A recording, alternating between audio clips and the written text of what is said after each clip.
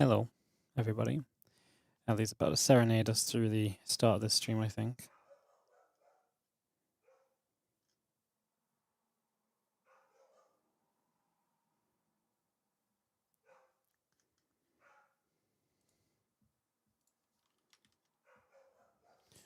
Oh, hello, hello, hello.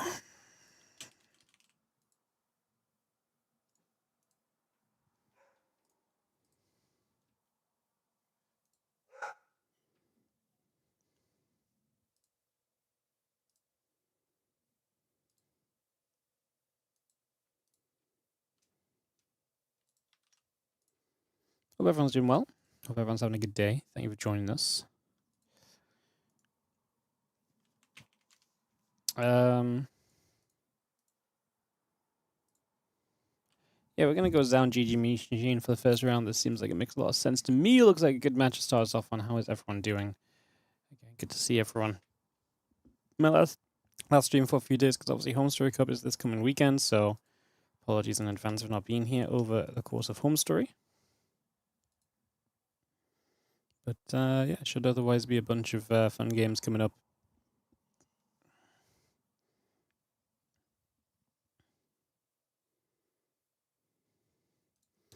Today, and like I said, then I'll be back for a Tuesday Monday Cup next week, and probably only the Tuesday Monday Cup next week. Otherwise, I'm kind of busy the rest of next week before I go away for another weekend. So yeah, it's a little bit of a tumultuous streaming time. But when we come back mid-July, we're gonna be pretty much on the grind. Probably get some WardiTV summer stuff started and things like this. So we'll probably get all that going. And so on and so forth. So yeah, hope everyone is doing well. Hello, hello, hello. Zaun against GG Machine is absolutely going to be our first round match initially.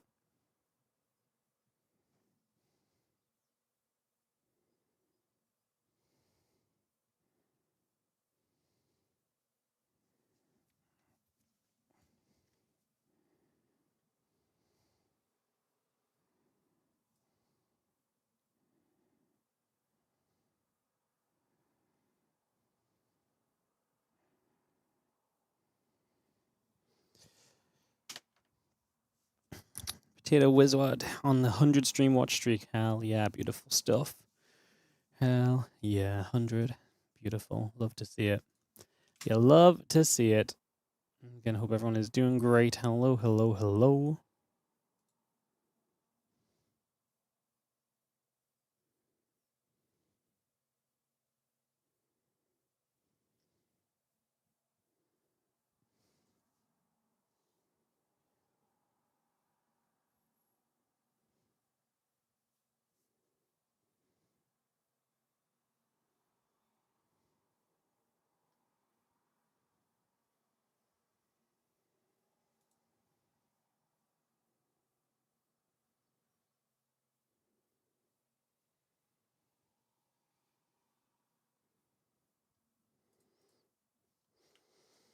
Cool. I mean, Zaun and GG Machine are vetoing now, guys, so we should be a couple of minutes. We should be able to get into this. Shouldn't take us too long, and we can kickstart some action. I was kind of struggling for a first round match, but this one made a lot of sense, and then we'll see where we go. The winner of this, I don't think is going to be super interesting, but yeah, I think a lot of the round of 16s today are actually going to be pretty weak as well. There's not a lot of signups to the competition today. I mean, running through the top players signed up today: Clem, Geralt, Christiana, but they're going to probably Geralt and Christiana will probably play PvP in the round of 16. SHIN will likely play Honmono. Zaun is going to play, or GG Machine is going to play a Chinese name who I don't know, but maybe that's someone interesting. Bjorn is going to play Xiaoshe. Percival and Rebellion. Whenever Percival Rebellion plays Nightmare would actually be pretty cool. Very likely. And then Kua against Ordinary is very likely. And then Ryung or Let Alex against Cyan or Jumi is also kind of an interesting round of 16, I guess. So, like I say, missing a lot of the superstar signups so far today. I mean, we've only got, one Zerg in the bracket, SHIN. And then there's no Rogue, there's no Solar. Hero and Classic are still missing, probably just enjoying Paris. Yeah, the signups are, I mean, MaxPax isn't allowed to play Kung Fu Cup. No Lambo. The sign-ups are weak today for the Kung Fu Cup, unfortunately. So, a little bit of a weaker cup today, guys, but obviously we'll still enjoy some games and some content. Should still be a good time.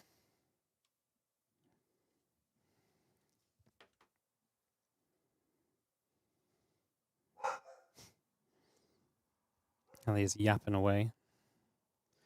Just waiting for Zown and GG Machine to kick this off for us. Do do do do do do do do do.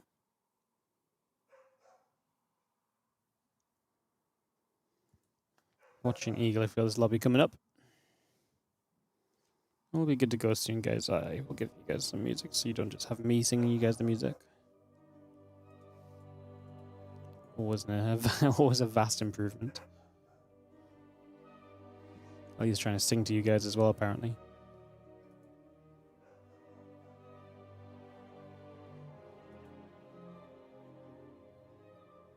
There you go. BlackRock coming up for Zown and GG Machine Game 1. So we'll get into this in just a couple of seconds, guys. Get this ready to begin and kick off into some action. Again, thank you for joining us. Appreciate you all being here. As we have...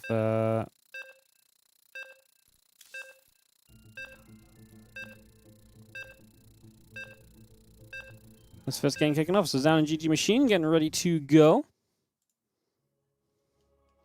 Let me just tidy up a couple of my things over here I don't need.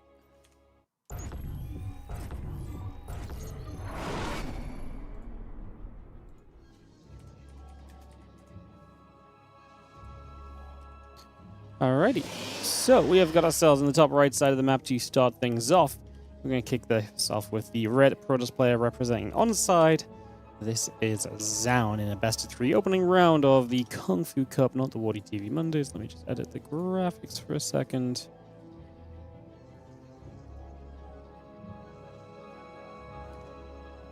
Beautiful. Zown in the upper right-hand side. As in the bottom left, our blue Zerg player is going to be GG Machine. GG Machine has been playing well lately. He's been having some good results. Excited to see what this looks like.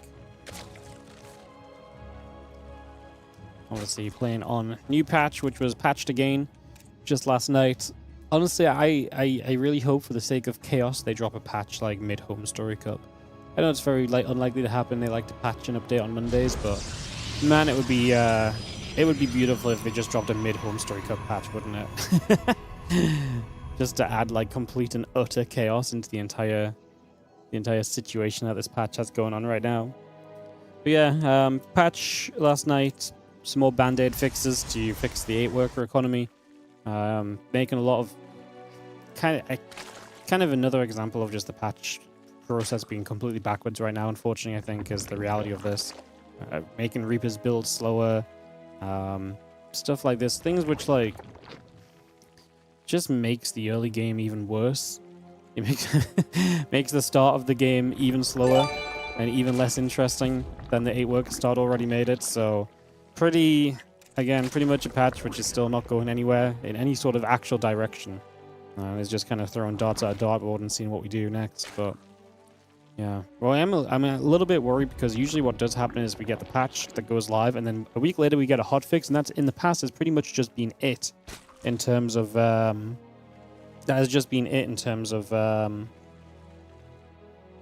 you know, basically patches. So I'm kind of really hoping we have more patches to come, because I think the current state of this one is still very much so a little bit of a miss, plain and simple. I mean, they say they keep listening to feedback, and the only feedback I hear loud and clear is that we should just ditch all this 8-work nonsense and go back to 12. But it seems like they're very resilient against doing that, so instead we continue to just ruin the early stage of the game even further, because yeah, there was one interesting update which I actually think is kind of maybe fun to see. These are the sort of changes which I actually genuinely do think are fun and interesting, and that's the Ravager Bile. Now it doesn't destroy force fields. The Ravager Bile now just cuts force field time in half. I'm so excited for this because I cannot wait for the Zergs to start getting force fielded and not being able to break out of it. It is going to cause utter chaos. give it a few days for some people to get absolutely abused by force fields and realize that they can't actually play the game because their Ravagers don't actually break them out to let them play the game. Oh my god, it is going to be beautiful. I can already hear the hordes of complaints. This one's going to cause some fights. I actually do think it's an interesting change. I don't know if it's a winning change. What I don't love about it is I feel like it's complicated. Like, a force field comes down, a Ravager battle hits a force field, like, this is a very complex interaction of like, oh, this thing's being hit by that thing, and as such it will last half as long, but like, is there a visual cue for that? Like, force fields did not have a visual cue before, but now do you have to track which force fields have been hit? Do you have to, figuring out which force fields are going to pop off when and so on? I think it's going to be a very interesting change, but I think it's fun. I think it's the kind of change which has the right idea behind it. It's fun and it's different and it changes the way the game actually works. So I like the change for that. And I will be excited to see if any Proless players become force field abusers over the course of today. There's not a lot of Zergs in the bracket, which is where it's obviously going to mostly affect. So it's only SHIN and GG Machine. So hopefully we get to see some SHIN and GG Machine, as we are watching some GG Machine right now against Zaun. So hopefully we already get to see some force fields. Is my kind of hope of this, and hopefully we can see some Ravagers trying to bust those force fields down. So yeah, let's have a look. Is the game on the latest version of the patch? Yes. Everything you see on the channel from now on is always going to be latest version of the patch. As long as the patch is live, we are playing live games. We're not going back to an old version or anything like that. 16 lings are building up. A few lings actually already across the map, going to hit an adept over here for a few moments, so going to get in for a little bit of early damage.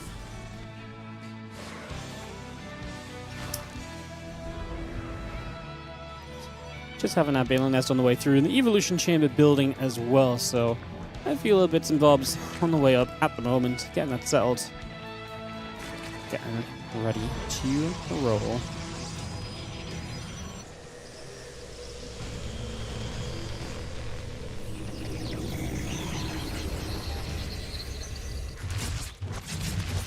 Gonna see the couple of queens gonna be shooting. Adept's gonna get chased away. A couple of adepts will get some drones. Adept's gonna shade back over. Ling's gonna go and catch.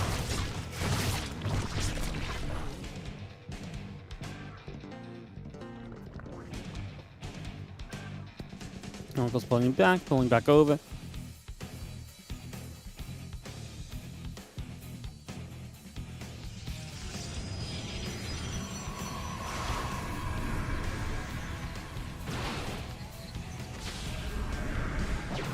So we're just going to shoot, a couple of lings taking damage. Oracle's going to activate, and we are going to see a few of those lings going down, a few probes pulling back over to the side.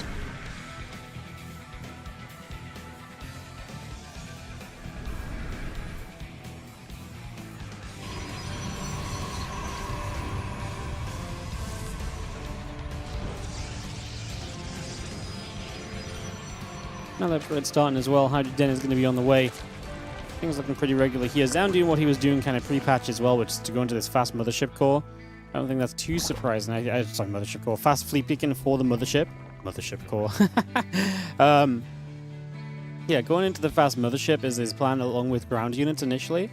I don't think he'll go straight to Skytoss. Obviously, with that blinking +1 coming up, there's going to be a lot of investment into Stalkers, so doing all the rest of this is going to be tough.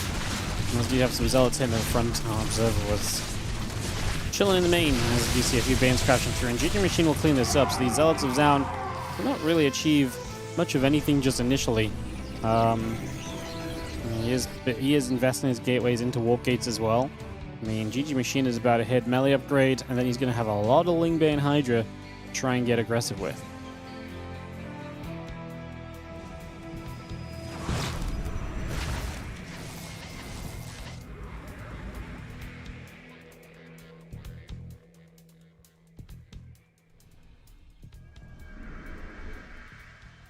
Things going to go running around. That melee upgrade is coming up as well. So like I say, finish that and you're going to be nice and powerful as GG Machine. 82 drones, so I think it is time to go and get aggressive.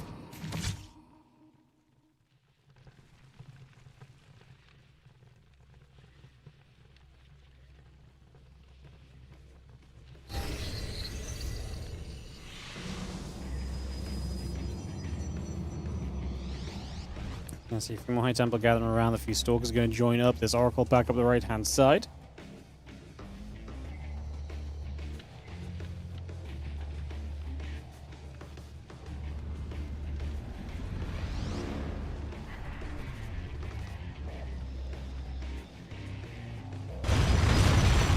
Just knocked down the rocks, so obviously from Zaun this is an interested kind of development because he's just trying to say, okay, I want to shut down your ability to kind of attack through into me. The more I can do that, the happier we're going to be.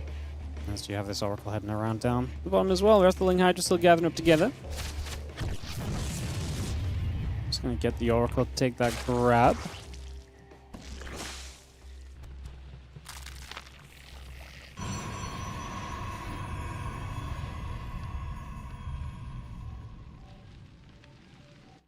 I see a lot of Ling's going to go up to the top.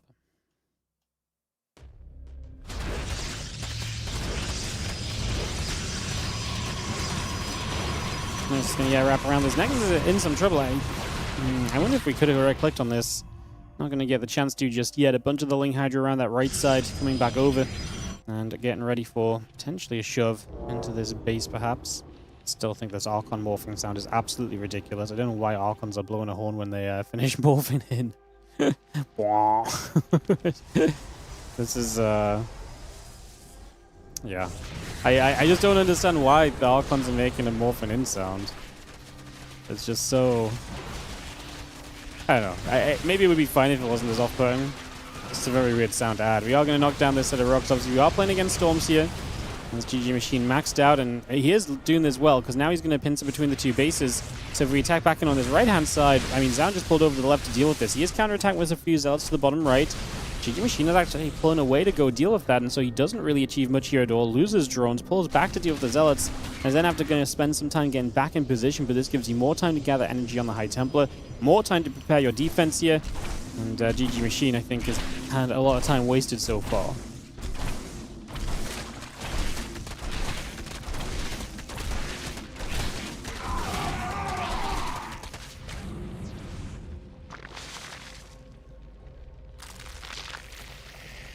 Hydra's Lings coming back over.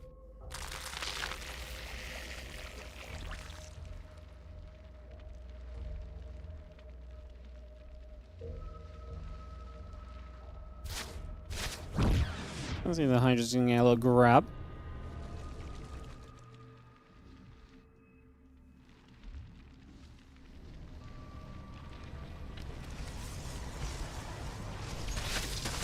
The Hydra's, the Lings, the Bane's coming up that right side. Couple gates going to be in position. The Hydra's going to knock down a Zealot. Couple more Storms coming into place. Obviously has taken some damage. That Storm's going to hold position. Lucky then coming in onto the front of the natural. The few Zealots are going to dive by and going to go after a few drones. The rest of this Ling Bane Hydra pressing back as well for a few moments. Again, +2 melee. High from the Lucky then coming into place. The few Zealots are going to step over and get after a few more drones as well.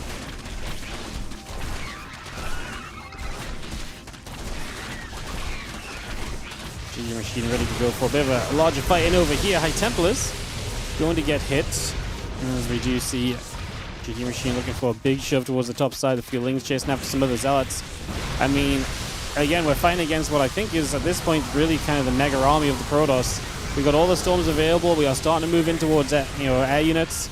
And GG machine can't get through this choke point. It's not even all of his Hydras are fighting at once, making this a very awkward fight for him. And he's just resetting back into Ling Bane Hydra. I think him getting pulled back home a bunch was really painful for him. Now, he does have a lot of good things still going. The creep spread is really good, and that creep spread is very viable for him to kind of, keep Zaun from moving to his side of the map. And that's going to give him some extra time to kind of move into these lurkers and to kind of play this game out still, so that part should be interesting.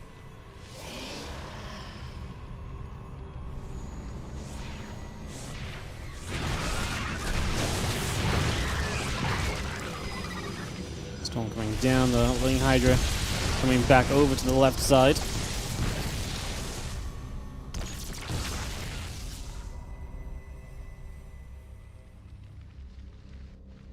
Stalkers, Archons continue to push through. Tempest's going to be there as well. Again, Adrenal Lands coming up. The +2 melee, the Seismic Spines will come into play. 9 Lurkers will be building this over the left side of Hatchery, getting going.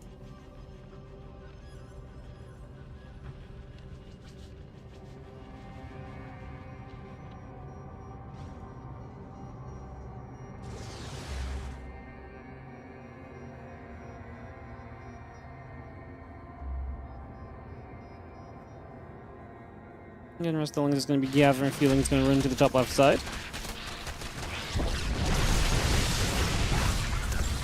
Tempest's going to shoot. Overlord going to be taking some damage. I mean, we've got the Lurkers up now, so this army of GG Machine, it's progressed, but you're progressing into something which I feel like there's already the answer to, right? The answer is the Tempests against these Lurkers. So having those Tempests up already is going to be a major benefit.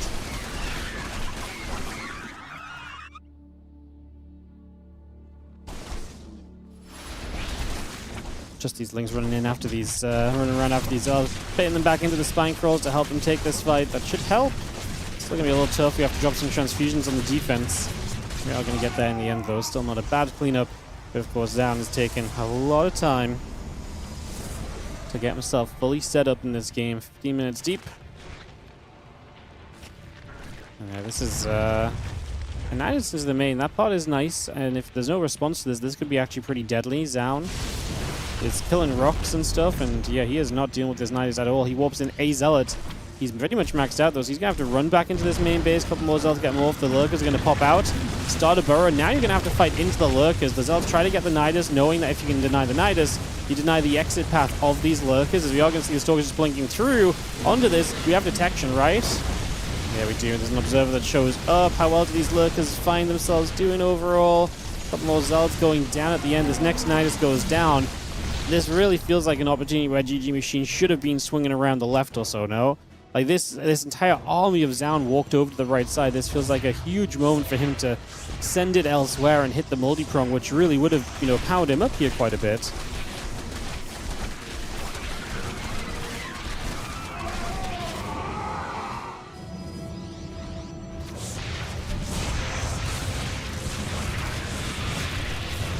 Fallon goes down. Cannon's going to be depowered. The rest of the Hydra is still stepping forward. A couple of Overseers still taking some hits from those Tempests. Another Storm coming down to place. A couple of Archons announce their arrival as we see the Storms. Do you force the Hydras back? Like I say, if that happened a bit sooner, maybe could have been interesting.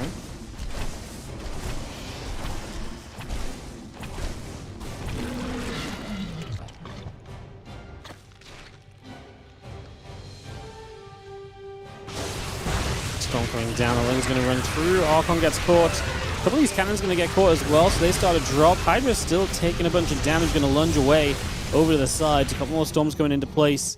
Just going to see the Lurkers are going to go back over to the left and burrow once again. Archons walking into this. I mean, they're going to spread, but we're going to lose one at least. If you only lose an Archon here, this is really not bad for 5 Lurkers. Meanwhile, the Lings are trying to catch these Archons as well. PG Machine just constantly maxed out, though. I mean, he doesn't have much of a bank left, but man, is he definitely at least rebuilding out of what he's losing. Another Nidus attempt is not going to go very far. The Zealots in this bottom right, I think at some point are going to have to realize that there's just not much hope here. Multiple Spine Crawlers, Lings on patrol. Don't think there's going to be enough for them to kind of continue justifying that attack. I mean, GG Machine supply is dropping, as has Zaun's, but Zaun obviously does have a little bit more bank already available. I like Zaun's economy, I like his place. I mean, it is the Zerg that typically needs a little bit more overall to work with here. And who I would definitely say is kind of missing a little extra currently in the grand scheme of things. Nidus actually does get up in the natural. Multiple Immortals are just going to step through. We're going to kill the Robo facility. We're just going to evacuate those Lurkers. Hydra moving to the upper left-hand side. A couple of shots coming out, pushing those units back the other way. Misty Missiles coming up, +1 Carapace. Flyer attack, Carapace coming up as well. Playing Hydra looking to engage through again as the couple of Archons step onto the edge of creep for a few moments.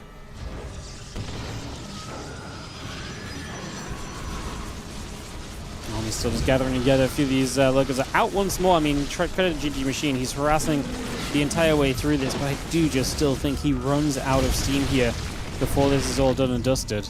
This Nidus goes down, and this has been a Zerg who's just been kind of throwing what they have at the Protoss for a little while, but without much success.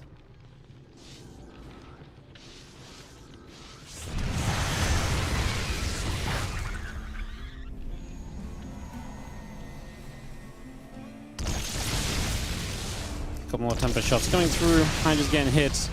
Archon's coming around. We do see Hadrio on the left-hand side. Just going to be seeing the Hydra's going to step back again. The Zealots are still stepping through.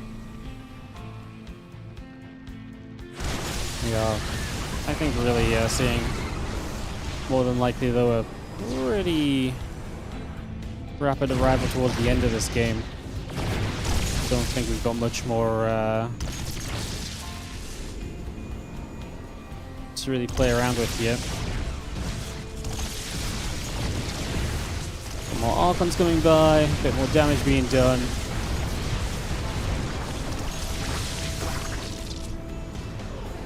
Archons, Immortals gathering Tempests shooting from afar. Zaun is going to drop the recoil down. The Ultras and the Infestors are going to try and go for a little bit of a dive forward. A Tempest running, the Ling's looking to wrap, so trying to get some of this. I mean, we lose a bunch of drones. This left side base being knocked down. Like I say, this game is controlled by Zaun. There is zero doubt about that in my mind at the moment. And we just have a continued setup and push forward.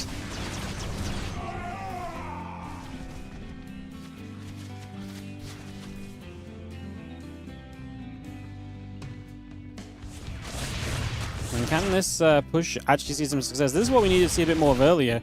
As the army moves one way, the rest of the Zerg army shows up on the other side. Gonna get a couple of High Temple here. Nice catches.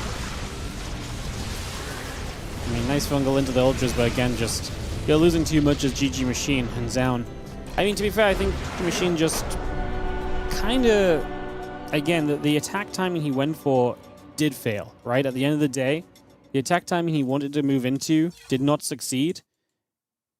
He tried to, he tried to be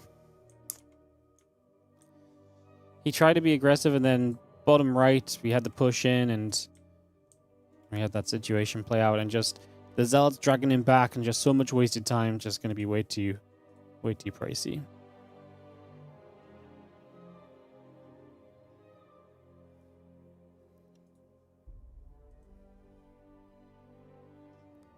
Alrighty, we are waiting for game 2 to get hosted up here.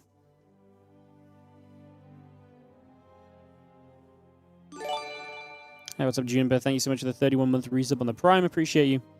Thank you for the support very much. Thank you, thank you, thank you.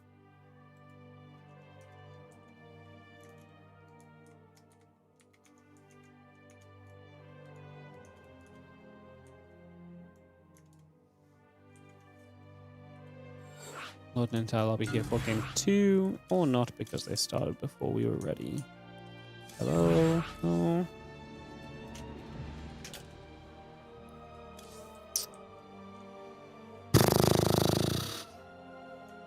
Love that for us.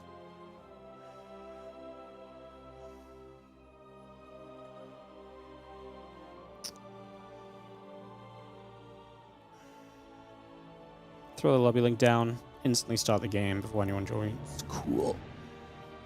I think it's because a second caster joined that wasn't in the previous game. Great. All right.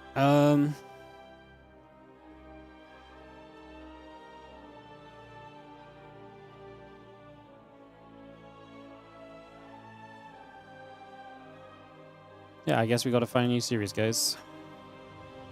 First for Nightmare is going to play on Korea. Let's see if we can catch that. Because apparently we're not allowed to watch GG Machine Zone.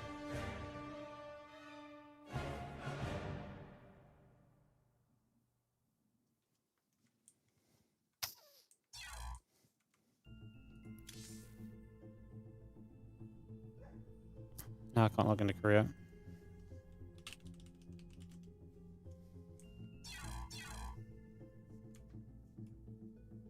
I'm going to be very sad if Percival and Nightmare have begun.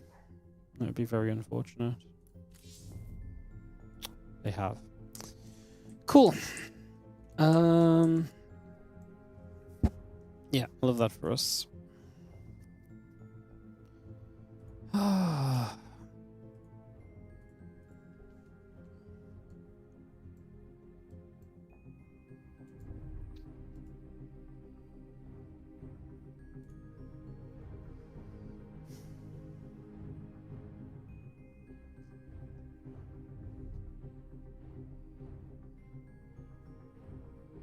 Yeah, I don't really know what to jump into instead. There's not really anything else going on. Yeah, it sucks.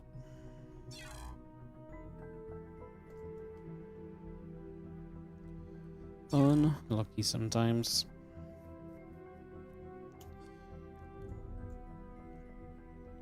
sometimes unlucky.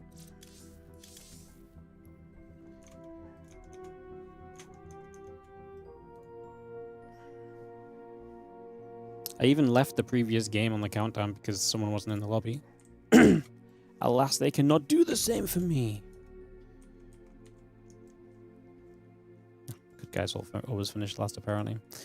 Cool. Yeah, I don't know what we do then, guys. I don't know what we jump into. I guess we just wait. All right, I'm just gonna go to the break screen. Back whenever we find a game.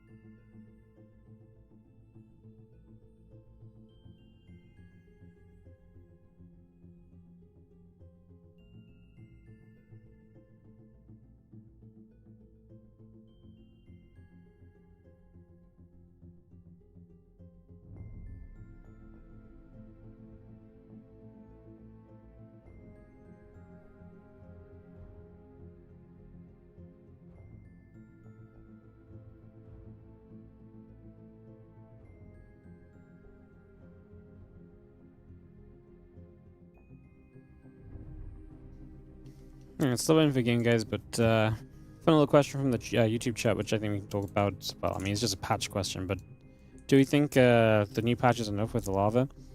So, real talk, I don't know. Like, is the reality of it? Like, I actually just have no idea what is enough, what is not enough. And honestly, at this point, I'm kind of beyond caring what they do in the patches. To me, it's very apparent that they have no idea what they're patching. They've created a bunch of issues because they've gone to an 8-worker start, and they are just coming up with a bunch of band-aid fixes to try and put things to not being completely broken. None of these decisions or choices are seemingly thought out. None of them make sense, and it's all caused because we went to an 8-worker start, which I still have absolutely zero belief has had any positive impact on the game. Which okay, sure, like maybe if you want to mix things up, but what would have just mixed things up is a bunch of the other changes we already saw, but actually being able to test them properly because we didn't ruin the economy of the game early.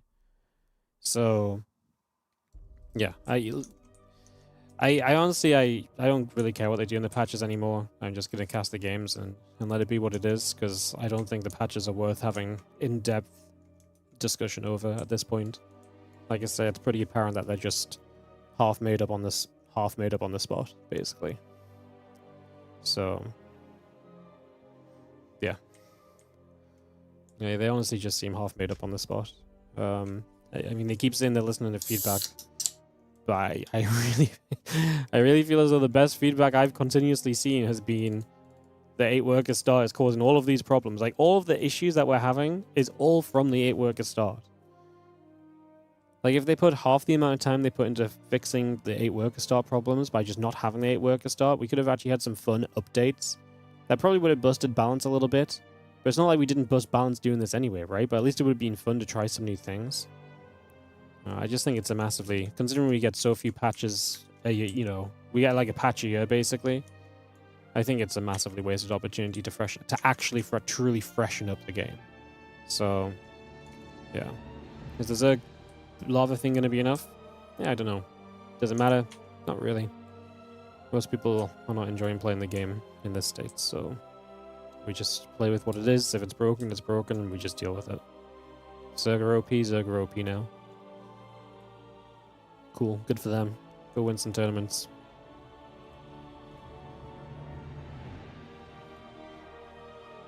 Good news is we have the testing event. Yeah, we have the testing event of Home Story Cup this coming week, so we'll actually be able to test the new patch out in full, just in time for, checks notes, no other tournaments to be happening. So yeah, we'll be able to get a balanced game for people to play their weekly cups on. Haven't used Home Story Cup for this, so you know, it's great. I actually feel it's crazy. Like, I know I'm just sounding like I'm complaining, I probably am a bit, but like the whole situation is just absolutely balmy, honestly.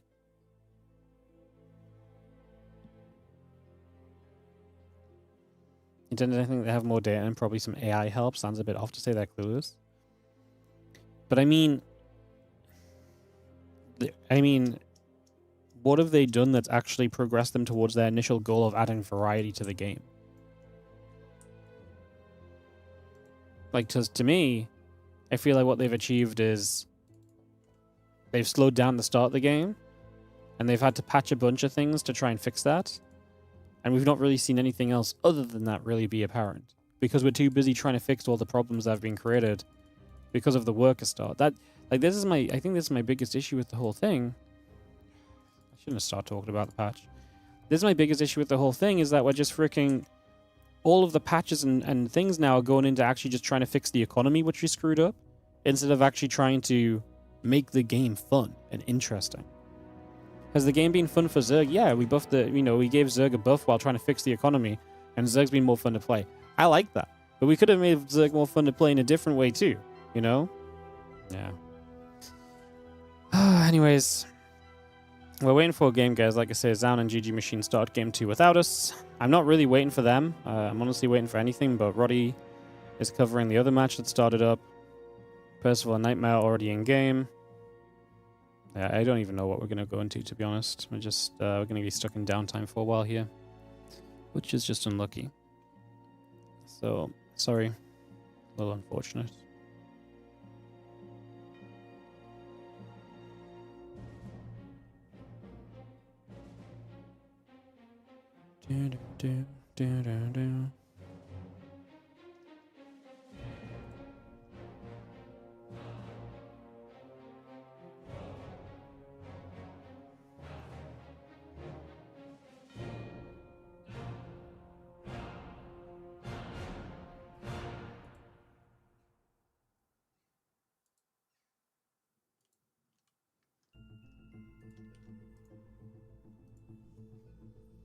Didn't they adjust the lava spawn rate in yesterday's hotfix? Yeah. They adjusted the lava spawn rate. But nobody knows if this is actually a fix or not, because we haven't tested it. No one knows what the right number is. I Because we've had 10 years of the game being balanced around 12 workers, and the whole entire lava situation is trying to fix the game being balanced around 8 workers. So, we're not going to reach 10 years of balanced economy in the early game over the course of a couple of fixes that have not been tested or thought out or have any theory behind them. Like, where they're literally just throwing numbers until people stop complaining. Like, this is what's so frustrating about the entire patch. It's just like, we're just twisting numbers for the sake of twisting numbers, you know? Alright, apparently Zan wins 2-0. I don't know who Zan plays next. Let me try and recollect this name. Maybe I can find out who it is. Honestly, like, I'm not even upset that the... Oh, it's Silky. Okay, we can maybe watch Zan against Silky. I'm not even upset that the game is...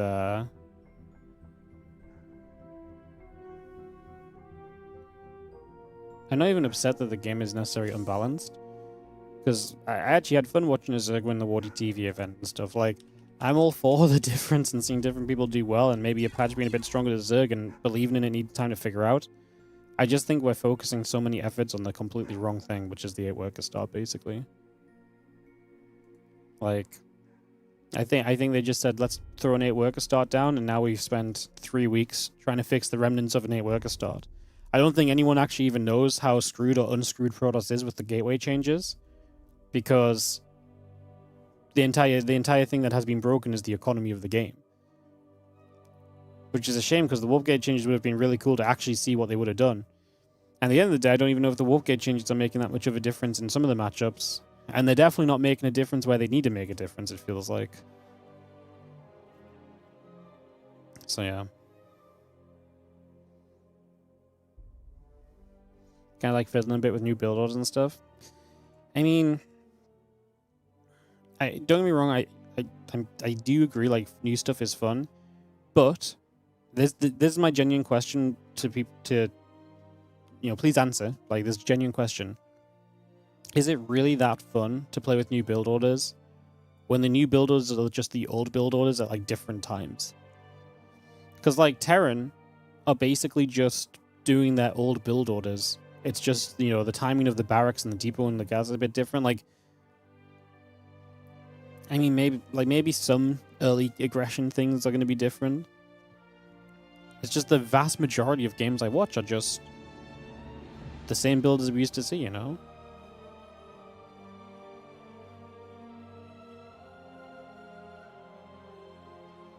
Don't ignore people. I mean, I don't understand your question. You know, I know you want to show tournament matches, but can you allow normal people to play pro guys? I mean, it's an open tournament. You can just sign up and play whoever you get matched against if you want to play. I don't know why you're getting mad at me.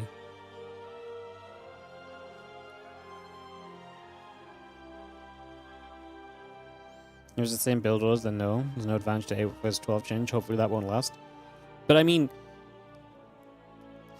like, we already had this going from 6 to 12 workers. Like, a lot of the builds are like, you know, when you look back at some of the 6-worker start games, the concepts of the builds are very similar, right? You know? Am I just reading YouTube chat? No, I read something from someone's message who got held back by auto mode. No, I'm mostly just reading Twitch chat.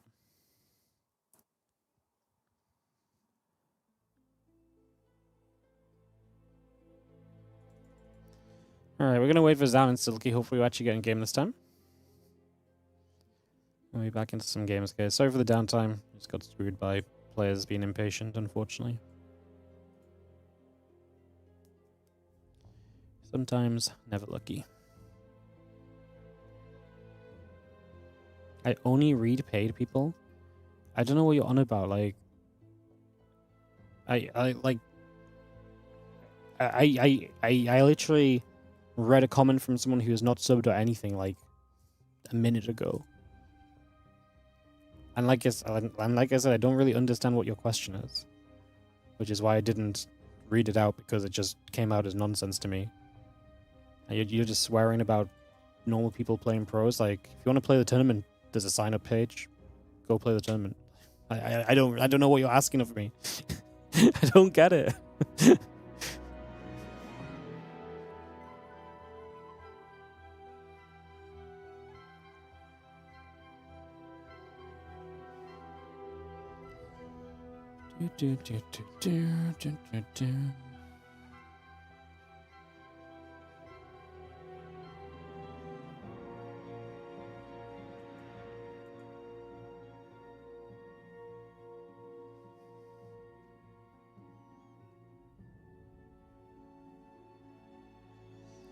Someone donate 500 euros and you say, hey, need tournament of 300, but 200 goes to me.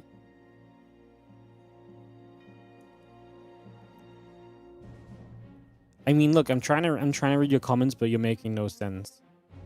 Are you saying that someone donated? I mean, first of all, no one's donated 500 euros to my stream. And also, whenever we take tournament donations, we put 100% of that donation into prize money. We don't take any cut of donations towards tournaments.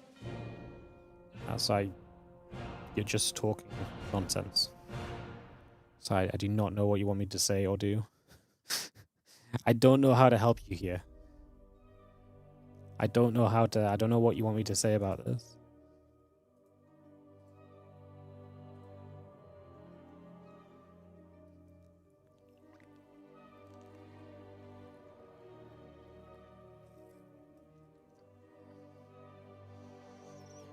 Ten workers might have been okay. But, okay. But if 8 workers has not changed anything apart from slowing the game down, and when, again, I feel like slowing the game down, everyone's like, exactly, it slows the game down, it's good. It doesn't slow the game down, it delays the game starting, right? It delays the game starting, okay? Then what are we changing any work account for? You know, what would have happened if, what would 10 workers achieve? Even less than 8 workers. It would delay the game starting slightly. Like, work account is just like this is why I argued for years, and this is why I was so passionate about the work account change when it actually happened, because I argued for years about the work account change, because every time someone brought it up in the chat, I laughed it off and I explained all the reasons why changing the work account doesn't work in this day and age, and why it's so unnecessary and why it wouldn't do anything, right? And then we actually have, like, they actually put it in the game, which was baffling to me, and it's playing out exactly as we all thought it would. Well, apparently not as we all thought it would. Some people genuinely thought it would make a difference, but it's playing out exactly as I thought it would. I'm yet to see a game where 8 workers made a significant difference on the game, beyond just making it take longer.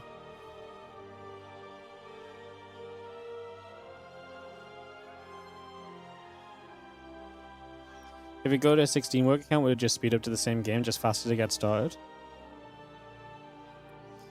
I think there's a good limit, right? I think there's a limit where it's like, it's too much. I don't know what that limit is. I don't know what 16 workers would do. But I just think going to 8 workers does not really... I just don't think going to 8 workers does anything.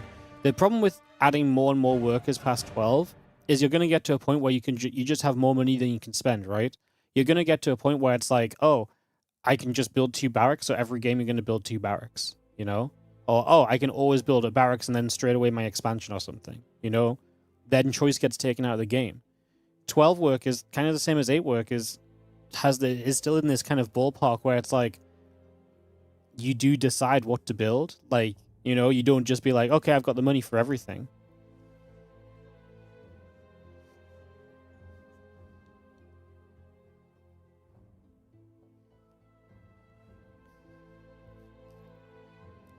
I call us buffoons. Buddy, I'm just going to ban you because I've got no idea what you're on about. I feel like you're... Yeah, I feel like you need some help. I'm just going to time you out because I can't deal with reading your message. I've got no idea what you're saying. Can we really say how it's impacting things when we also have gateway changes and lava changes?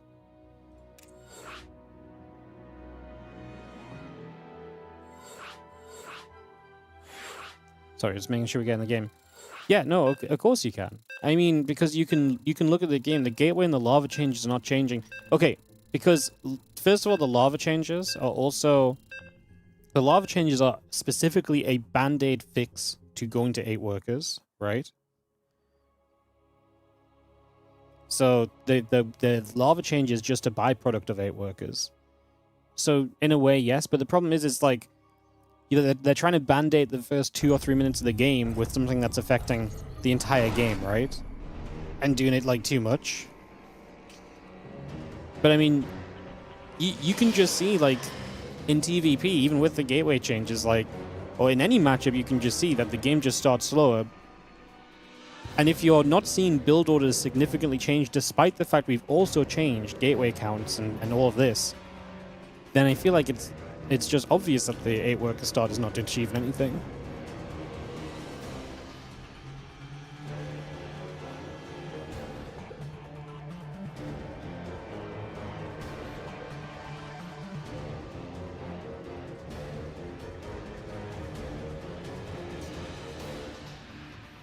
Like I say, I was very against it works when I came out, and I shut up and I stopped. Well, I didn't stop talking about it because people keep asking. But I did, I tried to shut up about it, and I tried to, step away and just let it do its thing.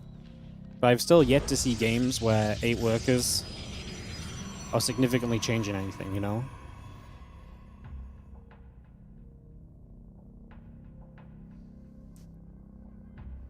And yeah, all the most of the hotfixes yesterday, the only interesting hotfix yesterday, I think, was the force field change with Ravagers.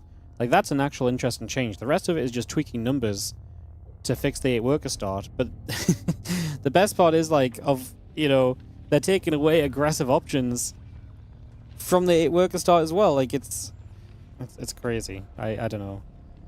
Like I say, I mean, it's here now. They're clearly not going to change it, because if everyone's already screamed so loud, we're obviously not going to go back. It's just absolutely baffling to me.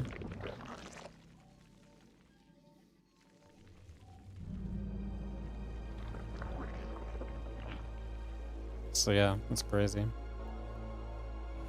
I just hate the Adept Reaper change. Yeah, but it's just a band-aid. It's another band-aid. We're basically playing the game with, like, it's trapped in it's literally wrapped in bandages right now to try and keep it together.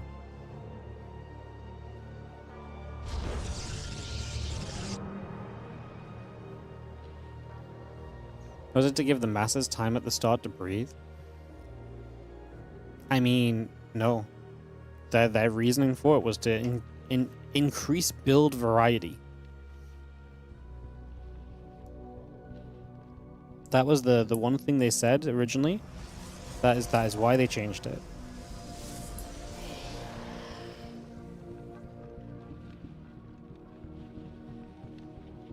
Low worker count just invites early game cheese builds, but it doesn't though.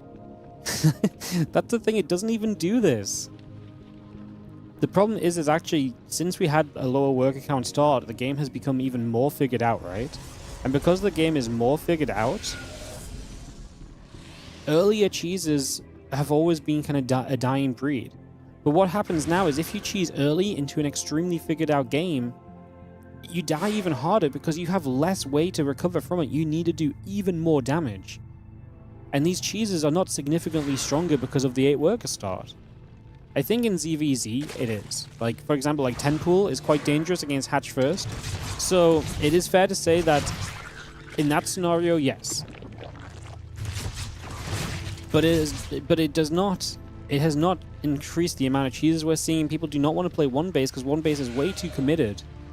Because you have so little follow-up unless you do giga amounts of damage.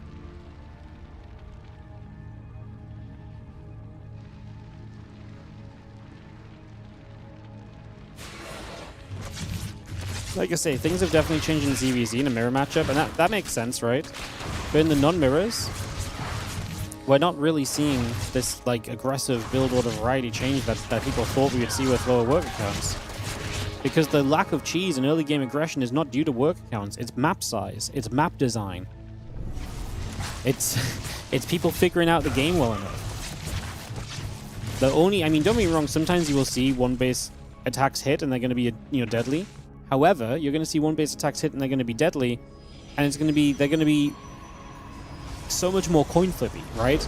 Because if they work, you probably win the game, and if they don't work, you lose the game. But there's just no way to play out of that, so the less people are going to do for it, because believe it or not, the pros don't really like flipping coins. StarCraft 2 is a game of skill, and the less coin flips you have, the better off you're going to be. And sometimes you're forced to coin flip, and sometimes in a long series it's smart to coin flip. Sometimes as the worst player it's good to coin flip, right? It's not that they don't have their place, but generally speaking, you're going to see a lot less of them because coin flipping is generally not seen as something people want to do a lot of. But yeah. 8, 12, 16 workers, bro. Still gonna open Adept Oracle Blink Stalkers. No, look, we got Glaives. To be fair, Zaun did some giga damage at the start of this game, which means that we're gonna be able to maybe follow up very effectively with the Glaives here.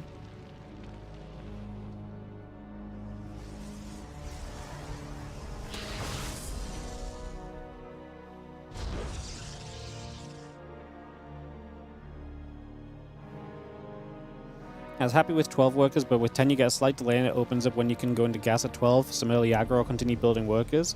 But you already have that with 12 workers. You can go gas first if you want to be a bit more aggressive. I guess it is a little bit less impactful on 12 workers going like gas first, but like the problem is like the majority of those tech builds don't need you to go gas that quickly anyway with the low worker start, because you just need the workers behind it to build everything else outside of the gas stuff, you know? So yeah. I mean, don't get me wrong, like, obviously, like, this is still my opinion, and you guys are very welcome to yours. I will argue them. I will argue it if you want to put it in chat, but and I personally don't agree. But, I mean, some people like the change. I just think, I think my biggest qualm is just, as Silky's dead, by the way. This game might just be over with how much damage is going to happen here. I think my biggest qualm is just how much time we're putting into fixing the economy that we've now broken, and it's still not even fixed, you know?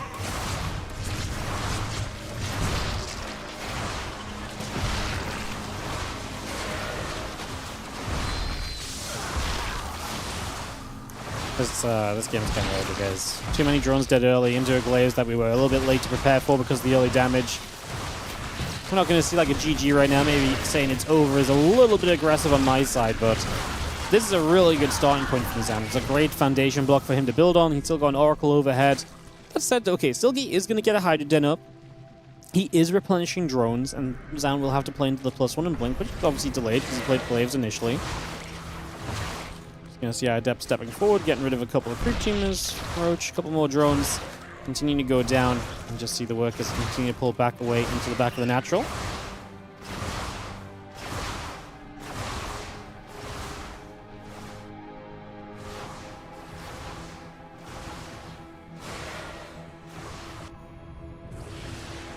Oracle is just gonna get an energy recharge. A bunch of Zerglings running up and toward the main base. The Adept's gonna cancel that shade.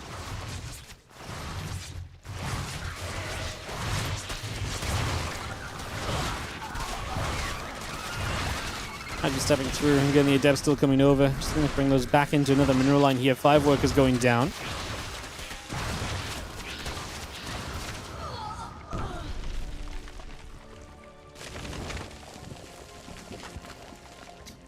And just getting some extra damage. The more workers you kill, the slower you're going to make Silky play into the next stage of the game, and Zaun's very comfortably, like I say. Blink and +1 going to be done. He doesn't need to be aggressive. The most important thing is he's going to have Storm against what's currently looking like a pureling Hydra composition. Storm is going to do a lot of work to soften things up, already knocking down Roxy on Blackrock as well to try and limit his opponent's access points. Zergs love to swarm in from all sides, angles, and pathways. The more that you get rid of those as Zaun, the happier you're going to be here pretty much.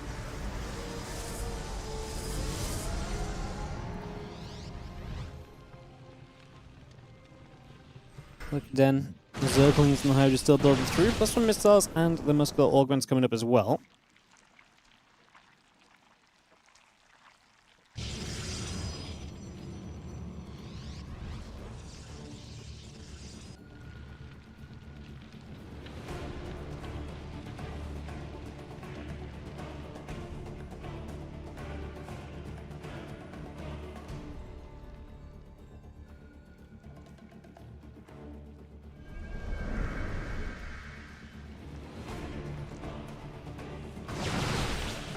See the Stalker's getting there, Overlord going down. Just going to get the rocks knocked away as the Ling Hydra makes their way through. That's going to grab another Oracle as well. Just going to turn around and grab that. A little bit of a mistake by Zaun, flying it straight overhead.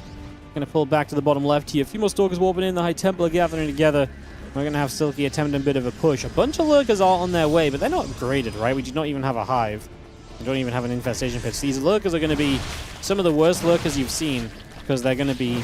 Lurkers can still be good, but their lack of range, their lack of mobility, it's going to be a struggle for them to see major success here. The Stasis is going to act as a pretty decent force field on this entry point.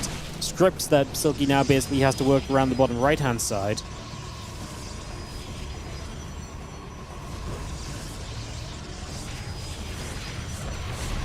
And as Lurk is still pressing forward. It's going to be seeing the cannon. And the Nexus is taking some more damage. Stalk is still trading away.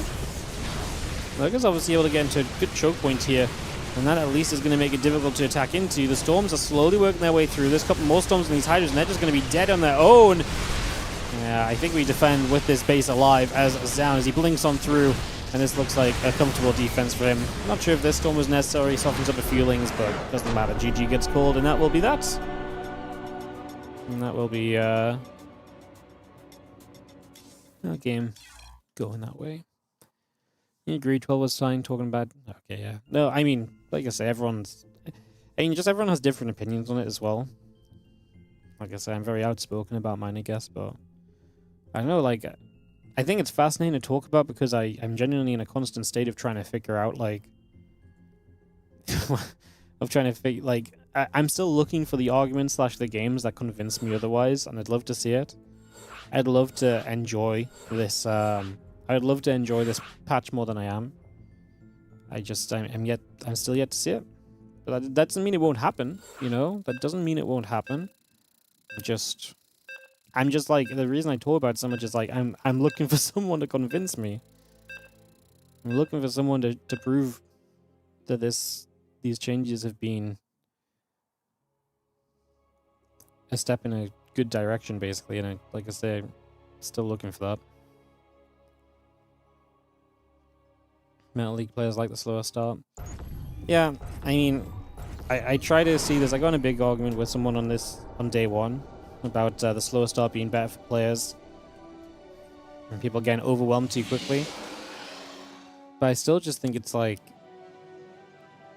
you know, you're still going to be at the same level of stress at minute 1 than you were at minute 0, you know? So...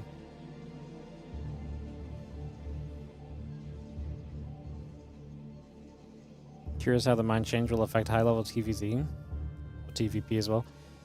Yeah, so mines just fire super quickly now, right? Yeah, what a great thing to buff. Because everybody loves a good old mine drop. Yeah, this one was interesting.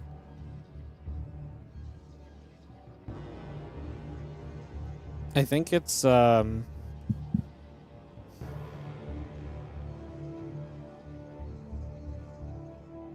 think the mine buff is just so wrong because I hate to disagree with everything, guys. Here's my reasoning why I don't like the mine buff, is that A, mine drops. Already very powerful, and now they're just going to be even harder to deal with. This is a pain point at the pro level and at lower levels, right? So you're making it even worse. Now you're just going to have it's going to be worth mine dropping like all game. Like, it's going to be so tough to keep on top of it, you know? And then, so I think, first of all, that's going to be an issue. And then secondly, I actually just feel it removes one of the best parts of mines, which is that, you know, and I speaking of this from a Terran point of view, I think some of the most, you know, some of the coolest things watching, like, in TVZs and stuff is when the Zergs, they have this micro and they're like, you know, they split that one-ling away. And they engage in it. It's a beautiful engage, and it's because they trick the mines into going the wrong way onto the smaller pack units and stuff. This level of micro is going to be lost on, you know, in terms of like Zergs running into those mines, right? Like, this level of micro is not going to be as applicable anymore, and mines are going to be just in general a whole lot more punishing. I think that's a pretty I think that's a pretty rough update, because I think it hits the early game, and I think the part it's trying to help is just it takes away from a lot of counterplay against mines. I don't know. Maybe it'll help. I mean, I'm all for something that will help us out against zealots, and like that Protoss swarm in the mid game to maybe give a Terran a little bit of control back. I'm all about that, don't get me wrong. I just don't know if the mine change is gonna... I think the mine change does more harm than good.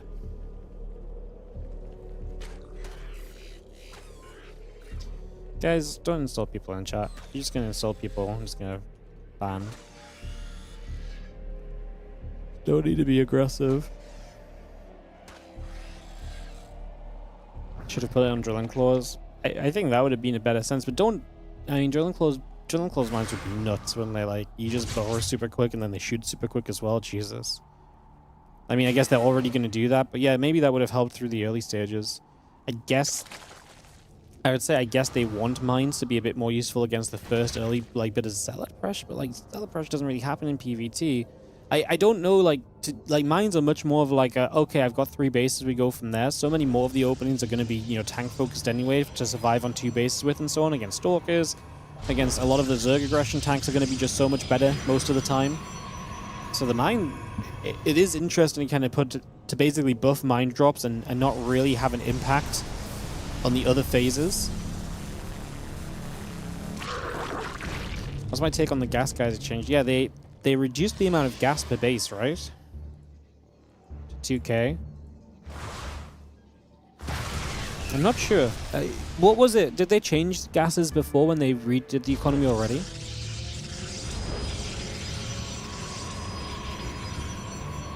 I'm not sure where the gas balance is out. To me, that just... I feel as though they're going to force more mineral-based units per base. I don't know.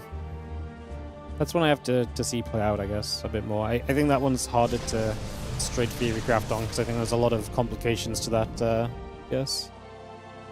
They initially increased gas, and now they lowered it to less than it was. So they buffed it from 2250, and now it's 2k.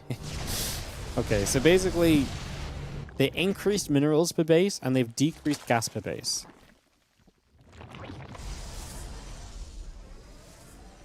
But why? You know, one of the things that comes to mind on this is that basically what oftentimes happens, right, is that gas mines outlast on a base. But one of the things that's really cool because of that is that sometimes bases have like an extended life where you still want to defend them because you still want the gas off the base, right? Whereas now I feel like you're going to bring the gas more in line with the minerals, I guess. And so when a base is done, it's just like, it's more quickly just done completely. It removes kind of like, maybe this is not exactly the case as I'm just hammers through. Maybe this is not exactly the case, but it does feel as though maybe it removes kind of a layer of depth. Because before, right, say you had a base that was running out of gas, that only had gas left on it, you have to make a choice. Is that base still worth defending? Do I still want to hold this position? Is it worth re-expanding to? Etc, etc. Now if the base runs out of minerals and gas at a more even point, this line of decision-making doesn't exist, right?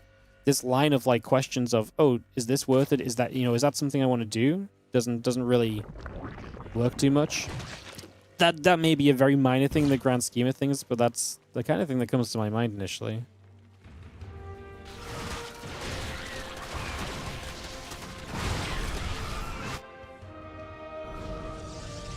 Why are Hellbats not worth it versus Hellions? Wait, why are Hellbats not worth it versus Hellbats?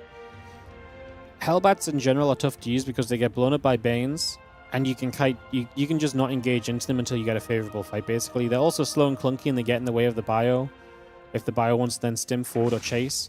And they don't have the mobility and the movement that like the Widow Mines kind of naturally kind of tandem with the bio with, basically. I don't know if gas doesn't feel too bad since they ran out so much later. Yeah, I mean, maybe it doesn't really matter. Like I said, this is one of the things where it's like, I'm just trying to think of something interesting that might happen because of it, and to me that's the fact that you might no longer have this base which is worth defending deeper into the game because it doesn't have the gas on it anymore. It's already ran out, so it's like, it makes the game happen in a smaller space at all points, basically. But yeah. Hellbats versus Zealots? Because then they just don't... If you heavily commit into Hellbats, they just get countered. They never get into reach as Zealots, they just get laser beamed. They get stalked. The Hellbats will just never touch Zealots. The pros just plays around them. Whereas versus Mines, you can kind of play... Same with Mines, no, because Mines don't have to be in front of your army from the very beginning. You can play on top of your Mines and then kite back, and so when the fight happens... Like, say the battlefield's here, right? If you've got Hellbats, your main army's here and your Hellbats are here, your Hellbats have to be here, and they always get hit first. If your Mines are here, your main army can stand, like, over here instead, to the Mines, and when the fight happens, you pull back to the Mines. That doesn't work with Hellbats, because the Hellbats always have to be in front of the army, no? So as long as these Hellbats have to be in front of the army, they're just super susceptible to being picked off, whereas the mines you can actually protect. Like, and sometimes you try and sit behind a minefield, but you also have, if the pro starts poking and picking away at those mines, you lift them up, you pull them back, you try and threaten with the bio, and you try and protect them a bit more, and it creates a bit more of a dance. Hellbats just get laser beamed. Like, they're too slow to go in and take advantage of being shot at. They don't have any range. So yeah. Zan really smashed through this matchup, guys. It seems as though he just got a big lead in both games, which is why I'm just yapping on with chat so much. SHIN Zan, going to be our round of 8 matchup. We will go into SHIN versus Zan up next, guys. That will be our next play for the day.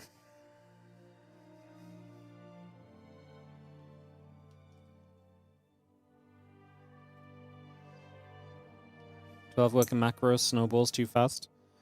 It snowballs just as fast as 8 worker macro snowballs. You just have to wait another minute until the 8 workers or 12 workers, and then it's exactly the same. So yeah, I from what I've seen,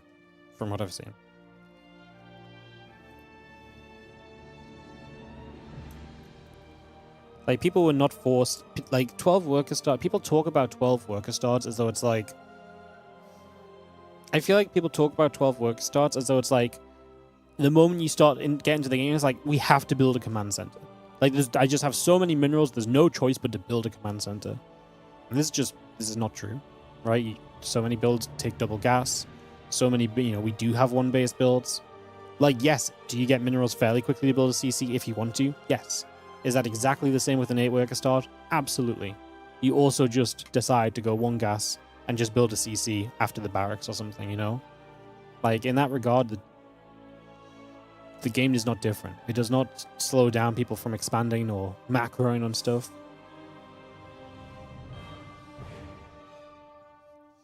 I will say, again, quite a lot of long games, but obviously stuff is slowed a bit. So, am I flying to Germany for Home Story Cup? Yeah, I am. Early morning flight. Gonna be fun. I'm gonna be up in the middle of the night tonight.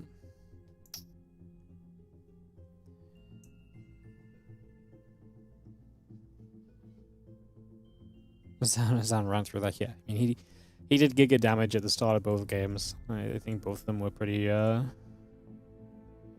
set.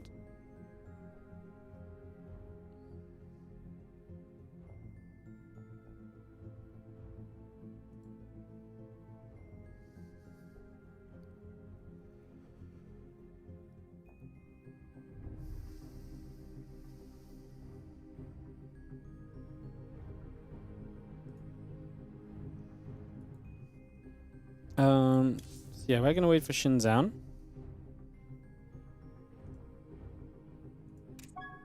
Let's see if they're gonna let me jump the party. Just so I don't miss the lobby.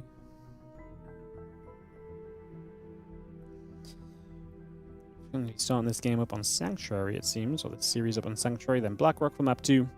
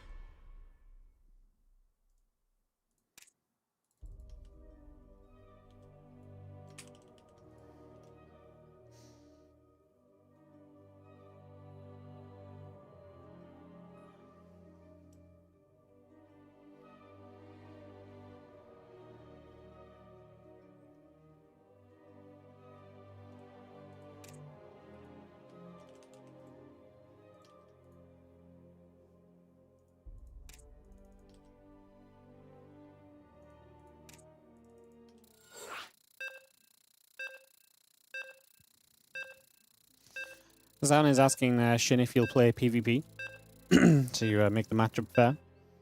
Unfortunately, SHIN has declined. It will, in fact, be PVZ coming up.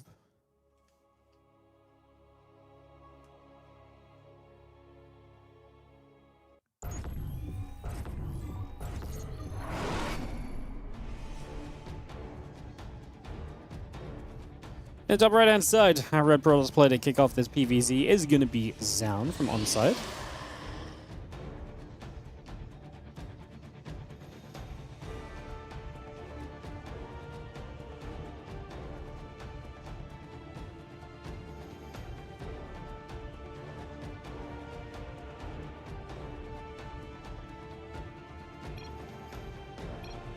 Bottom left, SHIN, our blue Zerg player, as we kick off into game 1 of this best of 3. Get this on the way.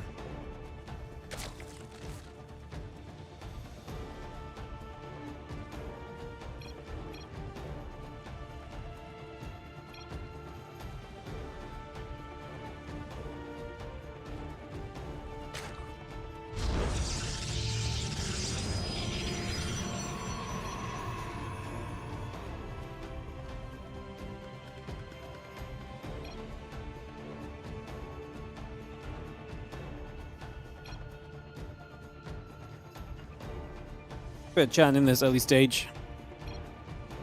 I don't know what they're saying.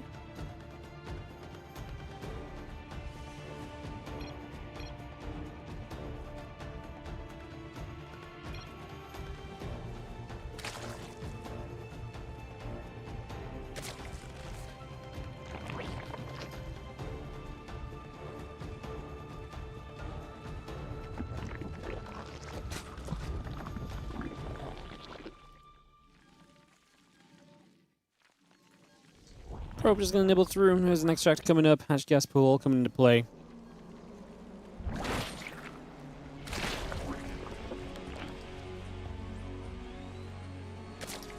Let me just take a couple moments to see where things are gonna go to.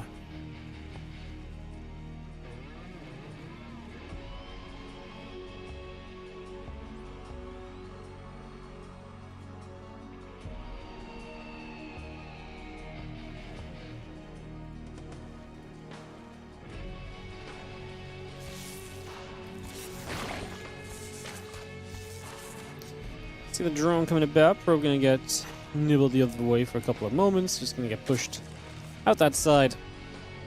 And do have a cyber core about to finish up. We'll start to see a couple things happening here in the next few moments. Talking about how great the patch is, yeah. SHIN is one of the few Koreans who is consistently speaking out on the patch.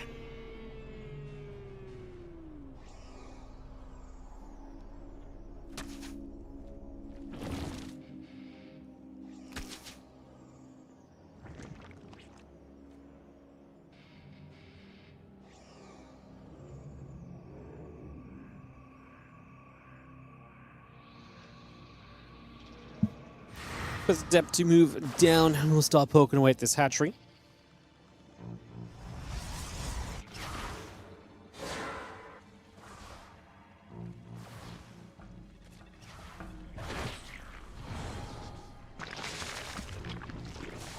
Couple shots coming around again. That link speed coming up being about halfway done. Voyager and the Warp Gate all coming about. I'm just gonna see that Queen still hitting the Adept, taking some damage. The Feeling's gonna go and try and chase the Adept down as well for a few moments.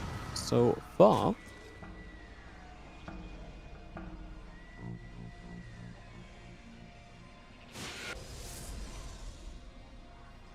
Voyager pulling through the Warp Gate building. Again, link speed's about to be done on the side of SHIN. We do have a few drones on the Queen. The hatchery as well. Continue to get going.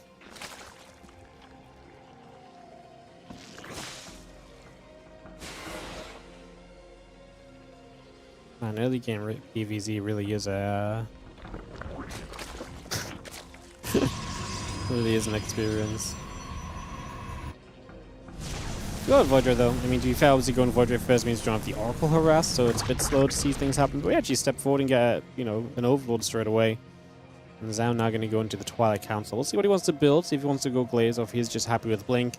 Again, Zaun does typically like to go into a very quick mothership, so It's one of the things we see from him a lot of the time. We'll see how that looks in this scenario. A couple queens gather up to deal with that Oracle over on the left. Let's see this Voidray is still poking and killing the Overlord, so that will fall in the natural. Overlord goes down. Evo Chamber about to pop the extra drones and the OV coming through. Twilight Council, Nexus Gateway coming about. Bane Nest building on the side of SHIN.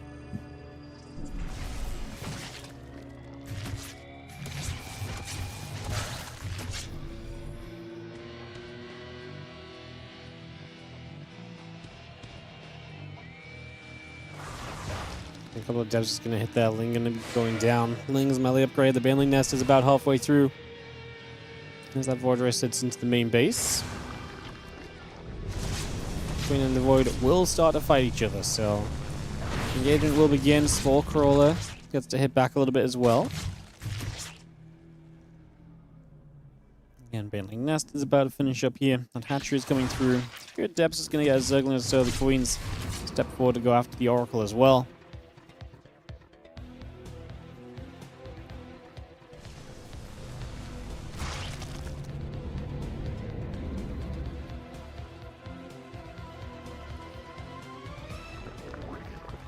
Stalkers are about to finish warping in from down. That blink is halfway done. The extra gate's coming over. Forge on the way through. Melee upgrade still halfway along as well. Is the stream lagging or is it the game? I'm not dropping anything at all on my side, so that might be the stream on your side. I mean, it looks completely fine to me. This Voidray. Let's go look to get this hatchery. I mean, there's a hatchery on the bottom side as well, so I'm not sure how much of an issue that is. The Queens are going to save that for a couple of moments. Again, the Flip Beacon coming over, Blink on its way. Energy recharge and Oracle up. The melee upgrade about to be done. As Blink finishes, Zan will probably not want to pressure. One of the things that obviously has changed is because you spend money to build these gateways into warp gates, the pressure of Stalkers is so much less apparent. Because the investment of all of those gates into that, that gas cost basically, is going to eat into what would have typically been your Stalker count. And with less Stalkers, you can't justify stepping on the map as much.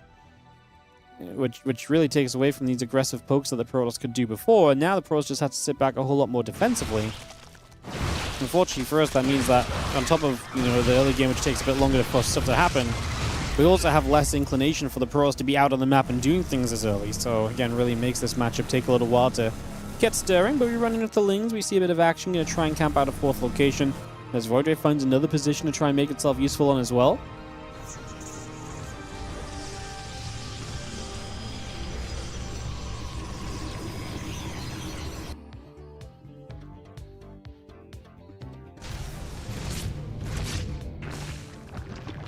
Queens get into the Void. A couple of creep teamers coming down. The Lings back around to that right side. Storm, Charge, Mothership all coming through. A couple of cannons are coming over. The Lings going to try and fight a little bit, but they actually just get taken down. The Overseer for a scout also taken out. The Mothership is building, by the way, but not on that main base. On the natural instead.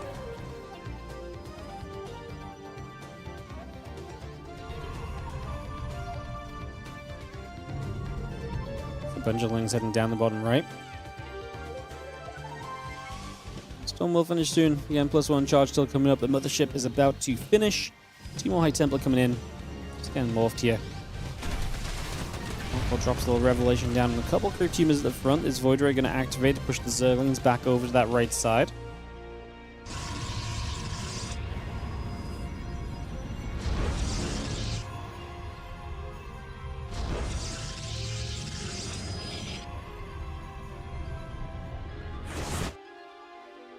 Oracle still moving about. There's a lot of units from SHIN moving up top. It's a lot of Lings. We've got ourselves a Hydra's coming over too. We do have High Templars. We do have Storm. This fourth base in some trouble. What defense will we put on this? There's a good Storm position. I was going to say a lot of those Lings are clumping 4 Storms that could do a lot. The first 2 Storms are pretty effective. There's 11 Banes are morphing. In fact, make it more than that. I think 18 Banes or so in total. I think the first 11 finishes. These next 7 started. So a lot of Banes on the way up.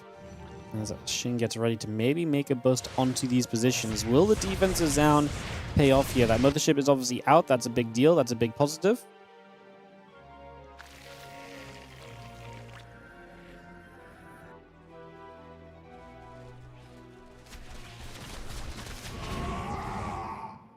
He's going to clean up his Zealot. We are going to be seeing our Stalker and Templars and the Mothership gathering up as well.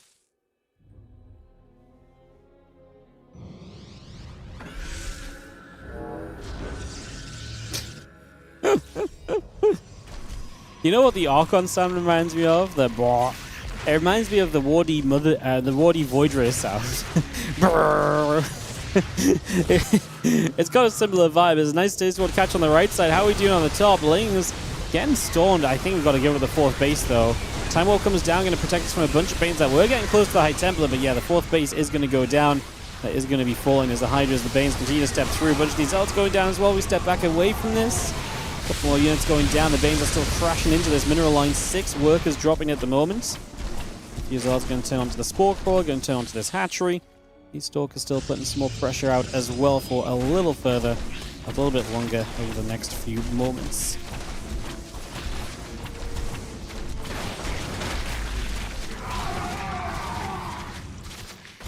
Well, I mean, base for a base in the end. I mean, Zhao may lose his 4th, but at least he's slowing Shin down. Shin has not been able to comfortably hold on to a 5th base at all in this game. So, you know, from the bottom to the left side, neither of them have been able to be kept up. So, Shin's economy's hurt a bit, but he still has 4 bases that his drones mine from, whereas Zhao is obviously not able to mine properly with a lot of his workers at this stage. Shin should still have a healthy main right. Yeah, still has 8 patches here. A few hundred minerals left on them, so we'll soon really want that 5th base to send those few drones over to, but otherwise has been able to sustain this so far. He's actually looking for a catch on these Zealots. Stepping over. They'll just find themselves a nice little tucked in corner. Shin says get out of there. Zealots are like okay then. They accept their fate and they go down. Fair is fair, they say. We were caught. We shouldn't be able to just sneak away and stay alive here.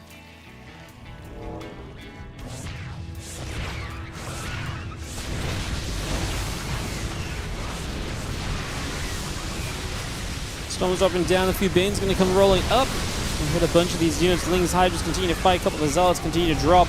Another Time Warp coming down to zone these Hydras with Zaun. I think the issue Zaun's really going to have is just being the ability to kind of keep reproducing during the base losses. Not having that 4 base economy has been tough. And Shin just said, storms, don't care. Just he really attacked into a lot of storms in this game, and it has been a success for him multiple times over. Now just stepping through, the couple of Zealots are going to charge in. I mean, this might be Shin being a little bit too aggressive, just because a lot of the Hydras go down before the Lings show up, and now we're about to be fighting with only Zerglings. They wrap around for an Archon. Mortal will take a few nibbles. The Stalkers fight back the other way, pushing those Lings back again for a moment.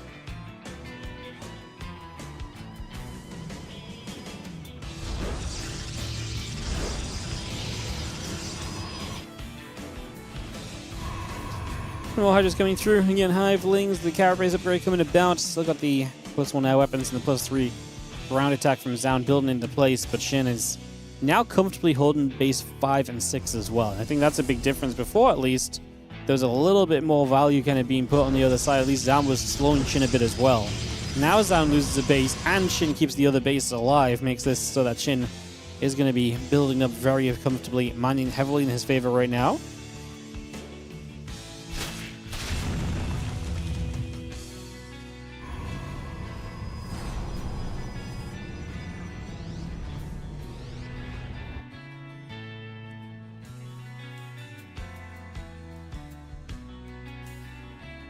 I just step over to that right side, a couple overseas nearby. A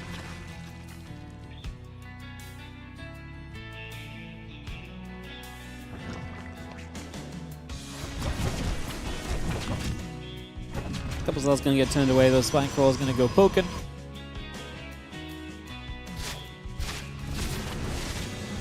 I'm just still stepping through. Again, a couple overseers overhead, moving around a little bit.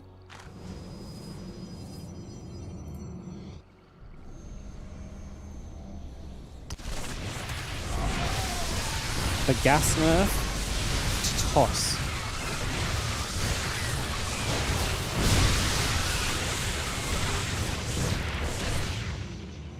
Okay, what gas nerf, just to make sure I'm not missing something here? And I don't think Zaun expanded to the 4th base too quickly here, no?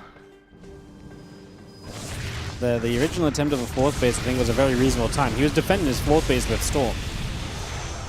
He was defending his 4th base with Storm and a Mothership originally. Seems like a pretty okay time to have a 4th base, no? I don't think he's necessarily been rushing toward it.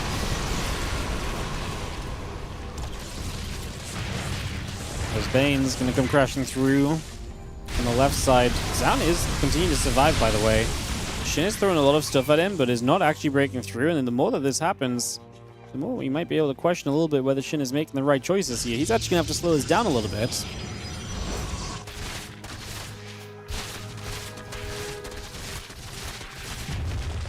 Gas now mines 2,500 by Geyser, but it's 2,000. Yeah, but so what you're saying, because they run out of gas in the main more quickly, they have to expand to the 4th? I just don't think that's apparent at the point you take a 4th base. I mean, that's what I was trying to... That's why I wanted to confirm. But I don't think that slows you down taking the 4th base. You want the 4th base to saturate the probes and the minerals as well. Like, obviously you want your gases, but... I don't think that's affecting the time people are taking that 4th. Maybe I'm wrong, though. Storm is not going to do too much. A couple of Zealots getting in there. SHIN unable to do further damage. So Ultras are on the way up. It's nice to see some units that are going to help a little bit more in an actual fight, because SHIN has definitely had that issue the last few moments, but he needs these to actually pop and come in all together for the fight. Focusing the Archon's pushing forward. Zaun on a shove here. His first Ultra is going to pop to its death. If it finishes. Finishes would have been better if it got cancelled. No armor upgrades for the Ultras. Kindness playing on the way through. +2's halfway done. Not exactly ideal. SHIN. I mean, is basically playing against the 4 base all in, as we are going to recall. Here is Zaun. Doesn't like what he's seeing, and uh-oh. The Tempest got left behind. He's going to try and Mothership recall them back after, but it's going to be too late. The base is on the bottom. Is going to take a lot of hits from Zealots. Ultras and Leggers coming through to defend it. Zaun obviously did lose a good chunk of his army despite the recall. Killing these drones does bring the SHIN supply down. SHIN will replenish those initially.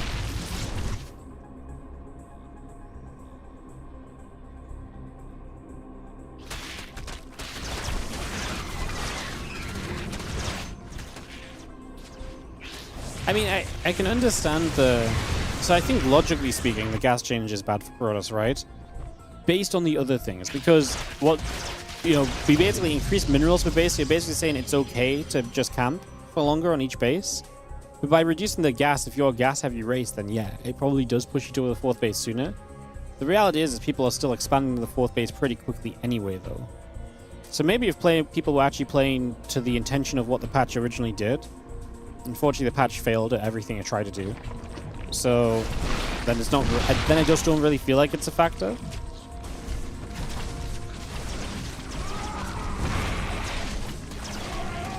I just don't know why we reduced the gas count on the bases, honestly. I just don't get this at all. Like, they put it up, but then they nerfed it to, like, lower than it was, like... I just don't know what the idea was there.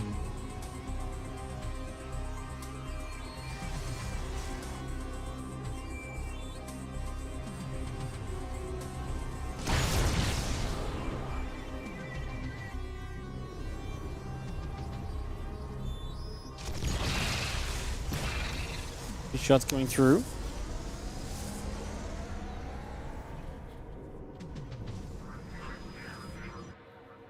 A couple of demos coming about. Immortal coming in. +2 upgrades continue to go.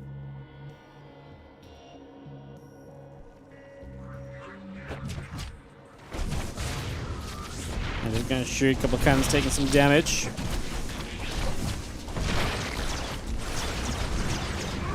Ultras playing cleanup once again. Obviously, Ultras.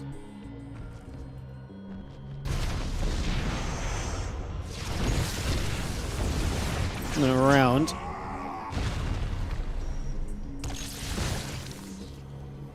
SHIN maxed out once again. Zaun at 160. Zaun finally fighting towards his 5th base.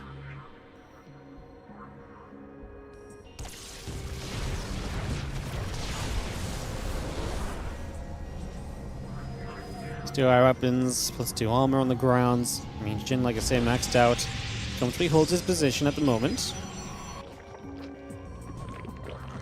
Nice spines, spores building as well. SHIN also going to get the Great Spire up.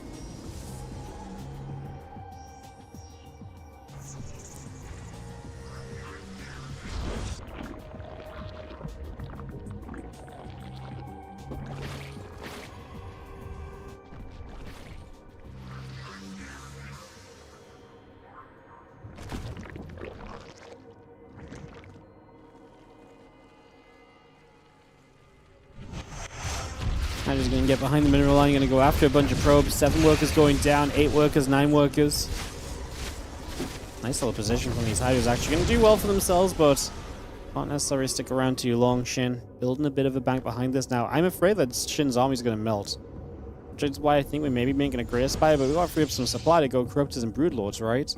And there are Tempests in play anyway, so I'm not sure how much the Broods are necessarily going to, how amazing those Broods are necessarily going to be anyway.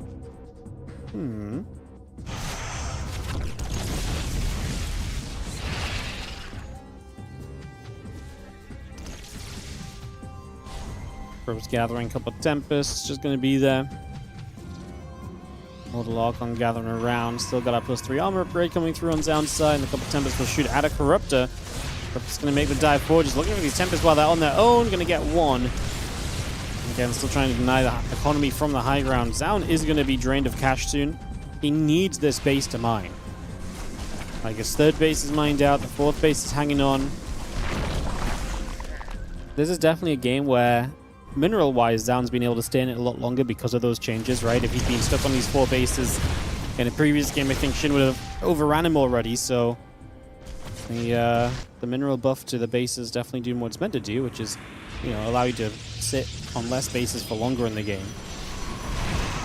Because, 22 minutes and just starting to mine your 5th base is usually a death warrant, especially when the Zerg has had base 6 and 7 a long time as well. Yeah, those extra few 100 minerals definitely, I think, putting some work in here.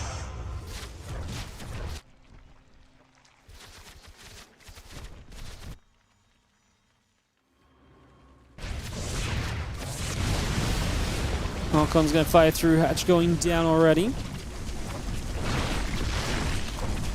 Couple of spines going to try and fight. The Ultra's going to come diving through as well.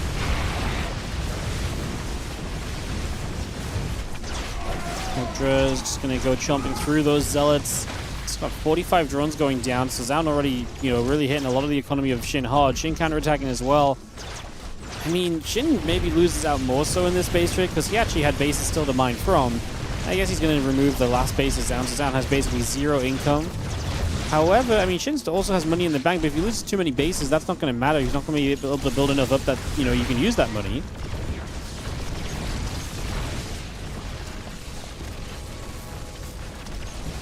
Lord's out as well. SHIN knocking all the mining bases of Zaun down. Zaun's going to have pretty much 0 income at this stage. Mineral income at 55. I mean, to be fair, SHIN has pretty much 0 mineral income as well. He just has some gas still mining, which is fine. Again, he's got 3k in the bank, which is a pretty big deal. Gets a few more Corruptors started up again. Zaun does what he has to do, which is he has to re-expand. He has to keep some mining going, because unless he thinks he can win it in the next fight, he's probably going to have to play for the long game, and he might have to play defensively to let SHIN attack into him. Might be better as well.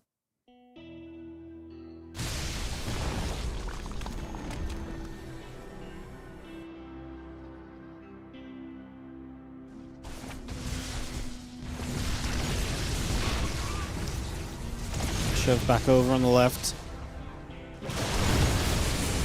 Maybe seeing fungal growths coming down. Ultra's going to work their way through the front. Those forward Archons are going down. Microbial Shroud actually very useful here, as the Corruptors are going to fly in for an easy give-me kind of fight.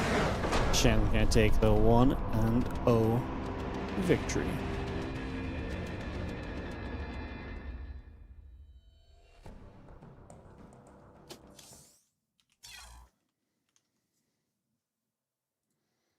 Alrighty, guys, we'll be heading into a game 2 in a few moments' time of SHIN and Zaun. Don't know if I talk about it, but nerf just makes no sense. We've talked about patch a lot already today, so I'd rather not go back and touch on it further. I don't think anything positive is going to come out of continuing to discuss patch things, unfortunately.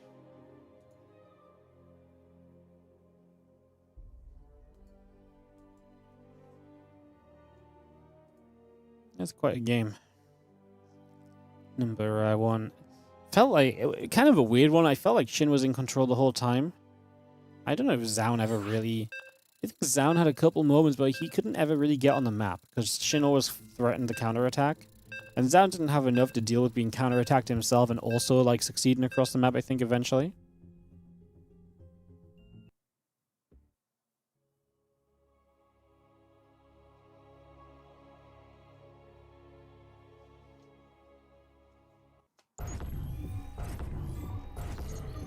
Reducing just being guys to 2,000 gas forces across onto 4th base significantly sooner than before.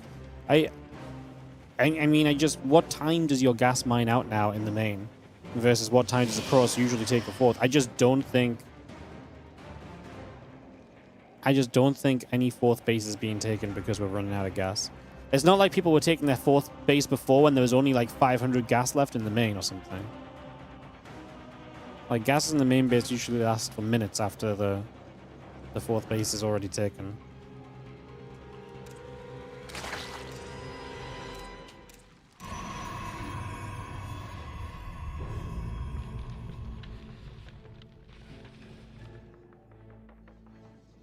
It mines 11% faster? How can it mine 11% faster? Surely if you reduce the resources on a base by 20%, surely it mines 20%. It mines out 20% faster, no? Unless I guess you're considering the amount of time you fully saturate the workers on the base.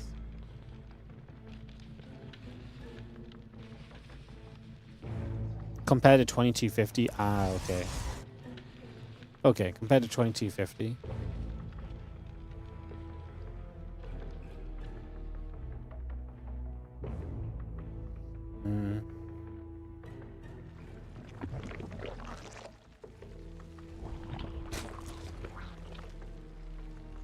We went from 2250 to 2500 to 2k, yeah.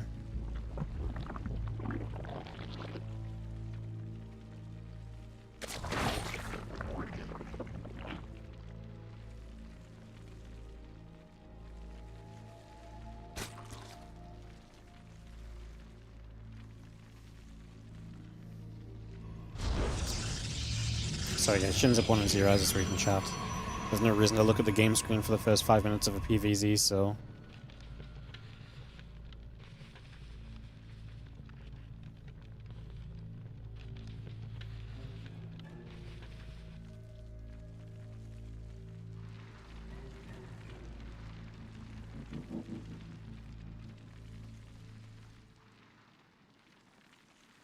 Don't want to see the same winners all tournaments.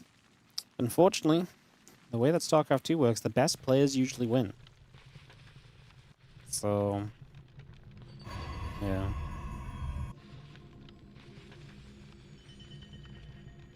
Looked away for... Oh, you missed Winston in the last game. I thought you were just asking why I hadn't put the score up. No, I just... Yeah, just my bad. Sheep? Question mark. Well, that's fun. We on any? We are on any. Cool.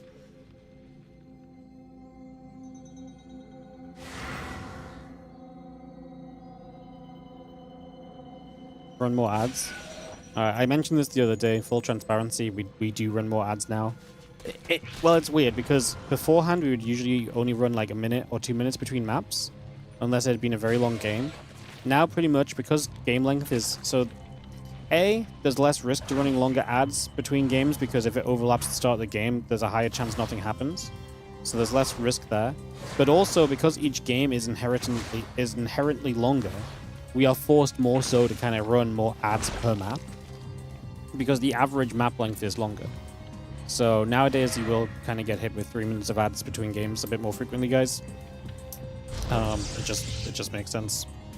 It is the one thing that I love about 8 workers. We get to spam more ads. I don't actually love it. I don't love spamming that in your face. It's a necessity, but yeah, with the longer game length, we just have to. I mean, it's basically like saying, you know, each map lasts longer, the overall stream is going to be longer, so we have to run more ads overall, but there's less chances to run those ads. So when we run ads, we have to make sure we run the longer variations of them. So yeah. Ling just gonna go picking away at those couple of workers. The Void Ray gonna fight back against the Ling. Interesting that Zaun is Void Raying it up once again, so obviously feels the nicety of being able to deny some information and some and so on and so forth.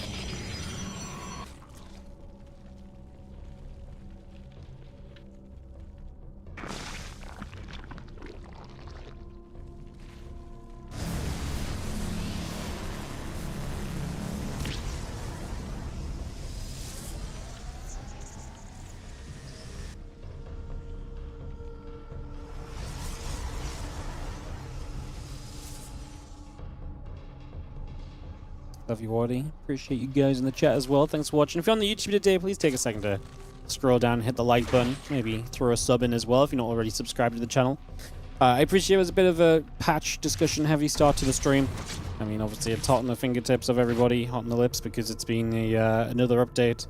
Which obviously brings the same old arguments of the previous update around still. And also we kind of got left out of the game, so...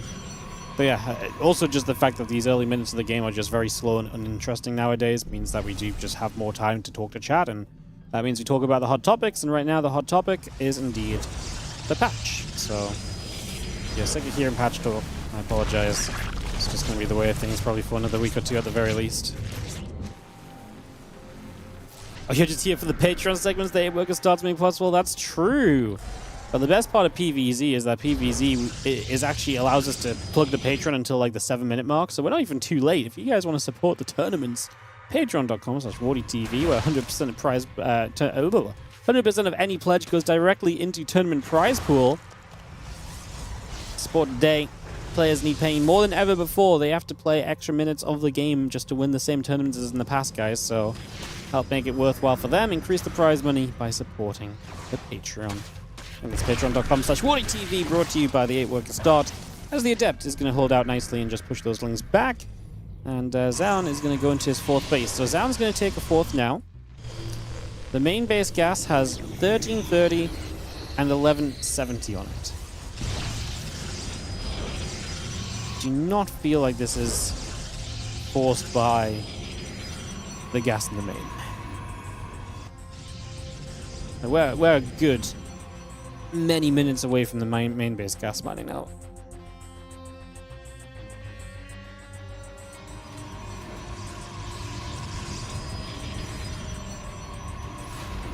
Quazel's going to come through. Ling's getting pushed away. Once again, back into the center. +1 Blink's still coming through. The Hydra's coming up. Carapace and the Groove Spine's coming into place. The Overlord's coming in. Is RSL going to be the World Championship this year? I mean, I don't think you can call it... I don't think you can call a $6,500 tournament a World Championship. That's not to hate on RSL, that's just facts of the matter. It's like, that's Nyon basically calling WardiTV's Summer Championship a World Championship. It's silly.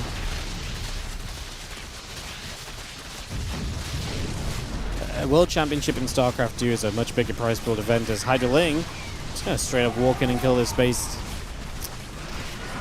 Zaun has no splash damage. You have no splash damage, you die to Ling Hydra like this. GG Shin 2-0 into the semis, where he will be meeting, drumroll please,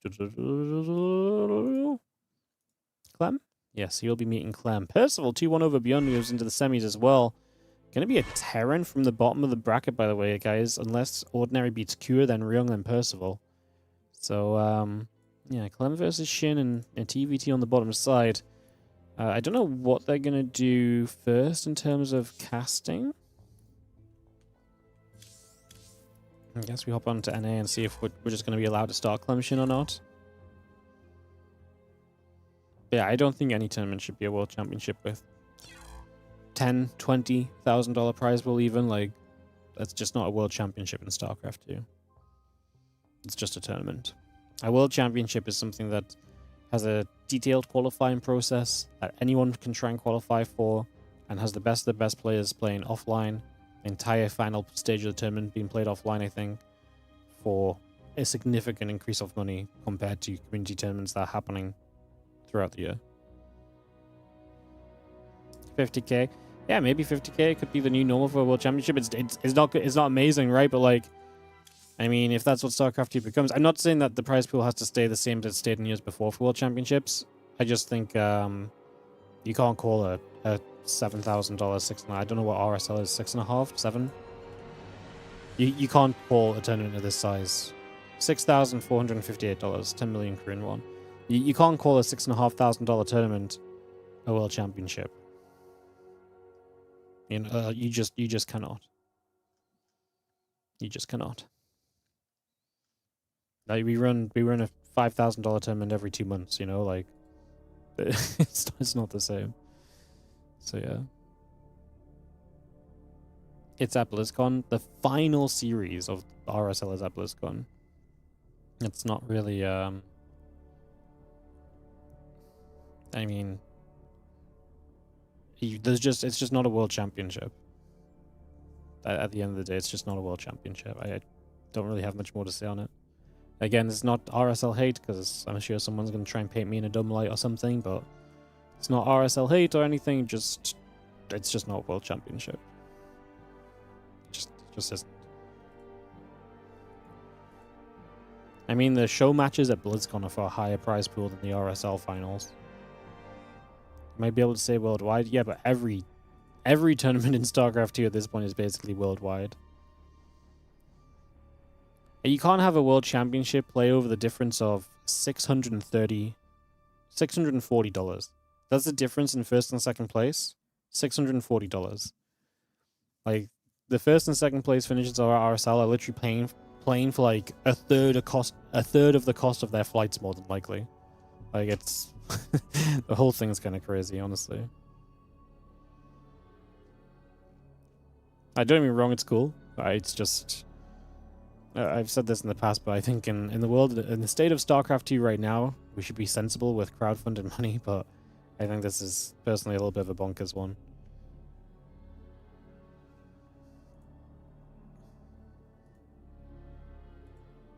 But yeah.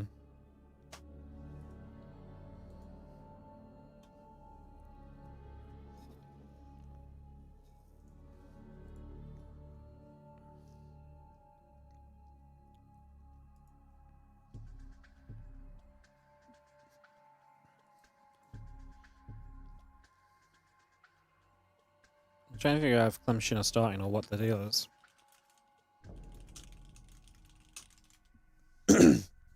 I'm just gonna ask if they are.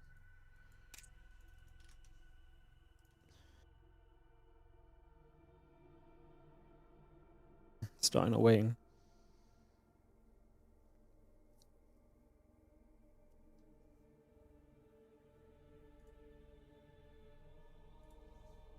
Okay, Clem SHIN is gonna start, guys. Cool. Cool. Be into that very shortly then.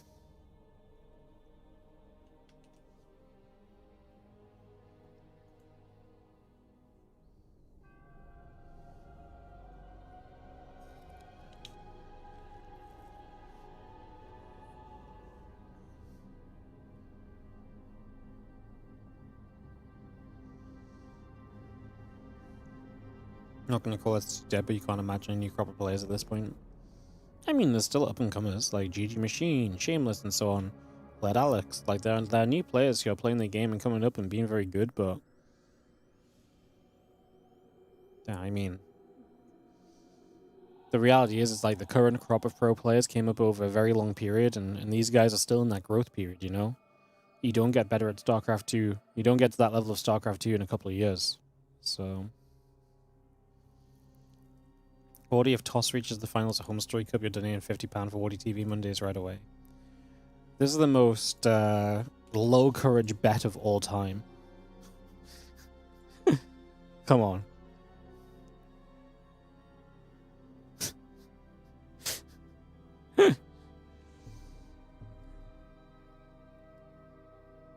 I mean, the Protoss lineup of Home Story Cup is not exactly the strongest lineup in StarCraft 2 either. That's... It's like, what, Showtime's obviously been to a couple Home Story Cup finals, and outside of that, you're asking, like, Skillis or Harston or someone to show, like... The Protoss lineup at Home Story Cup is just not strong. In fact, I actually think Home Story Cup's going to be a bit weird, because I actually think Home Story Cup is not going to have a lot of strong competition compared to what it maybe usually has. Like the last few Home Story Cups have had like Zaun and stuff playing and stuff as well. Not a single Korean, I think, is really going to hurt the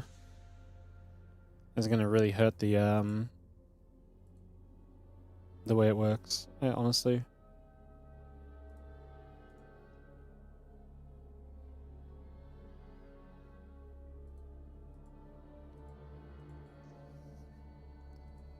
I don't know if it's going to be very good for testing. Everyone's like, oh, we can test the new patch at Home Story. I'm like, I don't know if we can.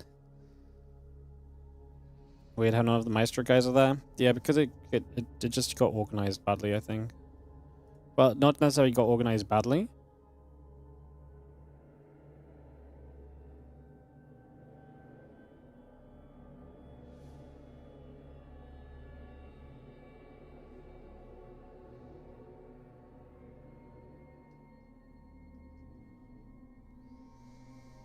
Yeah, and none of the Koreans will be there, guys. None of the Koreans will be there.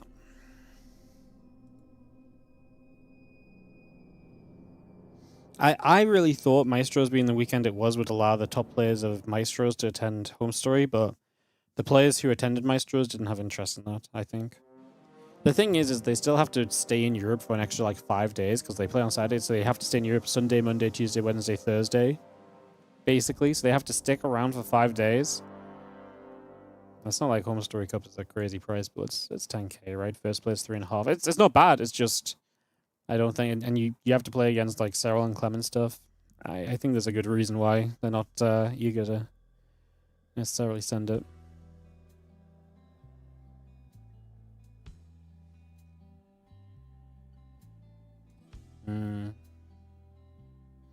If I become a millionaire, I'm gonna put on an extravagant lantern-y, yeah.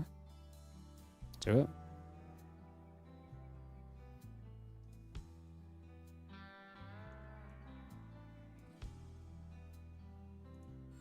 Sanctuary going to be map 1 of this best of 3 semi-final coming up between between Clem and SHIN. SHIN got the better of Clem the other day, and was it WardiTV Mondays? I think it was, right? I believe so.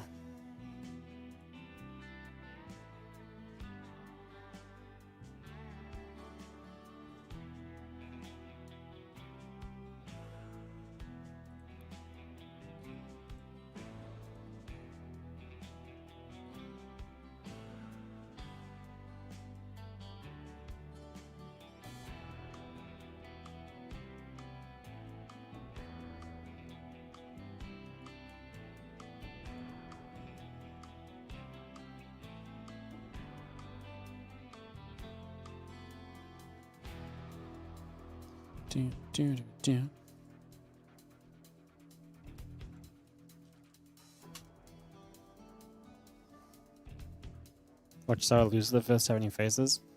I don't think Clem is outside the reach of beating Cyril. I think this is very doable still for him. I don't think Home Story Cup is a free walk in the park for Cyril at all. I think Clem is still a very strong competitor.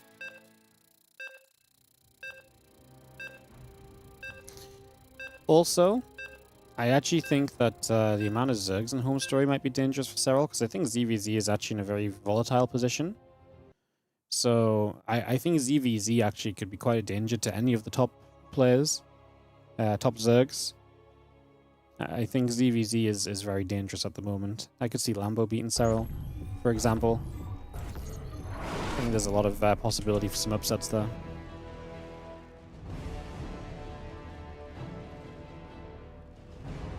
Bottom left corner of the map, our Red Terran player. This is going to be from Team Liquid Clem.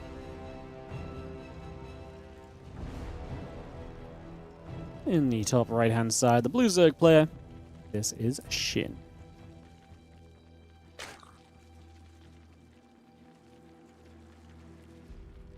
Hey, Woody, don't be too negative, Dassie, too. I'm not being negative. It just sounds like... I mean, if it sounds like I'm being negative, it's just because that's the way that my thoughts on the patch are going. I'm not being negative. I'm not just shitting on it. I'm not just like, yeah, it's over. I'm just trying to discuss the patch, and... I mean, the patch, I think, is negative. I mean, it's hard for me not to be negative talking about the patch when the patch is just coherently negative, you know? But it's not like I'm going out of my way to be negative about it, you know? Never criticize anything. Yeah, well, true. Don't have feelings about things, guys, because our StarCraft doesn't like that. Yeah, I had someone, I had one of my longtime subs message me the other day, and they were like, hey, just going to be real with you. You're complaining about the patch all the time, and I'm unsubbing because of it. And I'm like, okay. I'm like, I could have maybe understood that like the first day I ranted about the patch, but like 3 weeks later, don't really think I am just complaining about the patch all the time. Like, we're discussing the patch, and we're giving thoughts and ins and outs on it.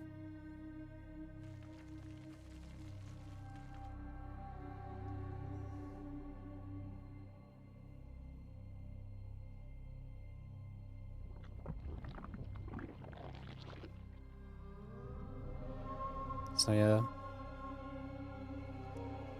Does anyone really understand the meter change? What's the meter change?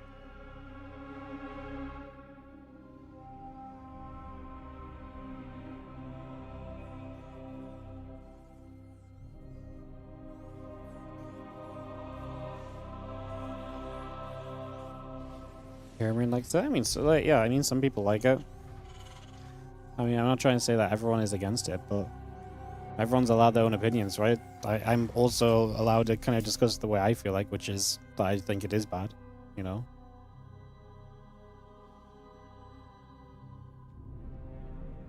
I feel like we're seeing a lot more late game.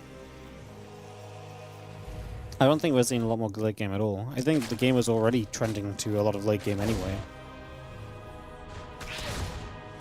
I mean, PvZ, it's a lot harder to kill the Zerg, right? So, I mean, I think you see a lot more late game in the sense of like, you know, Zerg is going to have a lot of it easier over time against certain attacks, so people aren't killing Zerg as much early.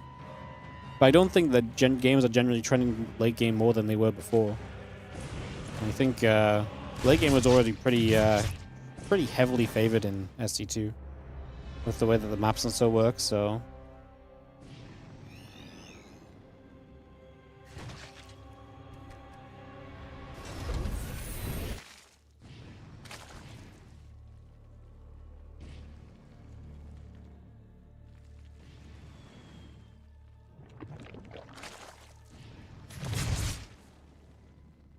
We're gonna get hit. A couple queens gonna be there. Flags coming up. A couple extra drones and links be coming over. Command center in the barracks building. It's a triple CC from Clem. Apparently, triple CC is pretty rough in this patch because the timings off the start are pretty rough for triple CC. So it's just not as strong of a build as before. Like everything doesn't just line up as nicely for you to play the triple command center like you could in the past. Zergland speed's about to finish, by the way, with the lair halfway done from SHIN at the moment, as he does take a later third hatchery, prioritizing that lair initially.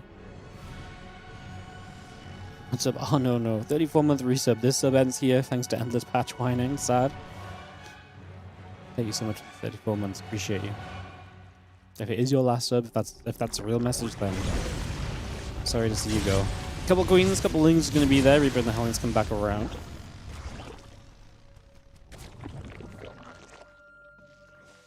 They have a 180-degree arc slop. Is it just about how they can turn to shoot or something, maybe? Like they can just fire at all angles, so it's a bit easier for them to shoot at things as they fly past them, probably. I would guess it's something like that, where they're probably just a bit more responsive shooting at things they just like flew over than they were before. If I had to guess. I don't know why it's called arc slop. Seems weird. Seems like a weird name.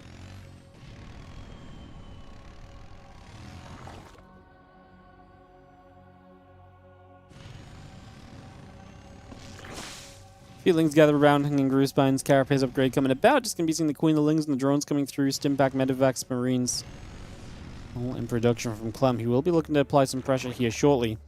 Obviously, Clem is on the triple CC, but he is getting an armory, so he's going to make this a bit of a Hellbat stim attack. If SHIN is caught kind of going into these Hydras and doesn't have enough of them up, he could be in some serious trouble here. These Lings are looking for a wraparound on these couple of Hellions. That's massive because Clem's trying to build Hellbats. So losing any Hellion right now takes away from the strength of this push that Clem's about to commit to.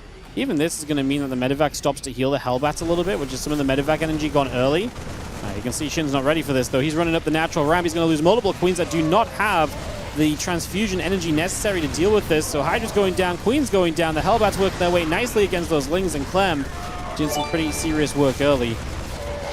He's going to lose everything in the end. SHIN is going to get a cleanup. Puts a couple workers ahead. Army supply very comfortable as Clem loses every unit. Resources lost in the end is going to be slightly beneficial to SHIN. Clem only killed 2 Hydras. The 4 Queens might slow you down a little bit as we continue from there. Hey, what's up, Darksaber? Thank you so much for the 20-month resub on the Prime. I appreciate you. Thank you for priming us up. As Juice the Ling's getting another catch on the Helene in the bottom right-hand corner.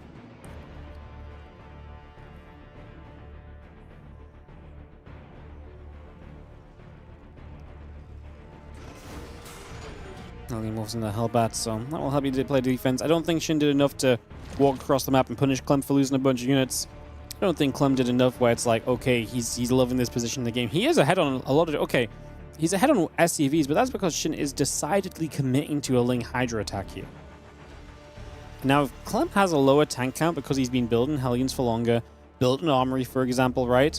A lack of tanks here defensively may be an issue. Now, you should be able to put a tank on the high ground to play a bit of defense. This first tank actually sieged up to the low ground, got brought down by the medevac.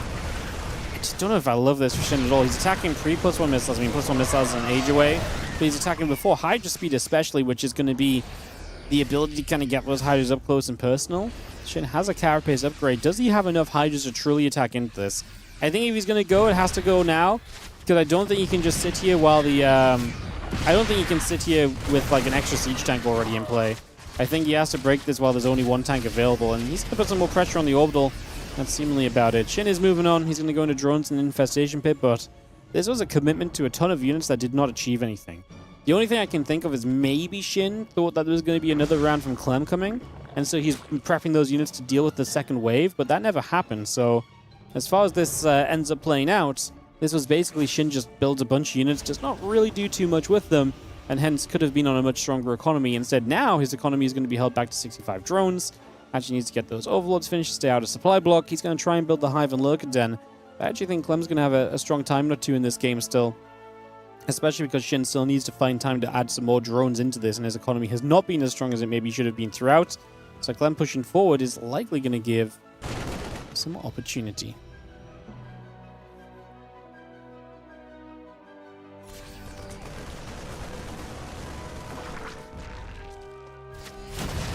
He's up forward just for a moment. Marines are going to stim over. A couple tanks will be sieging. Hydra's stepping away. Again, Lurker Den's gathering up. A few Marines run in to jump onto a few of these Zerglings as well. Hydra's going to hit those Marines. A couple tanks begin to siege further up. Clem pushing into position. Army supply lead in his favor. Sieges up towards this hatchery. Spreading on these Hydras. Oh, first Fungal is perfect. Actually going to refungal as well. Clem's supply lead is going to dip heavily because these Hydras will break through. The fungal has gotten rid of every Marine. The tanks that are left get swarmed, and that was just Clem. If he didn't get hit by those fungals, might have been pushing to the win. Instead, he is pulling back to not win and just try and regroup and go again.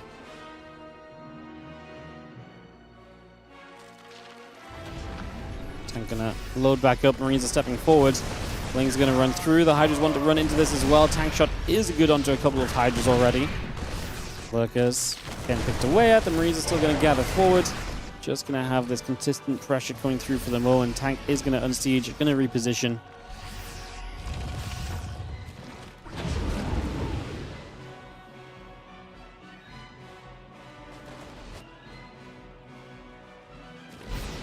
So Lurkers are coming through, and Seismic Spine's on the way. The moment those Lurkers are out, with Seismic Spines especially, this game starts to change big time in terms of our overall expectations.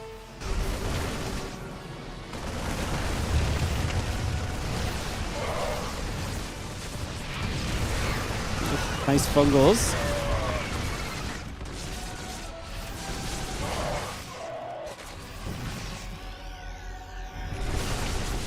Marines coming over. Just going to see a Lurker starting to morph. Just going to see the rest of the Hydras coming through as well. A couple of Infestors coming over. +2 missiles, +2 carapace. And a couple more Lurkers and the Hydras and the Lings coming in. The Queens are going to hit this Liberator already. Liberator goes down. Again, a couple of drones have fallen. Clem still pushing himself up in position, but I mean, it's still like, obviously, work count for Clem feels good here, right? 70 to 72 feels pretty decent. The army supply is in favor of SHIN a little bit, but I feel like that's very even. I think overall I still like Clem's position. You're 4 base against 4 base. The Zerg does not really have map control. There's no creep spread available. Clem is going to stim into lurkers with Marines. Don't love that. Now the units come in from a couple different sides. Microbe will try to help us engage. The tanks are just getting obliterated in the front. And we are going to see the Hydras chasing through beyond this. This was not the fight from Clem. I think stimming toward the lurkers at all was kind of questionable. Again, with just Marines and not enough backup behind it, didn't seem like it was going to be enough.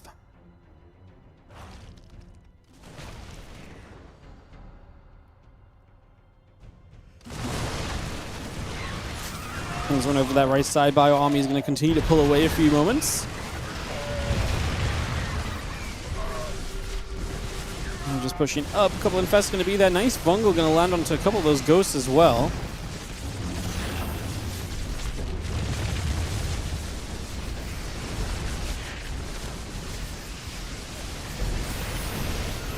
The Hydra's going to jump onto the orbital command, so orbital will go down. A few more lurkers coming up. I mean, this is already a big deal. Denying the third base here, Clem, is a big issue.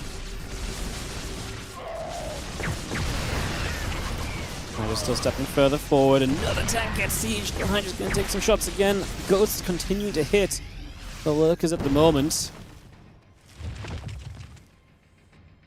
I'm trying to throw a few snipes down. A few extra ghosts coming about. Snipes are still more expensive, right? How much is a snipe now? Oh, I hate this UI. You can't see the freaking tooltips. Yeah, snipes are more expensive. So the issue with snipes being more expensive, I think more than anything, is when you saw snipes in the past being used to help clean up some of the bulk of the Zerg, that's not really as applicable anymore. Yeah, snipe is 75 energy up from 50. Okay. Hard to keep track of everything that changed.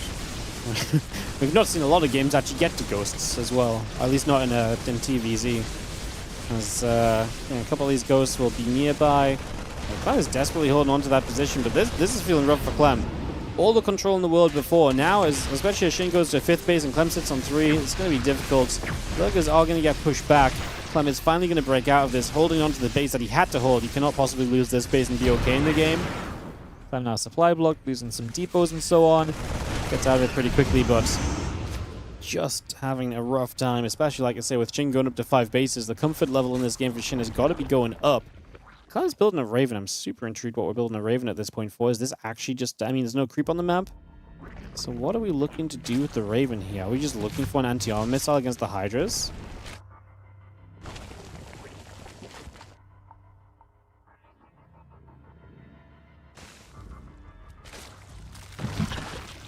Now just moving over, a couple of infestors gathering around.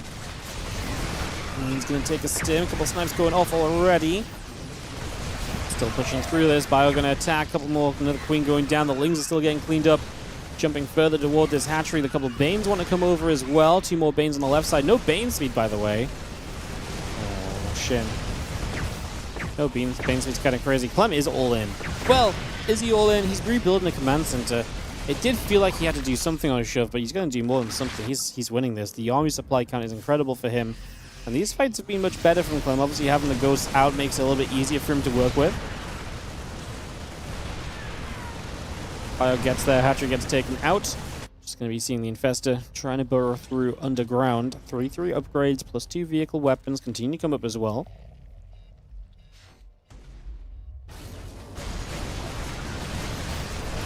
Oh. Mega Fungal, it's kind of what you need. The Banes are going to go crashing through. Ghost getting hit hard. Lunging up this round to get rid of the Ghost as well as Clem. Still having a good supply on the tail end of this. We're going to drop a Microbial Shroud. These last few Hydras will go. There's not a lot of units left here, but those 3 tanks are holding on. Can we get rid of the tanks? We cannot. Wow, Clem has the last few units. He just had so much. Even with what felt like the perfect fight from SHIN, it was not good enough. And Clem is able to take game 1 of this series.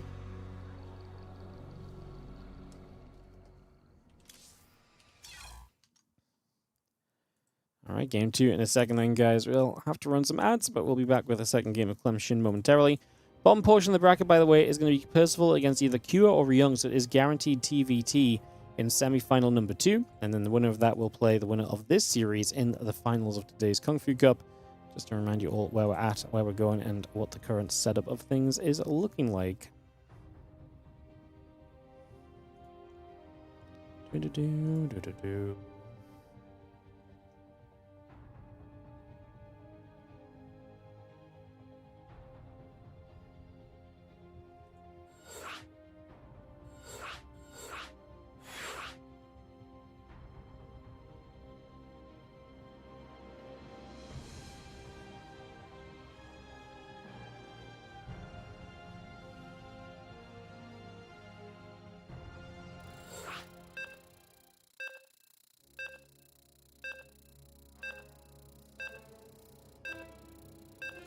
Count into Blackrock for game number 2 of the series, Clem and SHIN, to continue our semi-finals here. No update on the other TVT either. Would love to see maybe what the score is there. Let's see if anyone else is casting the TVT. Nope. Nope. Don't think anyone's on the TVT. Sad.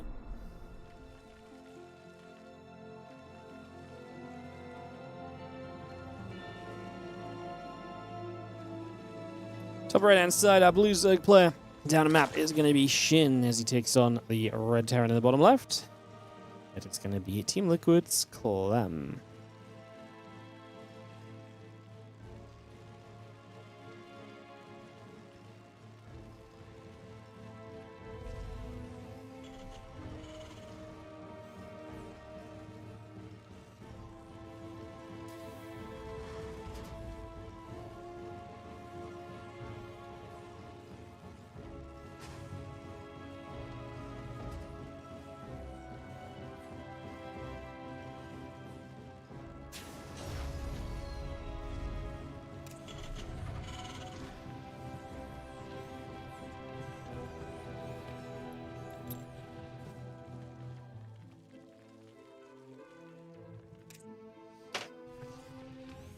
Going across with the Overlord, Rax and the gas on the way, pool coming by.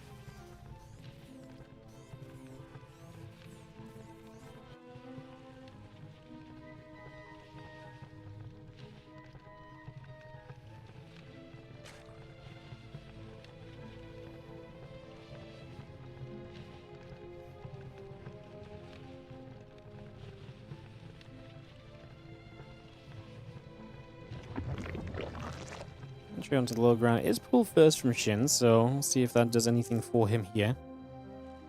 See if he can get any work done.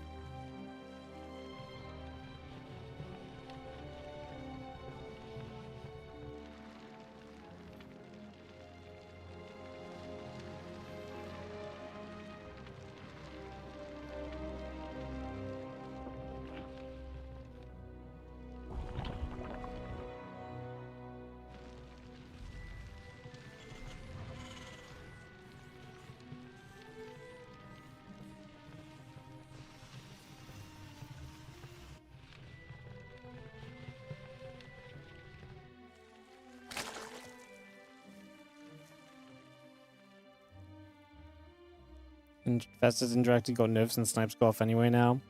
Yeah, the lack of damage cancelling snipe is kind of crazy.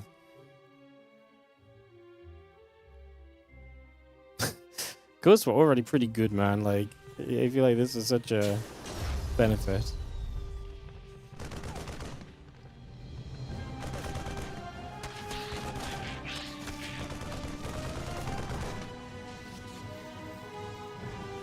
Bulling's coming through. I'm going to put some pressure on with this pool first. And it's seen some success.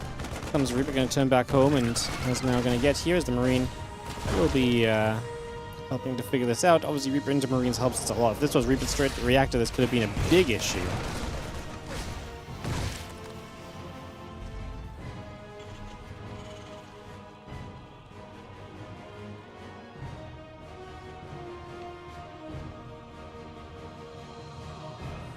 Couple more CC is still building up. Again, the SCV building through. That reactor is going to be done very shortly.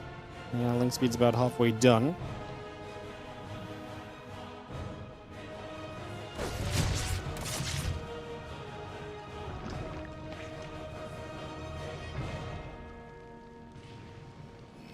Volcane's going to be shooting. Reaper going to take some damage.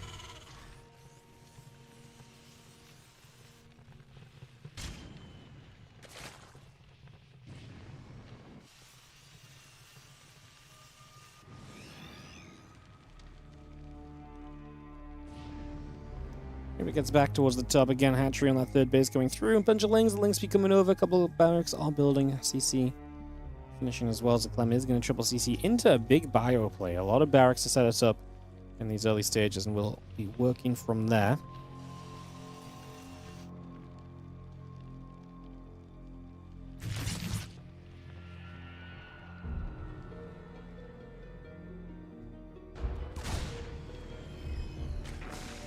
Reaper's going to get across for a couple of seconds.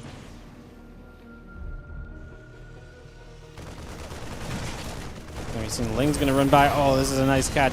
Because there's no Hellions, this sort of Ling run by is going to be really deadly, especially considering that they're just straight into the main. Every Marine goes down. The Ling's going to get a ton of SCVs, and this might just be game ending for Clem early here because SHIN is going to get a lot of work done. 9 SCVs going down. There's only a Reaper left at the moment. A couple of Marines, as they spawn, are going to be in trouble too. They're going to kite back as best they can, but the Lings are still hitting SCVs. Clem is going to GG. It's going to be a game 2 going the way of SHIN, and we get tied 1-1. Hey, yo, what's up, Sir Riggleson? Thank you so much for the 50-month resub. Welcome back. I appreciate you as SHIN just hits Clem. Just kills Clem. Cool. Not sure what Clem was trying to... I mean, if the Lings get in against Marines only, you're going to have a bad time, so... yeah, it's obviously not going to look great.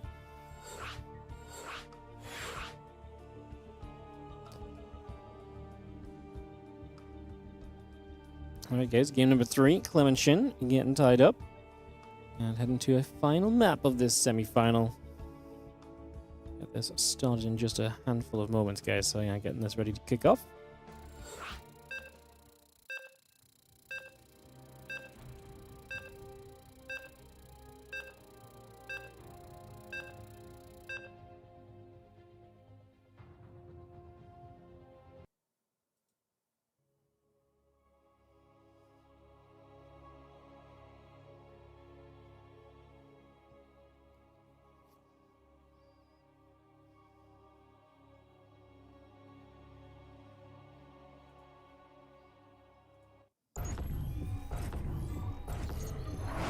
You skip factory units altogether, at least have a bunker. Yeah, I mean, this is what happens when you don't build Hellions. I mean, even if you build like a Cyclone or something, you know, what are you doing, right? Or a tank. If your depot's down and the Lings get into the main base, they're going to take good fights at the end of the day. Like, it's just close to a guarantee, basically, at that point.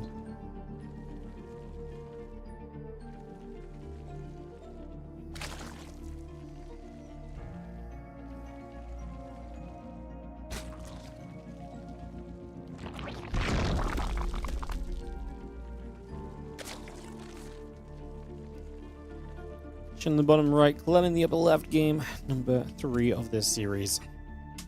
To determine a finalist of today. If SHIN wins, it's going to be some ZVT finals. If Clem wins, it'll be PVT, presuming he is going to play the Protoss against the Terrans.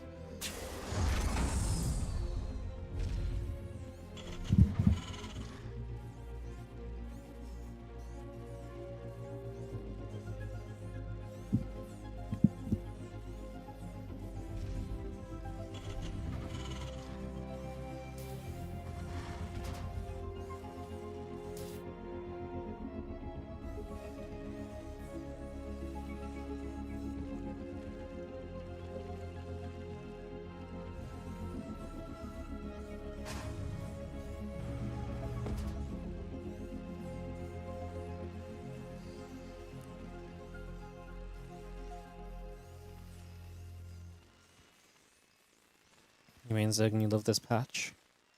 I think a lot of people are,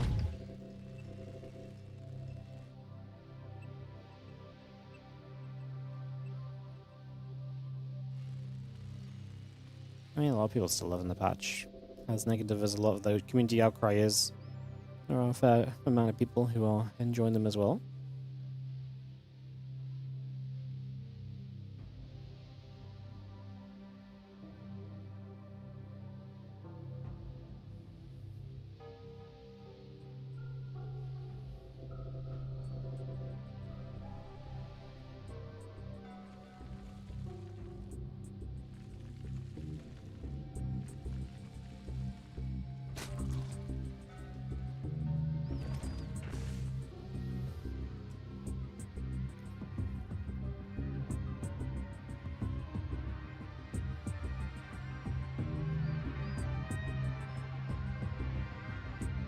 I don't think anyone's saying that last game is a balance issue. I think it's obviously just a bad build from Clem against what SHIN did. You can argue the Reapers have a tougher time scouting now, especially if the pool first pulls the Reaper back as well. But yeah.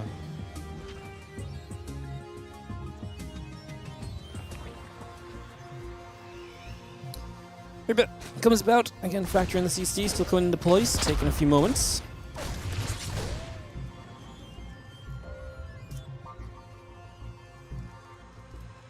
Again, pushed around a little.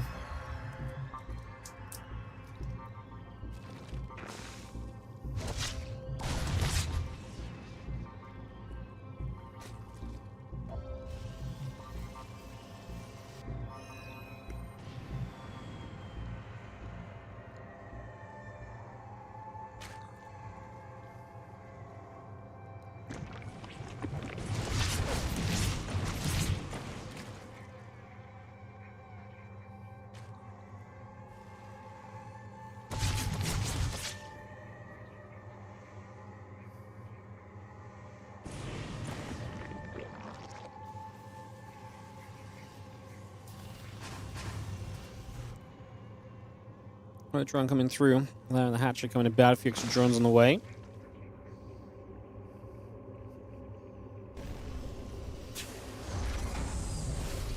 And just as these couple Hellions finish up, we're going to see a barracks going to move across to a reactor for a couple seconds. Going to get that put back in position. This set back in place for the next few moments.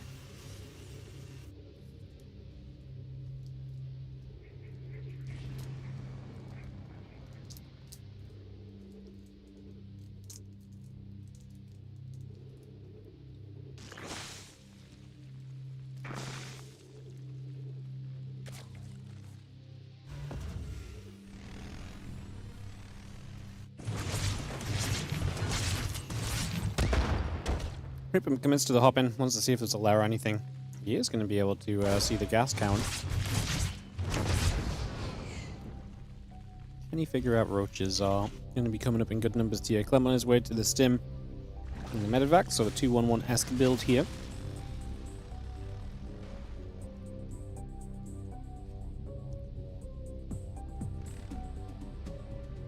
He has got the info on the lair and the natural guys.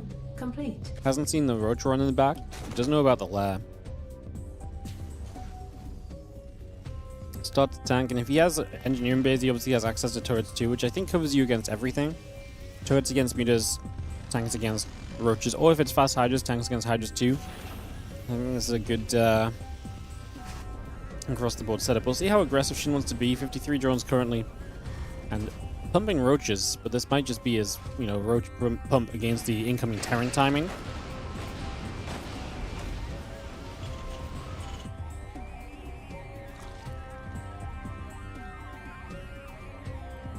Roaches will head back up the left-hand side, making some plays for a moment or two.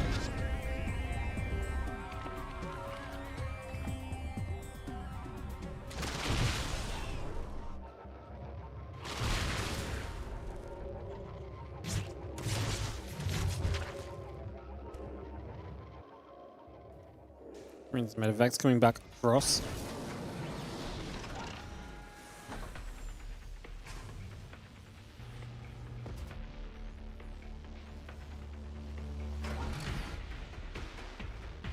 Behind stepping over. Can you see moving through?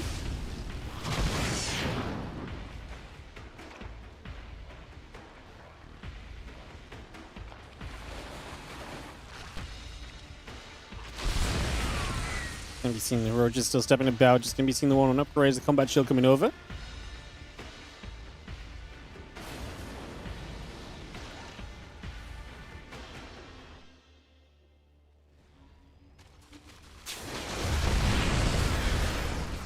Marines stepping back, a couple corrosive balls dropping into place. Depot's taking damage. Roaches and Ravagers from multiple sides. Obviously, SHIN cut drones. At the very least, denying this third base. He's gonna start droning behind it. He hasn't really done much damage here yet.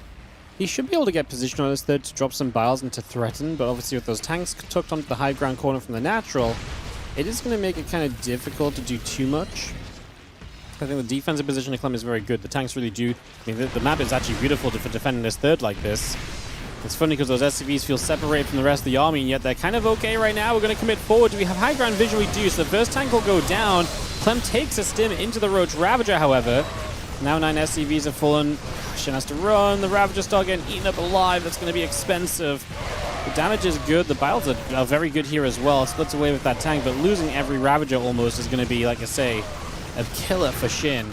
Now, Clem loses a lot as well. His army does kind of decrease heavily or rapidly over the latter half of that fight, and he lost some SCVs too. Shin has opened this now up to 73 work. It's funny. I wonder if Shin hadn't droned, if he would have just been able to actually have enough here, because this ended up being pretty close. I wonder if he'd actually had a round of Roger's reinforcing, if he maybe would have just done too much.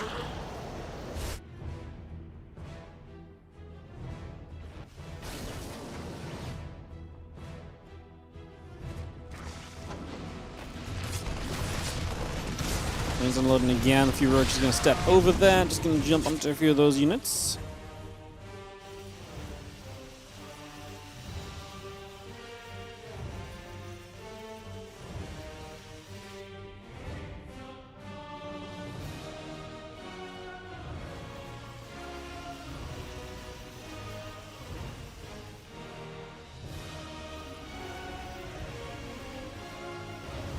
If I pull him back, just going to be seeing the other units setting up.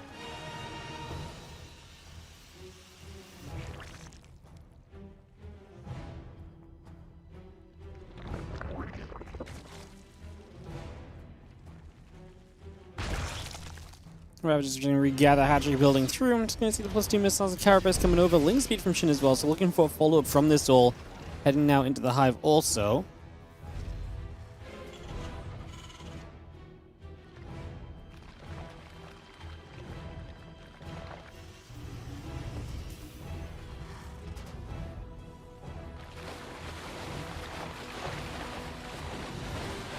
Ravage coming about, medevac holding out. Again, Bayonet's halfway through the hive coming up. Lings and the Infested coming around, +2 missiles, carapace, Ling speed building, 2-2 upgrades on the side of Clem. Building at the same time, Marine Marauder Mine all coming into place, and this Ravager army still settling around the right. Deciding what we want to do here. Ling speed coming up. The army still spreading.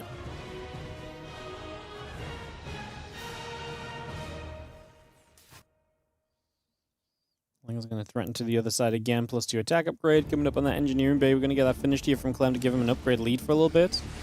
But maybe not just yet, but once the +2 armor finished, there'll be an upgrade lead. He does cancel a base with a drop.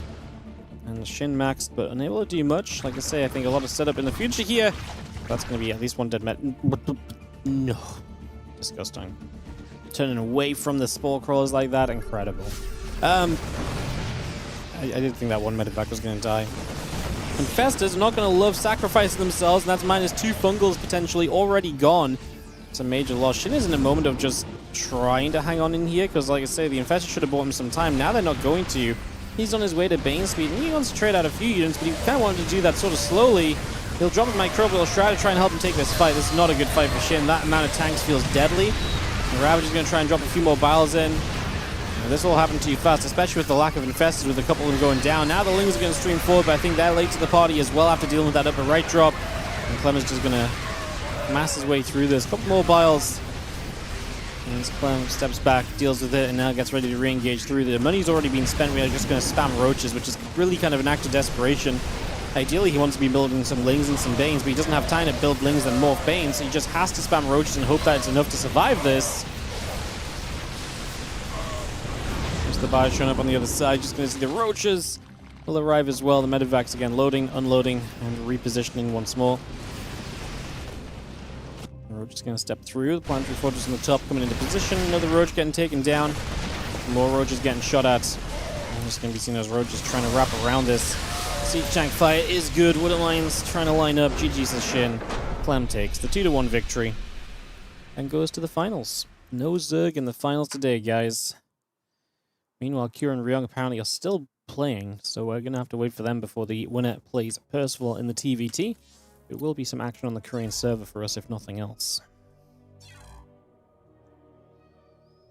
Stanley Gree paid off for Clem. I mean, I actually think that Clem was in a pretty rough spot, but I think getting forward and killing 2 Infestors for free really does slow you down a lot as Shin. In the moment where... This was a moment where Shin needed to see success, and in the moment that he needed to see success the most, he saw, you know, he needed to buy time and slow things down for everything else to come online still. And then he got hit hard. It was the right time to move out from Clem, and losing those infestors, I think, took away the slowing points that he maybe would have been able to hold on to.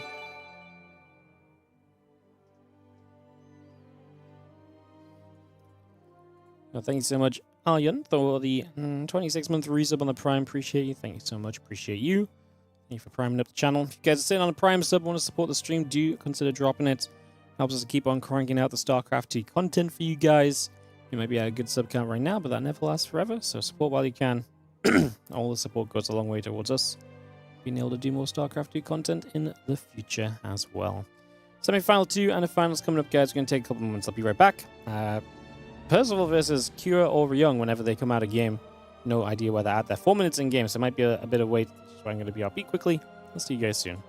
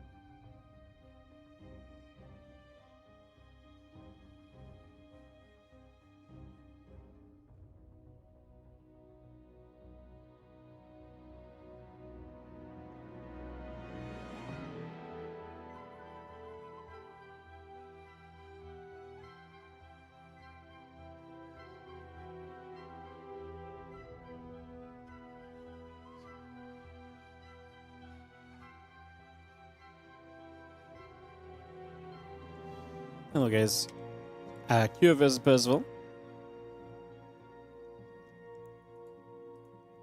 will be our semi-final. Kua 2-1 over Ryung. So Kua and Percival will play the second semi-final. Winner will play Clem in the finals.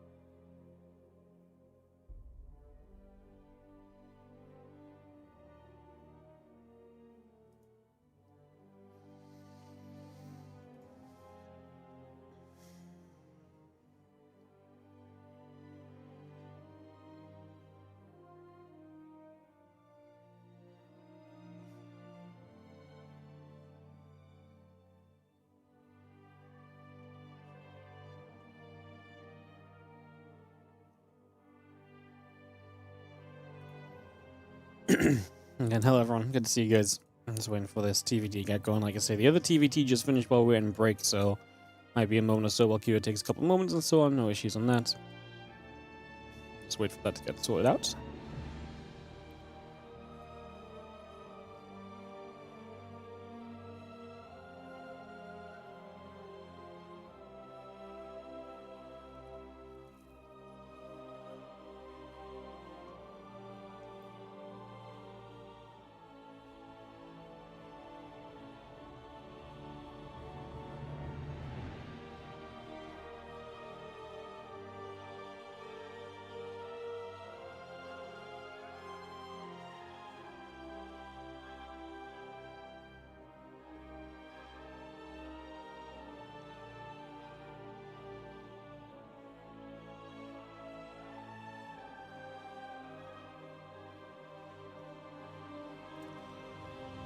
Looks as though we are going to have ourselves the map coming up. It's going to be Rainfall to start this TVT off, guys, so I'm getting into this in a few moments.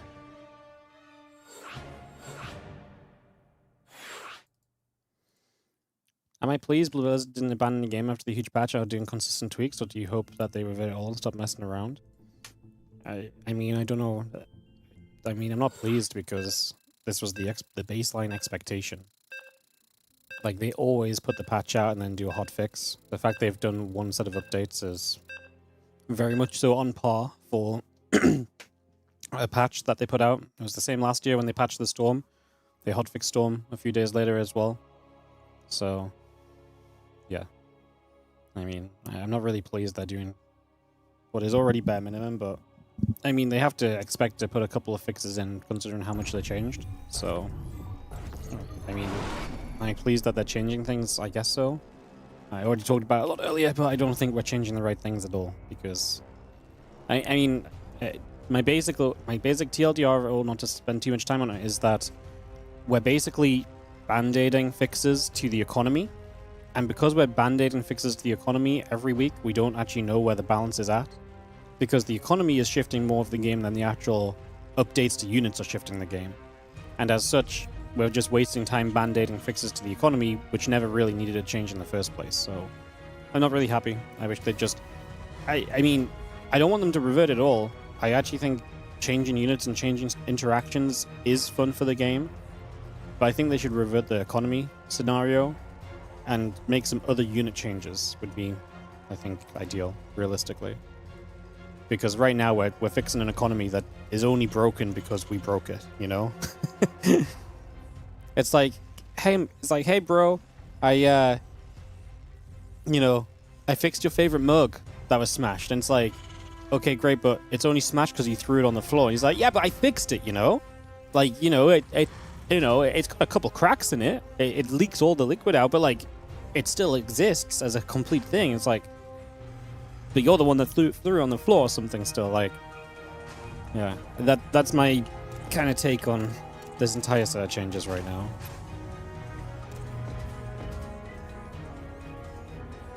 I don't think all the changes are bad. Obviously, some people are enjoying the economy. Honestly, like Warpgate, I would love to see what the Warpgate actually did without all the eco things going on, like what actually changing the gateway scenario would have done. I think that would have been fascinating, but we just don't really know, because the entire game is being dictated off of an economy that no one's used to and is being changed every week at the moment. So, yeah.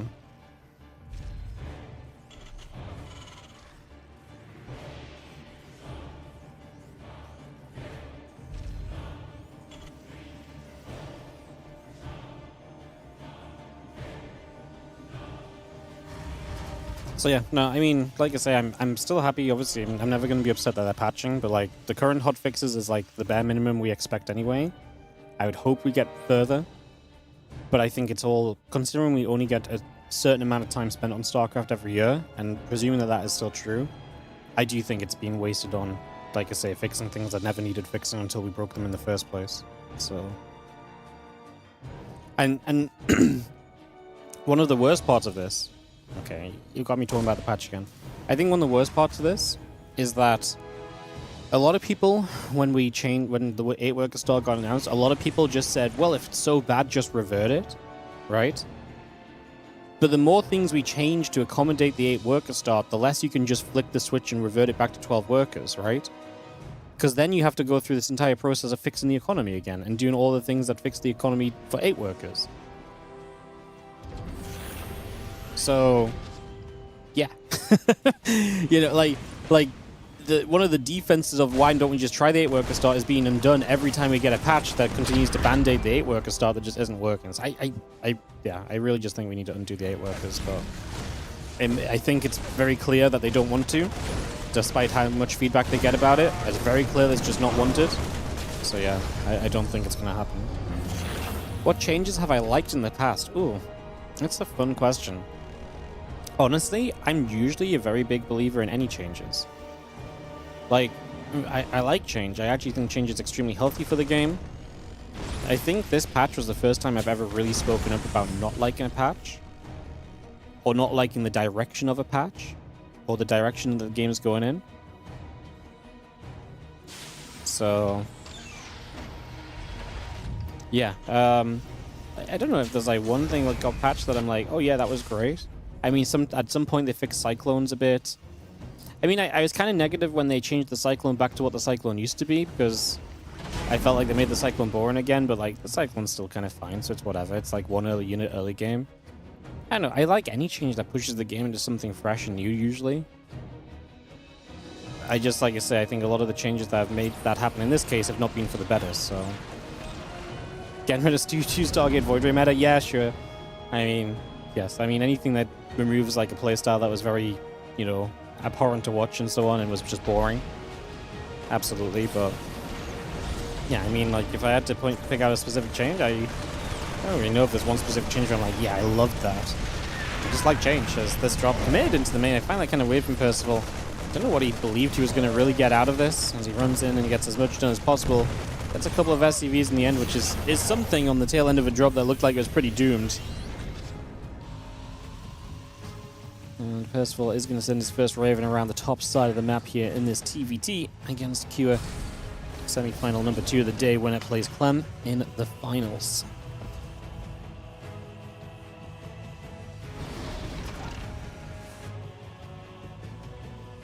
Now you're making me want to go look at old patches and find changes I liked. I mean, I was kind of a fan of, like, last patch I thought was very interesting as well. Like, I know a lot of people were very against Storm, but I actually really liked the I liked the attempt to change some of the energy recharge stuff. I liked the change to Storm. I think, was it necessary? No. Did it change Storm's identity? Yes. But I actually think it gave Storm a whole bunch of new uses, and it changed up a lot of what you saw with Storm. So I actually kind of liked the Storm update. Not that I necessarily, like I say, had a final opinion on the Storm, but like that was cool because it changed like some significant interactions in the game, And maybe overall it made like PvT more oppressive. Protoss being able to storm and zone with storms so heavily was really good for Protoss players, but like it made the games play different. So that was really fun, for example, you know? Stuff like changing ghosts and so on is boring because we change ghosts so often it's hard to even know what the ghost used to do and what it does now. But yeah, no, there's a lot of... I like a lot of changes. Like I said, change is good. Change is exciting. Change is fun. Change when it's done correctly is fun. It's Cure. Ends up hard committing to this main base. Is going to cancel the third CC that's building. Is going to get a lot of SCVs here in the end as well because the units of Curse will take a little while to come and reposition. Has got another tank on the low ground, by the way, that is doing some serious work. He actually kills both the tanks there. That one tank on the low ground is huge from Cure. That is going to do so much of the damage, and he re-cancels the third base of Percival. He might just have taken too much damage off of this. This was wild, because Percival did a good job of dealing with the tanks in position initially, but Cure got out of it, and now he's got other tanks showing up. Cure did lose 2 tanks, right? Yeah, he did lose the 2 tanks. Now he has other tanks showing up, and he's been able to put some use from them and actually continue to attack in the main. Percival was not expecting Cure to show up with reinforcements in that position, it felt like. Because now we are going to see, oh, good micro from Cure as well. He does not over-target with the Vikings. 5 Vikings, one-shot another Viking. So when you have 4, it's this awkward thing. If you fire your first 4 Viking shots... Oh, yeah, this is amazing. If you fire your first 4 Viking shots at a Viking, then that Viking only needs 1 shot. So it's very common that you then see 4 Vikings shoot at a one hittable Viking. And that's obviously very bad. But in this case, Cure left 1 Viking attacking the Viking that needed 1 hit and moved all the other 3 into the other Viking. That was just a cute little bit of micro on top of what was already a great fight for him. Loses a tank there in the end. SCV repair from Percival was good to save the day a little as these Vikings are just getting bullied. Somehow that Viking low HP of Cure still survives.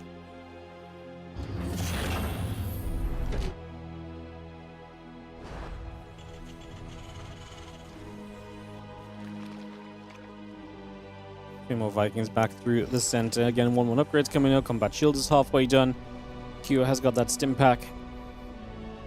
Tank, Marine, Vikings on the way. Engineering bays and the SCVs continue to produce through the orbital command will build from Cure as well.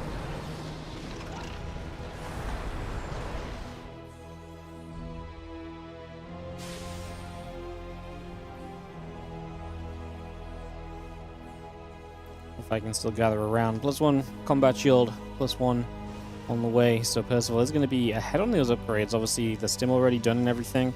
Buy upgrades are nice, but obviously there's only so much you can do with them in a TVT. If your opponent has enough tanks up, a lot of the time your buy upgrades cannot do enough. And Cure's army is very tech heavy. Viking air control, a few tanks, a few Marines as buffer, but this is not a scenario where it's like, oh, Cure's missing stim, he can't engage.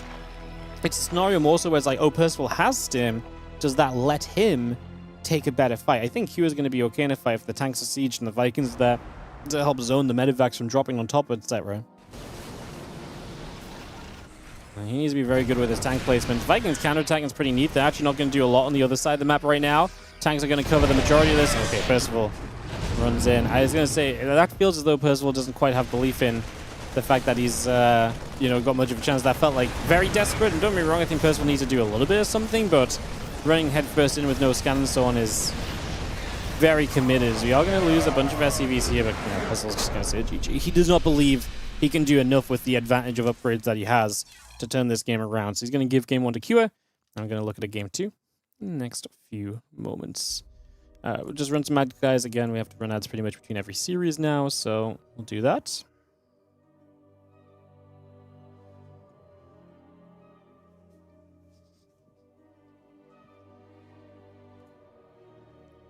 Get this ready to go.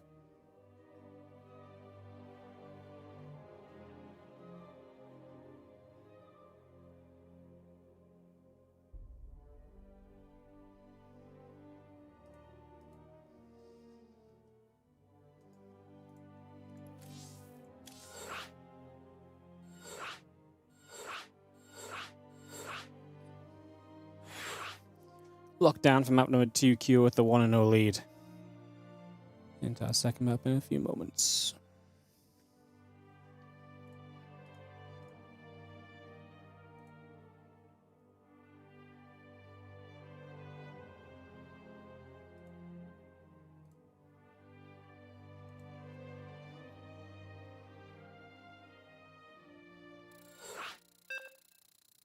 Alright, counting down and getting this going, guys. Just a few moments.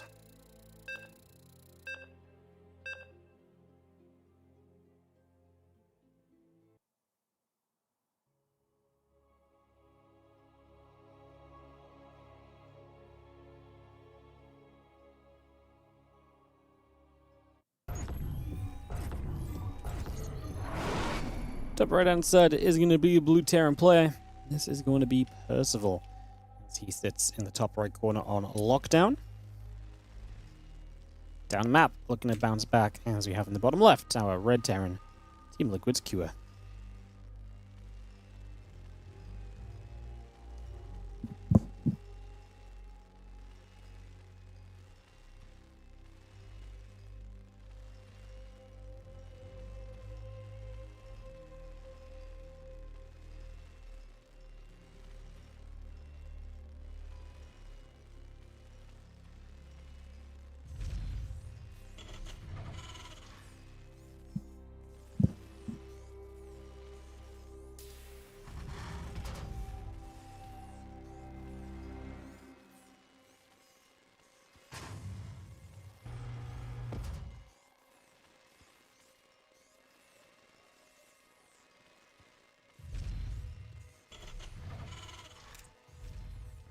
Alright, racks coming up on both sides of the map, gas coming into place. Take a few moments here as we get ourselves settled for game number 2.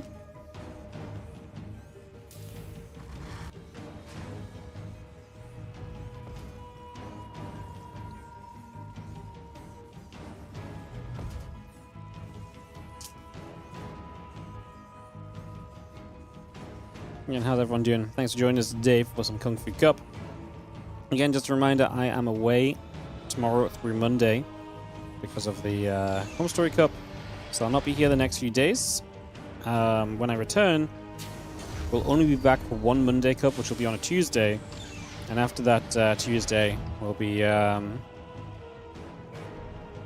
that Tuesday, we'll be away again. I'm going away. I've got some birthday stuff I've got to do the Wednesday, Thursday, then Helen's birthday Friday. It's kind of a non-stop week, so this is going to be the last stream we have for a couple of weeks, basically.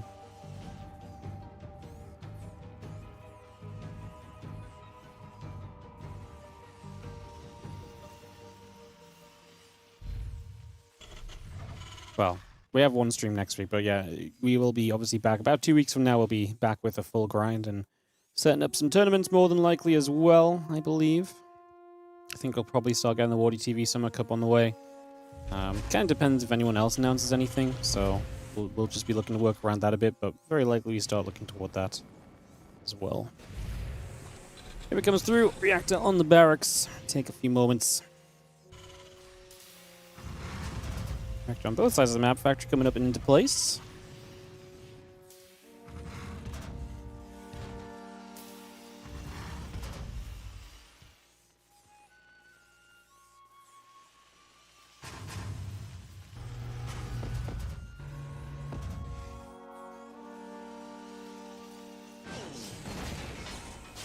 We're actually going to have a couple Marines on the way through that factory coming up. CC on the way.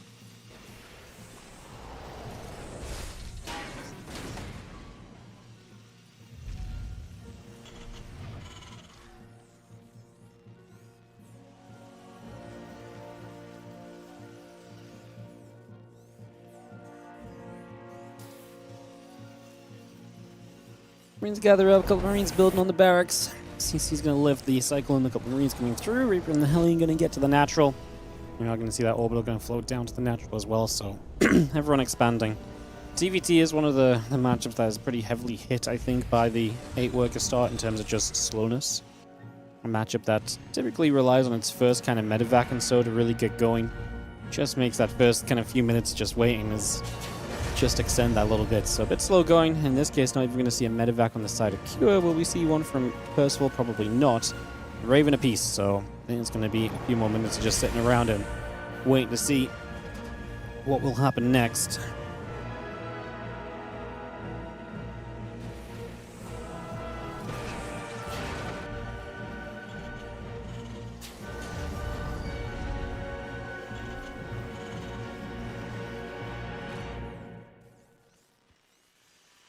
Marines continue to gather again. Interference Matrix coming up. The Ravens coming through.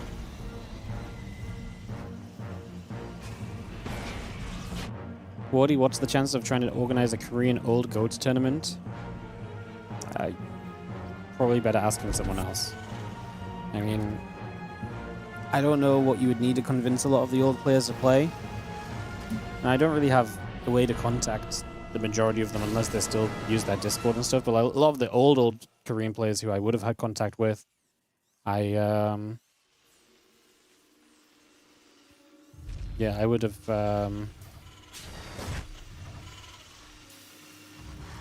I mean, I don't even have them on Discord, for example. We used to use Skype. So, yeah. No, it's, stuff like that's very hard to, very difficult to organize, and yeah, I don't know. I think it's more likely to happen from like the Chinese guys actually reaching out and like actually having like really significant prize money to put in to get people to play again. Because there's definitely that factor of there's definitely that factor. There's definitely the just the entire thing, which is like TLDR is, yeah, I mean, yeah, really TLDR of it is basically just like you got to convince people to play, and that's not easily done with a little bit of money. And you kind of want them to take it seriously too, because if you don't take it seriously, then it's just crappy games as well, right? So, I mean, one of the cool parts I think of the Doyu Cup this last weekend was everyone was pretty practiced, you know? People came in, the games looked legit. Because they had reason to care, because the prize pool was significant enough for them to actually play a few games and to get involved properly, as he was just going to overrun this natural of Percival. Is he? I mean, those are good matrices. Do they save you? Auto turrets now finally come in from Percival as well. Too much damage done. 27 SCV is dead. Tank's going to come out of Matrix. Just one of them, but one is more than enough in this scenario. Scans just to have vision. Yeah, this is going to be a brutal finishing point for Percival, who had to wait a long time for Kyo to come through young, but Kyo wastes no time. First shove of the game gets it done. Yeah, TVT, the matchup where now you wait 6 minutes for the first push, and the first push in TVT can absolutely be deadly, so you wait a long time to see a quick resolution. As Kyo and Clem will battle. Clem got 3-0'd by Kyo, I think last night in the Pegasaur Cup. So, we'll see if Clem can turn it around this time.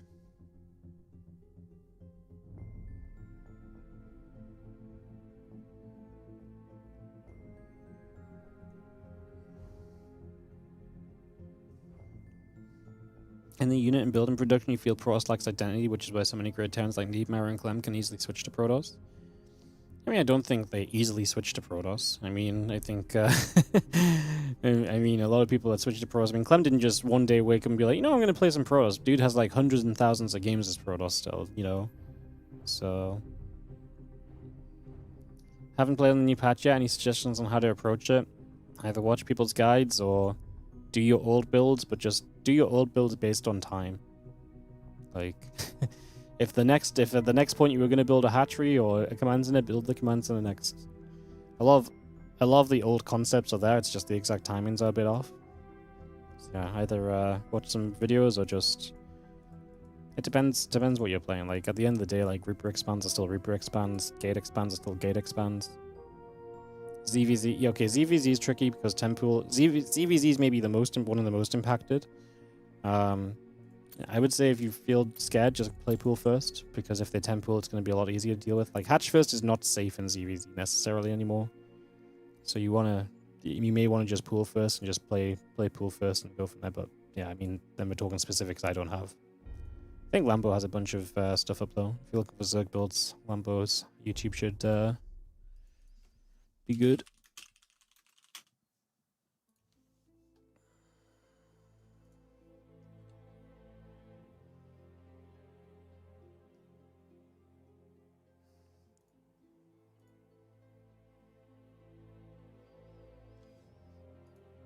Maybe it's not Lambo's YouTube. I can't remember. I'm pretty sure Lambo's talked it somewhere. Q Clem is the finals, guys. Best of 5 coming up in just a few. Get this ready to go.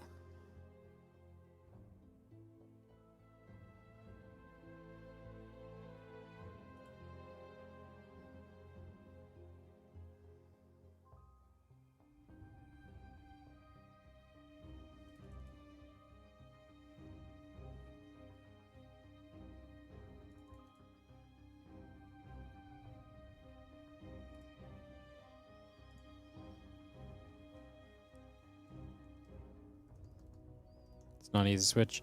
I mean, I mean, at the end of the day, Protoss obviously shares a lot more similarities with Terran than Zerg.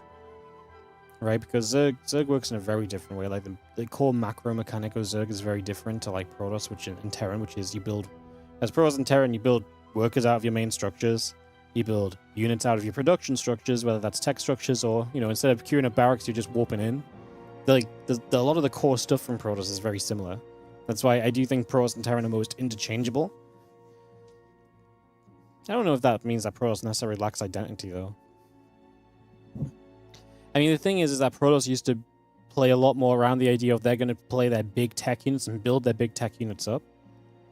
I mean, they had identity in different ways. You don't have to have identity. Like, it's actually very hard to make identity in the sense of in the unit/building production phase. It's very hard to make that. And, I mean, they have identity in terms of warping in and stuff. Or, they did before we tried to kill it, but, yeah.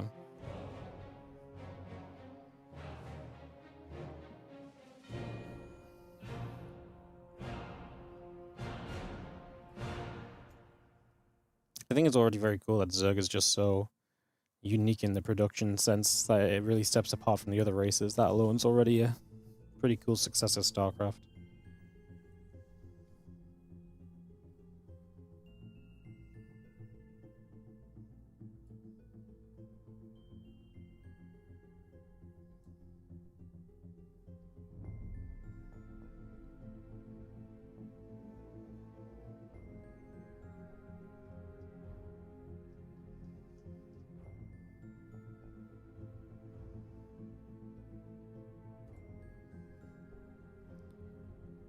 Alright, Clem's AFK still, so we're just waiting on that a little bit.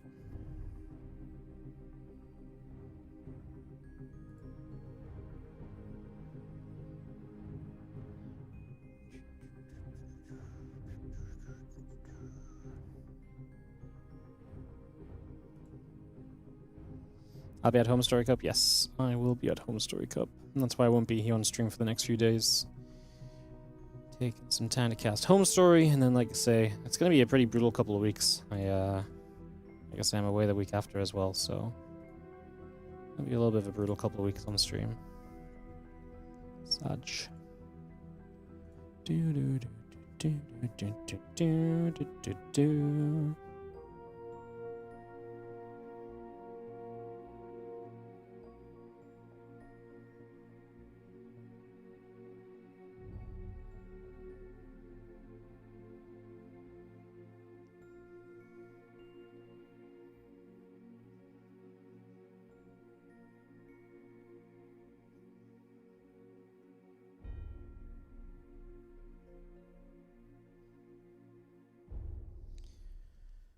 Will there be Korean players in Home Story Cup? Nope. Not from what I'm aware.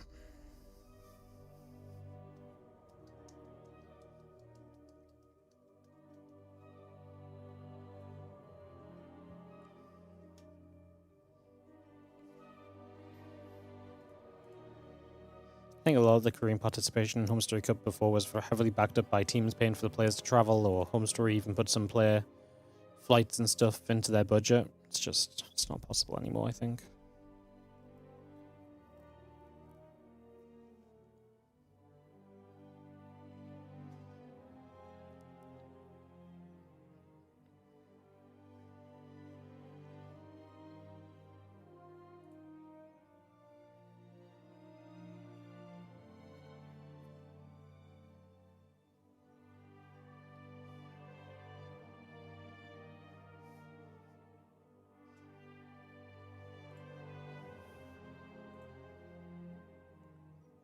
Some Koreans were not already in the EU for Maestros of the game.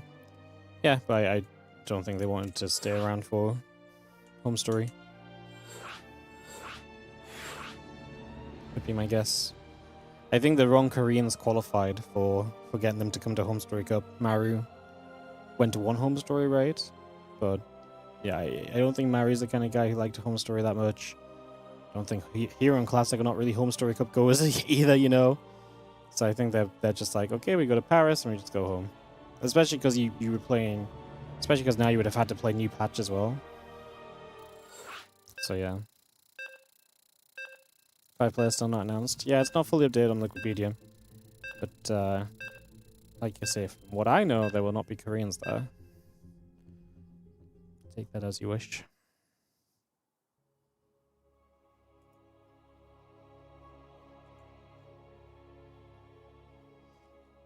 So his passport was expired. He wanted to come. I mean, that's just unlucky. But that's also like, that's like one Korean man. Like, what's everyone else's excuse, you know? First HSC in a while without Koreans. We had one without Koreans a while ago. Not too long ago, no? Or maybe there was just a couple Koreans, so maybe it's not exactly no Koreans. Yeah, maybe one of the last slots will surprise us. Anyways, in the top left-hand side, it's a Team Liquid showdown. It is going to be the blue Terran in the top left. Cure.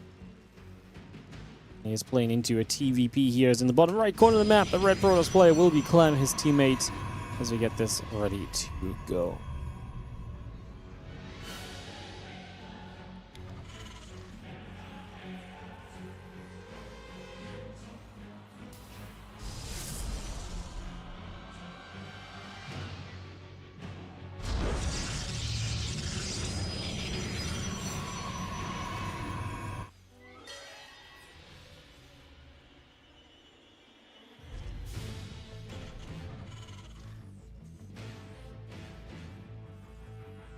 Rex gas coming through, gate gas coming in as you get this TVP ready to rumble then. So I'll look to see how this goes. As yo, thank you so much, Mit Omega, for the gifted subs going out to Kopu95, Plus 1010, Kwai Goala, Tech Priest Glitchwitz, and Bamut999. Thank you so much, Mid Omega, for the 5 gifted subs. Appreciate the generosity. Thank you for supporting. Thank you, thank you, thank you.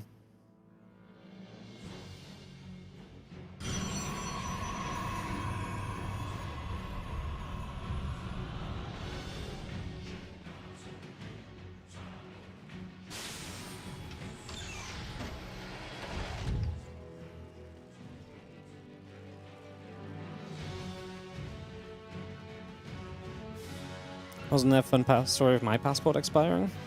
Nope, don't think so.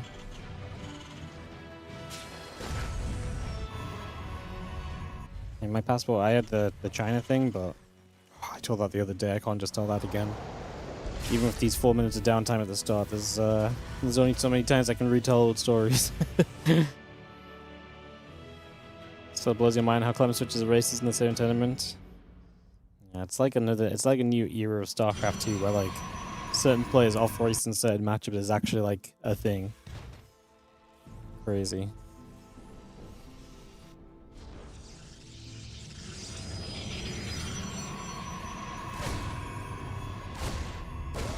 Here we're gonna shoot. Some pressure on reactor about to finish up on the barracks.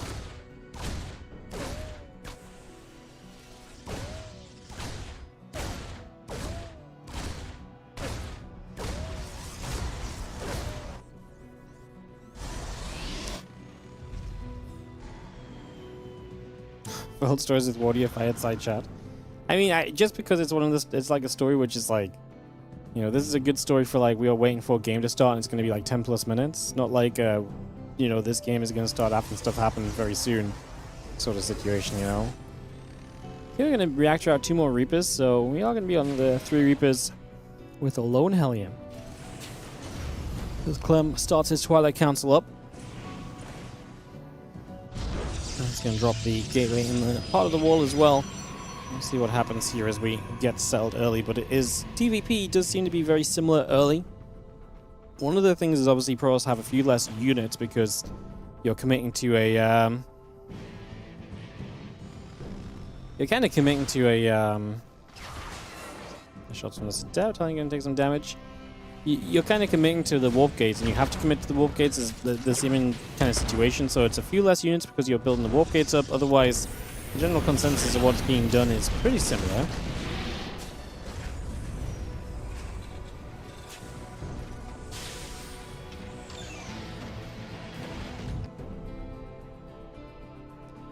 Reapers and the Hellion gathering about, just going to be seeing the robo facility coming up from Clem as well.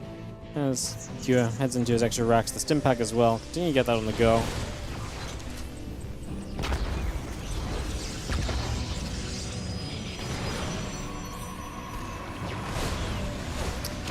Decent cycle, and actually putting some value in, and Clem is going to be, again, beat up a little bit.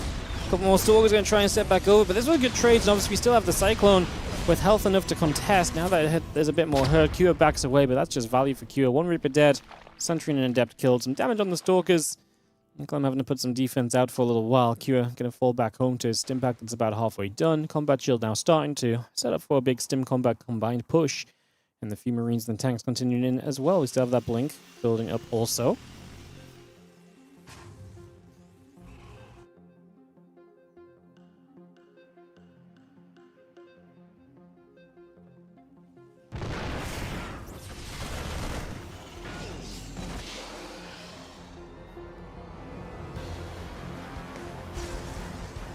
Charge on the way through against him in combat shield coming about. Marine, Marauder tank all coming online. The extra gateways in production. Next is about to finish from Clem.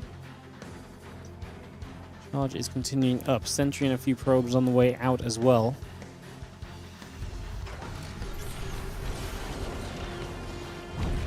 Cyclone just gets a little lock on, kills off the Observer. Fire again to the front. The few Stalkers going to have to blink back. Again, combat shield will finish very soon. Still got charge and the Immortal coming about. Extra gates on the way through. Bio army pressing forward. Probes going down. 3 workers lost so far across the map. The Reapers are back. So a few more probes dropping. And this push from Kua is starting to already look very scary. Let's see how much we can do here.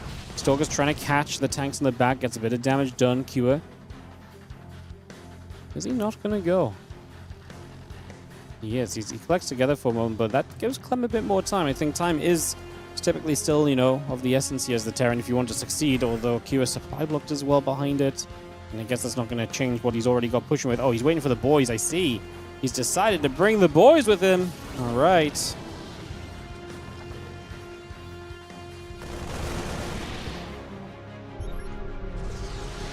SCV's pulling across. Obviously, big SCV tanking coming up. If the SCV's helping you survive through this, it's going to be massive. We're just going to see the first gateway taking a lot of damage. The Immortal gets a barrier pop, which is a big deal as well. Tanks are slowly stepping further forward. Both Immortals have their barriers popped, so they're no longer going to be these big tanky beasts. They are going to be manageable. As a few units are going to go around from the other side here, looking to perhaps pick off reinforcements and eventually commit to the engagement. There's no Colossus on the way from Clem as Kua just sits here and just pushes forward. Has got himself the bunkers starting to finish up. Robo depowered, and the forward power goes down. Clem supply blocked as well. 2 new pylons on the way, but not ready yet, as we are going to apparently take our moment to just send it. Stim on all the bio units. The Zealots are taking a while to get through. The Immortals do get on top of the tanks, and the tanks die pretty quickly, but is there just too much bio left at the end of this? These few extra Zealots going down. 1 Immortal remains. The Robo's about to be repowered. If we bring the units out of the bunker, I think we might have enough to really kind of keep pushing through. For now, Clem is going to begin to stabilize big time, especially if he pushes through these bunkers. This is a defense made. Got to Immortal fire, target fire as well, hitting the Marauders specifically. Next bunker going down. Kua starts a little bit of an army supply lead, reinforcements showing up, and I think that was the moment to just send it because that Immortal was low. Now we blink forward. Now we're going to see the tank in trouble as well. The last few units getting blasted, and it is Kua who loses out big time. He's down on workers and hence now down also in army supply.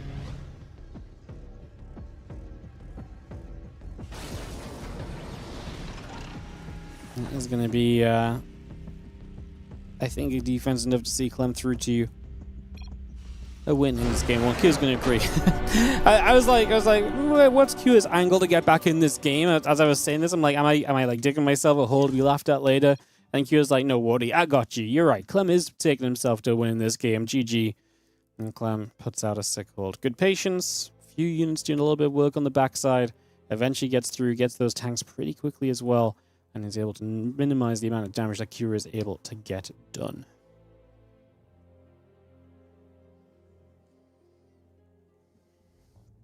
Game 2 coming up in a second or so then, guys. I'll get this on the way in a moment or so. Get this ready to begin.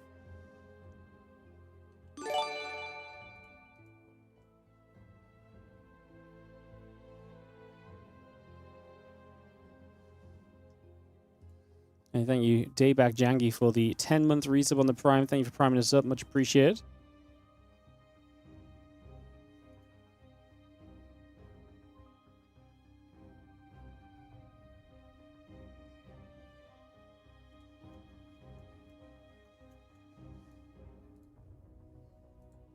Waiting for our next lobby to get hosted, guys. We'll be into game 2 very soon.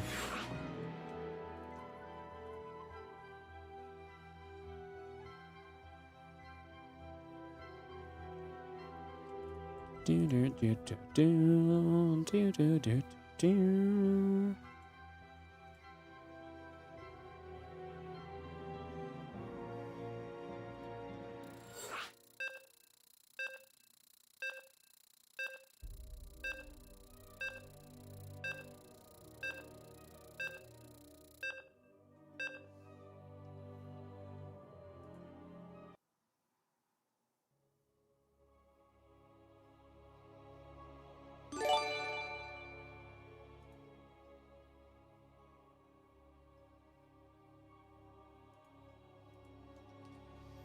Alrighty, guys, let's send it. And yeah, what's up? How late as well? Thank you so much for the 213 sub on the Prime. Much appreciated. Let's get into game 2 of our finals. In the top right, down a map. Our Blue Terran player repping Team Liquid, as again, both players are in this one. It is going to be Cure in the top right-hand side.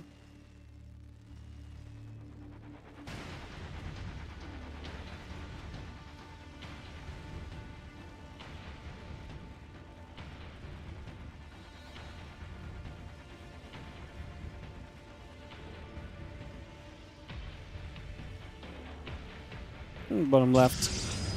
Now red Terran is Clem.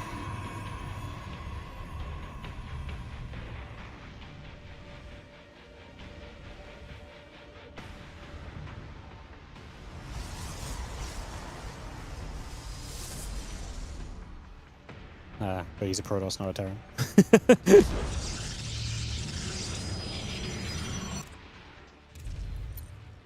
He's a Terran in our hearts, of course. He just refuses to play the TVT for us. Good guy, Clem. Good guy, Clem. Can you imagine all the TVTs you would have had to watch if Clem hadn't switched to playing Protoss?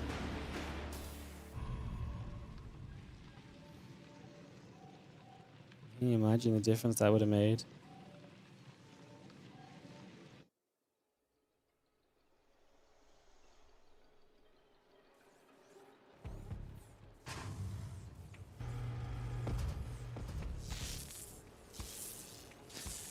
SCVs, I'm going to nibble at the probe. We're going to nibble at the SCVs as we fight a little bit for a few moments.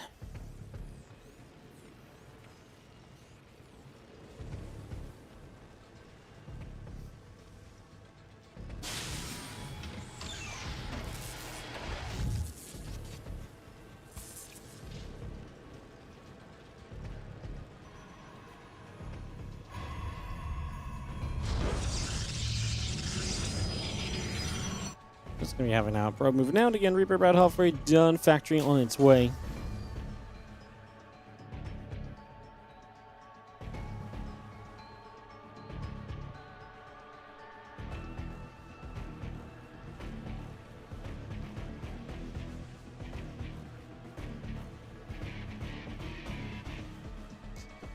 And next is coming about. A simulator coming over. I'm just going to see our Reaper heading to the bottom left-hand side. Start to poke. Start to put in some info.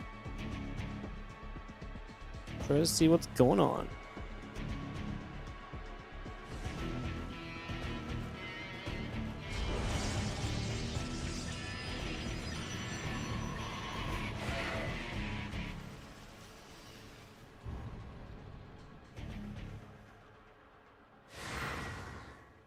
Reaper is going to be coming about. The Adept moving through.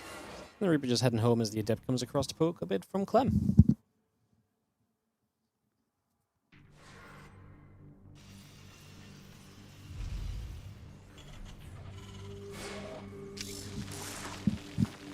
Widowmine burrows up. Again, that Widowmine fires very fast now. Based on the recent patch. It doesn't matter if the Adept doesn't walk into it. If it does walk into it. Didn't fire quickly there, did it? Okay, well. Not gonna kill this, but it costs you the Reaper, so we lose the future scouting potential, I guess. And just have our Twilight Council gate and Warp Gate continuing through.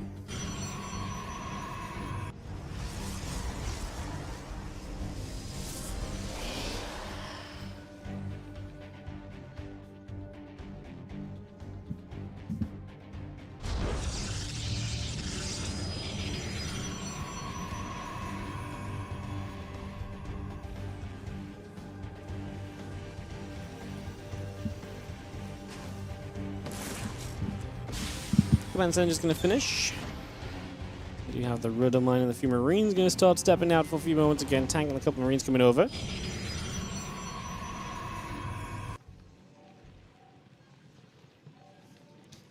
Blink is about halfway through. Again, the robo facility coming up and getting that in position at the moment.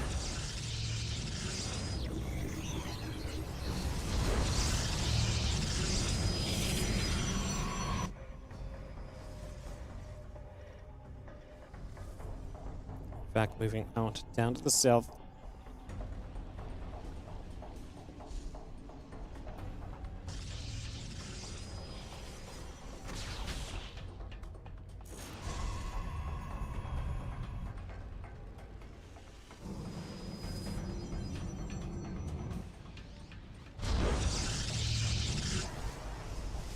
Obviously, you're going to pop the observer. You're going to be having Clem hitting his blink, and we'll see if he wants to move out at all. Again, moving out is going to be tough. If you do feel the need to build the gates into walk gates, again, that's a money cost, and that is going to be a unit reduction. Next, you have Kua looking to push at the front once again. So Kua coming across early.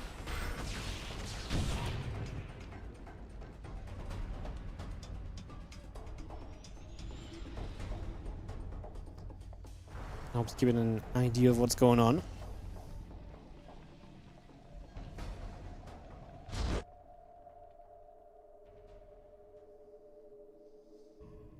Again, Temple Archives is about to be done from Clem, though. I mean, Kyo was pushed to the middle of the map, but apparently that's as far as he is going to go right now.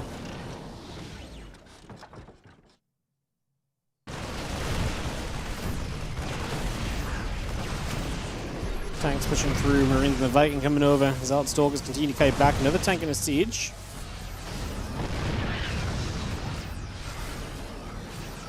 Tanks continue to press forward again. A couple extra barracks building on through from Kira, but he is finally making this push. I mean, the Stalkers go around the back to intercept reinforcements.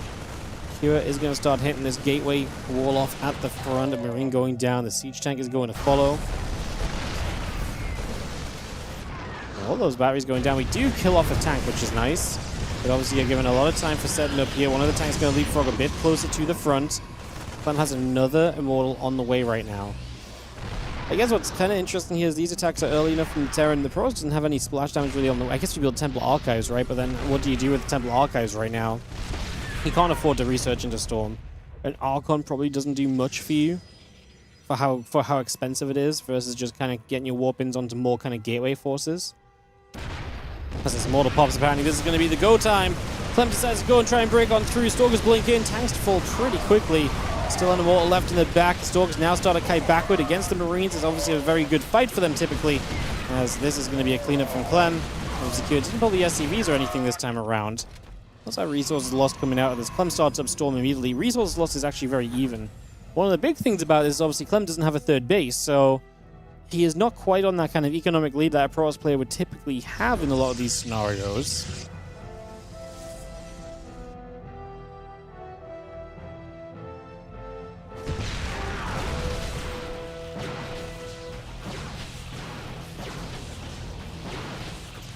These Stalkers are going to poke and try and find the best, or as much as they can right now.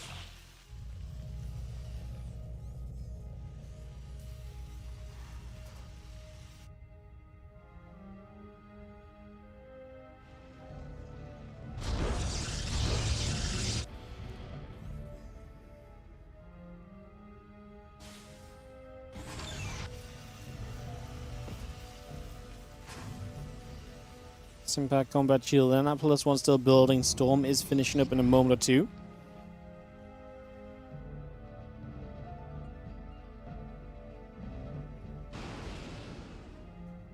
Hello, Ellie. Ellie's here to say hi, guys. It's Ellie's birthday today. Whew!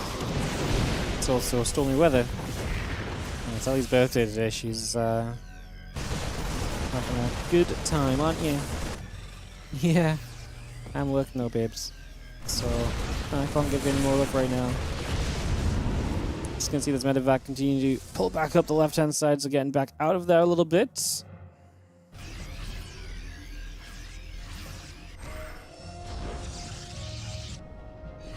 The Vikings gathering up this bio, pulling across. The Ops keeping an eye on things. This orbital is going to move down to the low ground.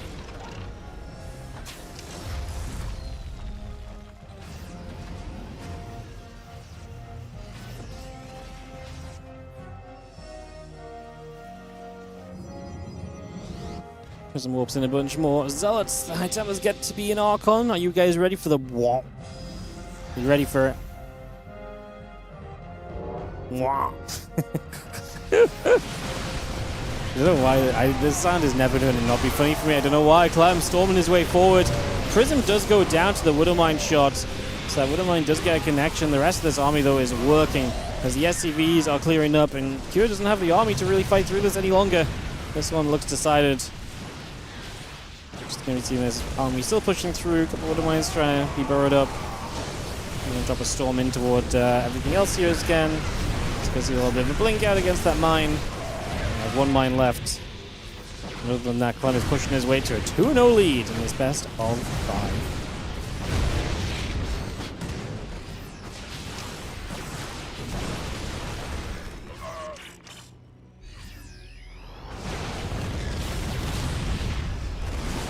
Trying to engage back through. Widowmine. Gonna go off towards the Zealots. A couple of the Zealots getting blasted. Archons are still shoving through. The SCVs are going to pull into this. Inspire Force still chasing forward. A little feedback onto the medevac. Kira doing what he can to live, but it's not happening just yet. Clem is looking a bit too strong for game 2 at least.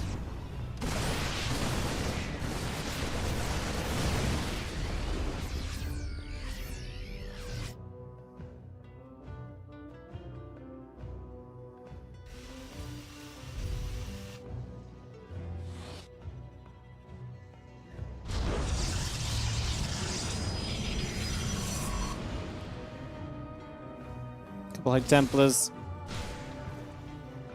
Kind of bow medevacs, SCVs, Ghost coming through, and you have the orbital in the main settling as well.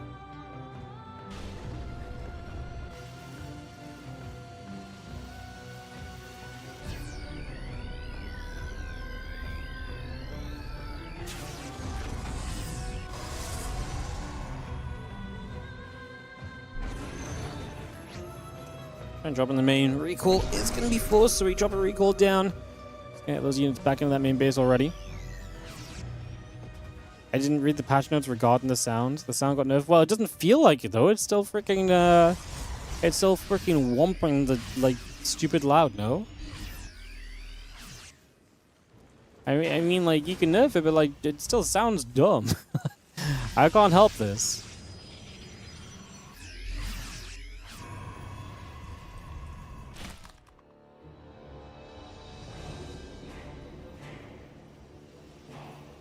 It doesn't feel fixed at all. It's still freaking noisy. It's just a dumb... I think the problem is it's just such an out-of-place sound, no?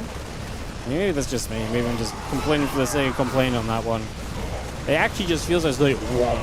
It's just so unnecessary.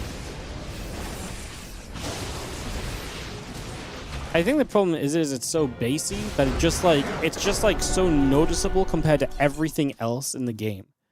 Because it's just like a whoa. You know, it's like whoa. Nothing else goes whoa like that, you know? Trying to work out what a route back in for Kira looks like here. Probably looks like a game 3. Yeah, I don't think get back into this. The patch called attention to it. Well, I mean, like, it was catching me off guard the other day. It was definitely very loud. And maybe it is quieter now, but it's still... Even if it's quieter now, like, I still don't think it's a good sound. I don't think it's a good sound. Oh, no one has still and also no one has explained to me yet why we needed a an Archon morphing sound. I have no idea why this was a necessity. Archons have never made a sound in like 15 years of StarCraft 2. Did we really need them to start going whoa?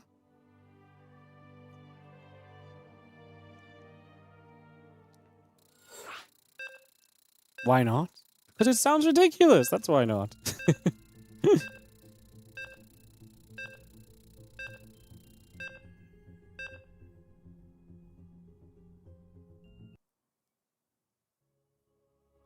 Sounds cool. Fair enough. I mean, I'm just gonna laugh at it every time. It makes me laugh. I don't know. I can't explain it. It just makes me laugh. The disgusted look on my face is great. Just, you know, we could be balancing the game, but instead, thank goodness, the Archons now go whoa. You know? The Archons now make a sound.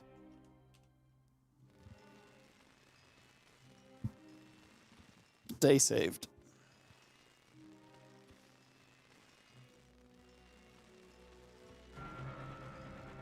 Top left-hand side, a blue Terran player here for Team Liquid is Cure. As in the bottom right out, red Protoss is going to be Clem.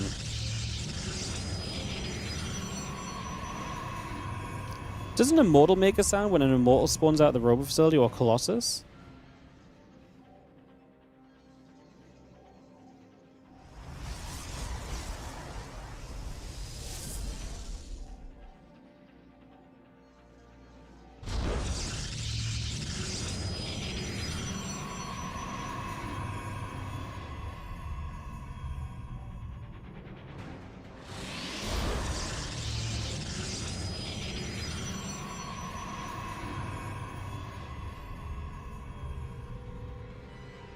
The Halcon sound bugs, you can't hear it over the whole map. Yeah, maybe we should make it more extreme.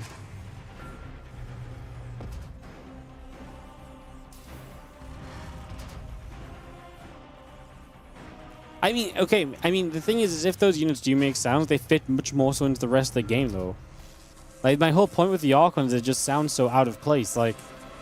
Like an Archon morphing during a fight is louder than any other part of the ongoing fight.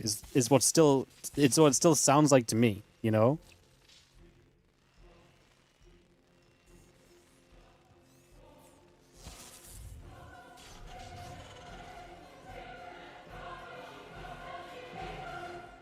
I think to me that's the issue, is like, and don't get me wrong, maybe I'm now mentioning it and now it's a thing, now I'm noticing it more, but like, it just feels as though it's like, whenever an Archon morphs, I'm like, oh my god, an Archon morphed. And it's like the least important information of all time.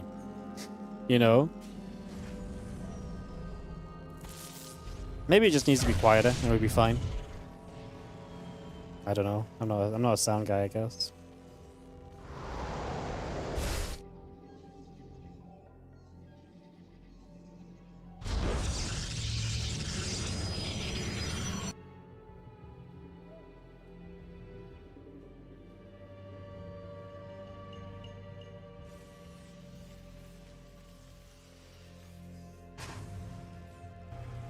I can't imagine caring about it one way or the other. Yeah, I'm probably getting too bothered by things. The sound's not very Archon-y. I mean, I guess I don't know what the Archon's meant to sound like. Like I guess the power overwhelming line. I mean, maybe an Archon, like a massive amount of psionic energy morphing together, maybe it does sound like that. I don't know.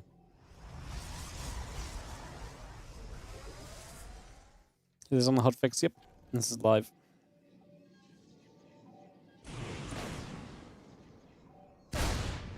Reaper's gonna hop in. Q could definitely do with a little bit of a nice start to this game. Down 0-2 in this best of 5 final.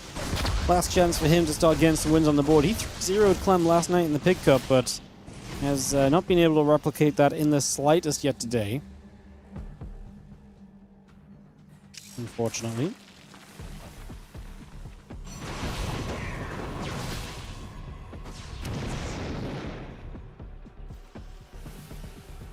Rover facility building Twilight Council is about to finish. Medevac and a couple of Marines coming by as well.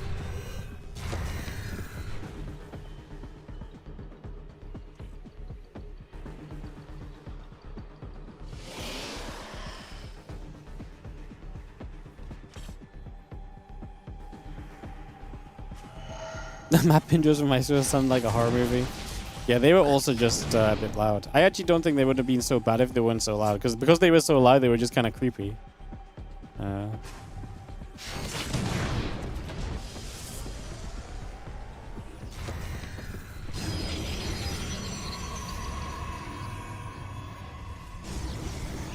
Blink is on its way. Robo facility is producing a couple of probes, and the pylon are coming about. Siege tank is in production. Let me just take a couple moments for everything to be settling here. And seeing where this game 3 is going to take us on at Eternity's Edge. Is this the first time I've seen a mine drop in Cure? I guess let's see.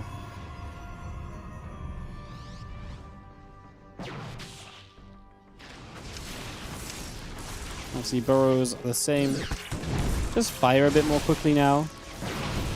You're going to lose that second mine. This was a pretty decent defense against the mine drop. Still one medevac and a mine alive, but we only lost one probe and some very small amount of mining time against it.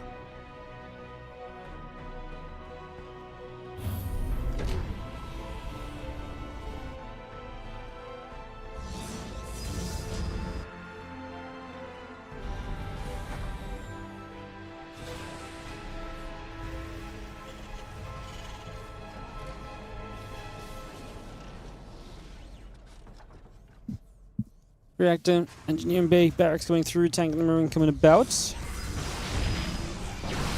Stalker's going to get in here. I'm going to deny reactor on the starport. It's a really nice starting point. He gets a kill on that. You can see the barracks lifting off to repositioning. Clem's going to get after some SCVs.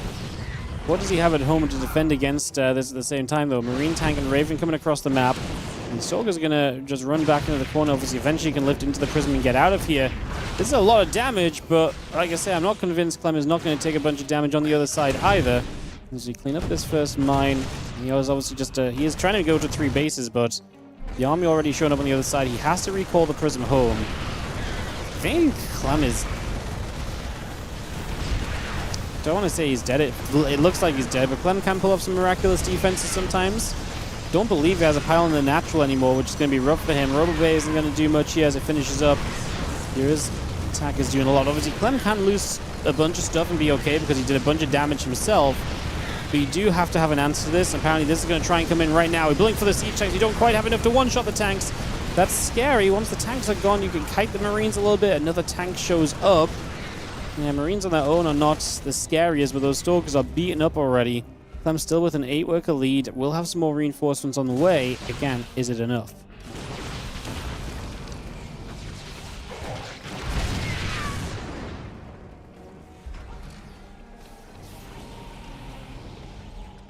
Fio's still reinforcing this. Clem's about to have charge. That helps. Still not necessarily enough overall. Another auto turret is nice and put a little bit more damage out as well.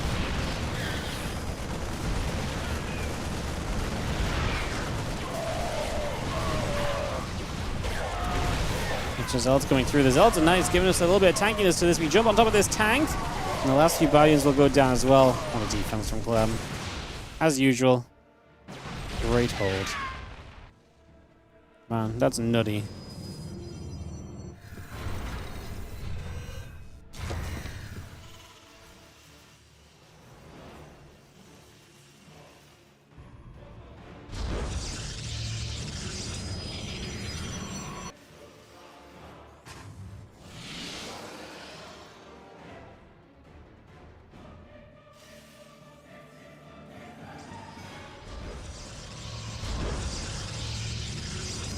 We see in the gates coming about, battery coming up. Clem survives through.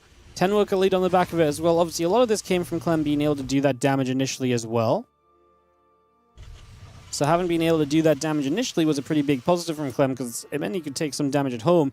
I don't know how much difference the 4 Stalkers at home would have been. What maybe would have been a bigger deal would have been if those Stalkers were out the front of the base and maybe they see this Terran army pushing and you weaken it a bit before it gets to the other side. Then maybe it would have had a little bit more impact. I see a few more Zods moving in.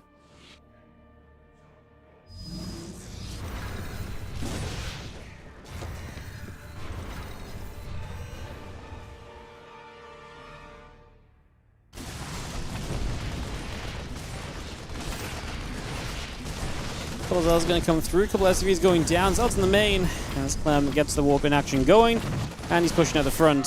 Doesn't have too much at the front, but Kira's not dealing well with the run-bys in the main on naturals. He's going to have to pull away. The third is already retreating. How far does Clem want to shove this? He's going to start walking toward the natural expansion. The Bioun's gathering there. I don't think Clem needs to push into the natural. I think he's already done more than enough. Gets a medevac with the Stalkers too. Another Colossus popping out. All of this, and Clem is now putting a 4th base down as well. The mine shot is good. Clean up the prism at least. Alleviates Cure of some pressure.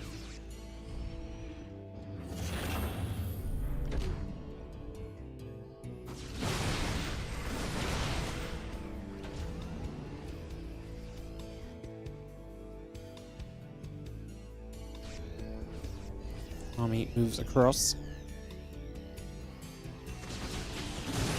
We've seen a couple of Stalkers getting hit at. Do you see the command center going to land back down? 4 bases set up from Clem now.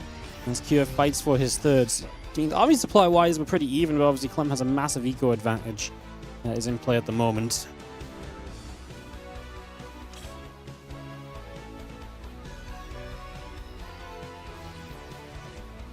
When did Clem start playing Protoss? Clem has played Protoss versus Terrans for about 1.5 years now.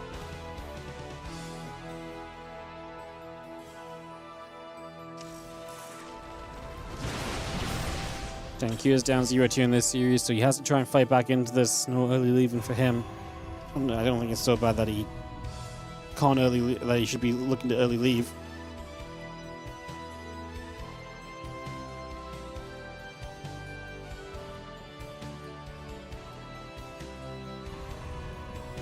And Disruptor's about halfway done. +2/+1 still coming about on both sides.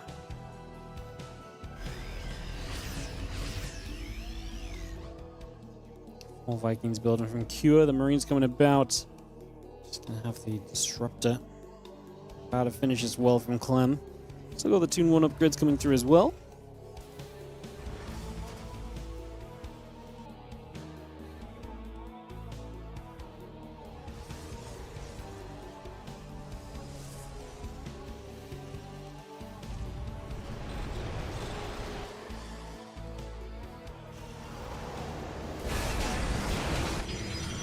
Zealots gathered around, army pulling back from Clem. Not going to look to push in, but he is adding those disruptors on, so getting those up and running.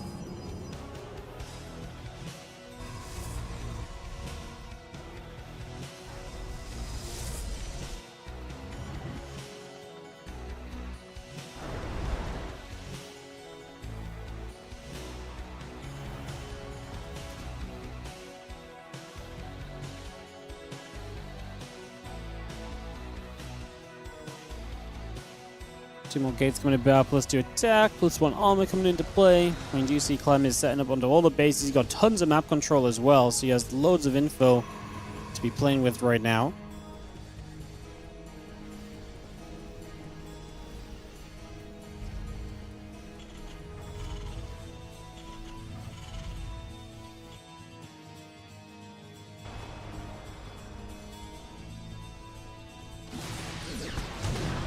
Push up on this right-hand side. Let's see how Clem can do. Don't have a ton of money to rebuild with necessarily. As you're going to be seeing a couple of Vikings coming back over. Zealots, Colossus, Stalkers all gathering up. I mean, well, the Viking count is very good, so actually is going to be good against those Colossus. These are getting reached though. It's not too many Stalkers to defend against the Vikings either. I have enough to one-shot for a moment or two, but as we lost a Stalker, that one-shot potential is gone, and the Colossus are dying. Disruptors going to have to help Clem out here. This Disruptor shot is just going to land for a Marine. Now both Disruptors in the front on cooldown. There's one in the back that is available to utilize its power still. Clem is just fighting, but I mean the main goal here should be denying the 4th base from coming up, and there is going to be the 4th attempt on the right side in a second. We'll see if Clem can actually stop that coming online at all. The Ghost there was actually under fire. Looks as though it might go down, but both of them will live through. Clem actually does show up to put some pressure on the 4th location.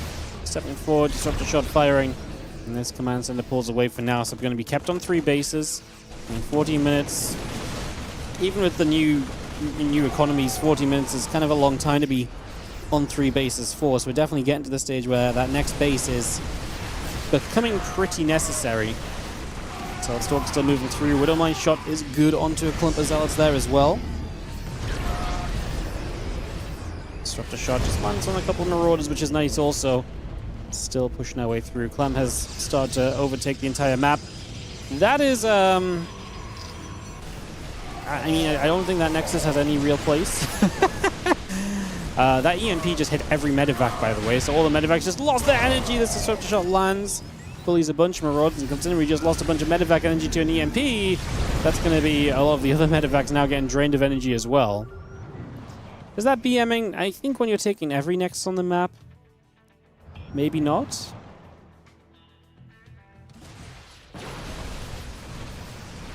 But maybe a bit. Clem doesn't have that much army supply here. I actually think he needs to be careful as he pull back away from this. Another Disruptor shot lands towards the Vikings. I actually think Clem probably needs to pull away from this base a little. Another Disruptor shot firing through.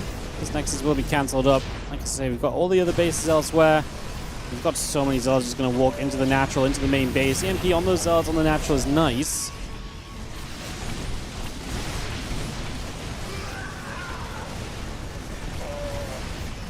SCV from Kia feels pretty important. He did get the Planetary Fortress up. Looks like he will keep it alive here as well. As the Zealots have to back away. The Bioforce coming down is enough to chase this off.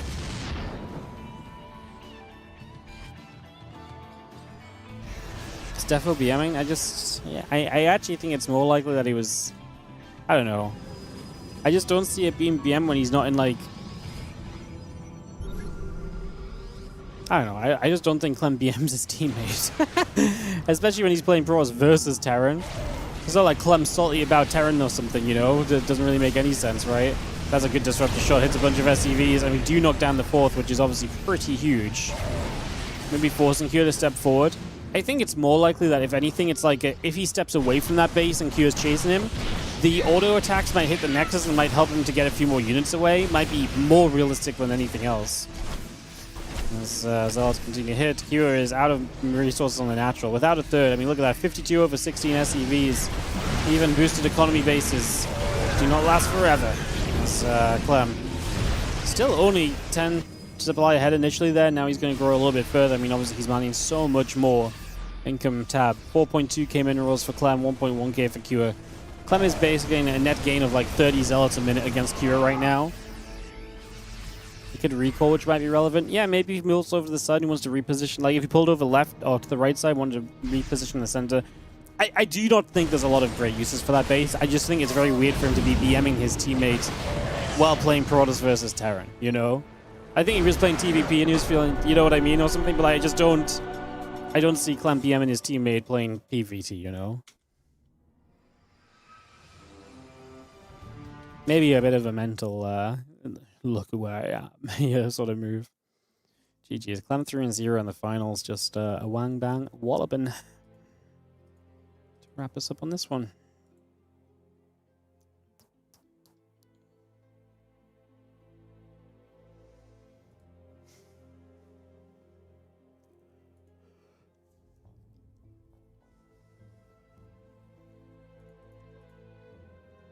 Alright guys, that will be it for us today. Appreciate you guys.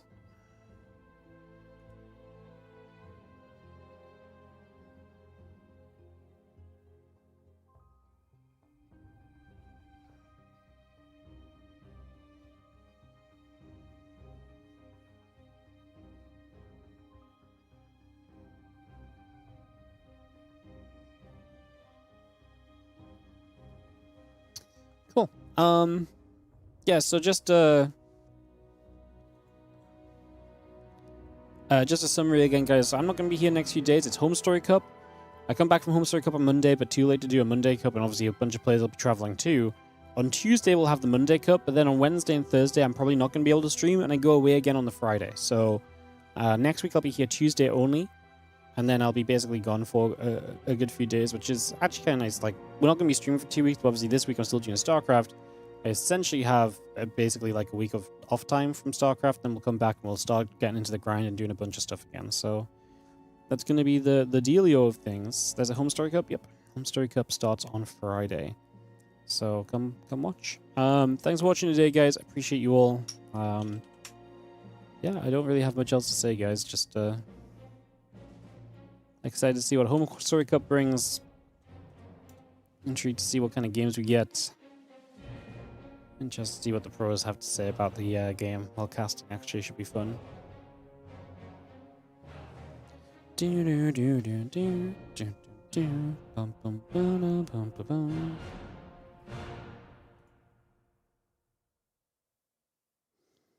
Cool. Alrighty. Yeah, I appreciate you all. I will see you guys at Home Story Cup or on Tuesday next week, guys. When some ads on the outro, it's supposed to the stream. I'll see you guys there. Obviously, there will be daily YouTube uploads as well. If you're interested in YouTube uploads, there will be those Doyu Cup games going up over the course of this week. So check that out on the YouTube. I'll see you guys later. Bye.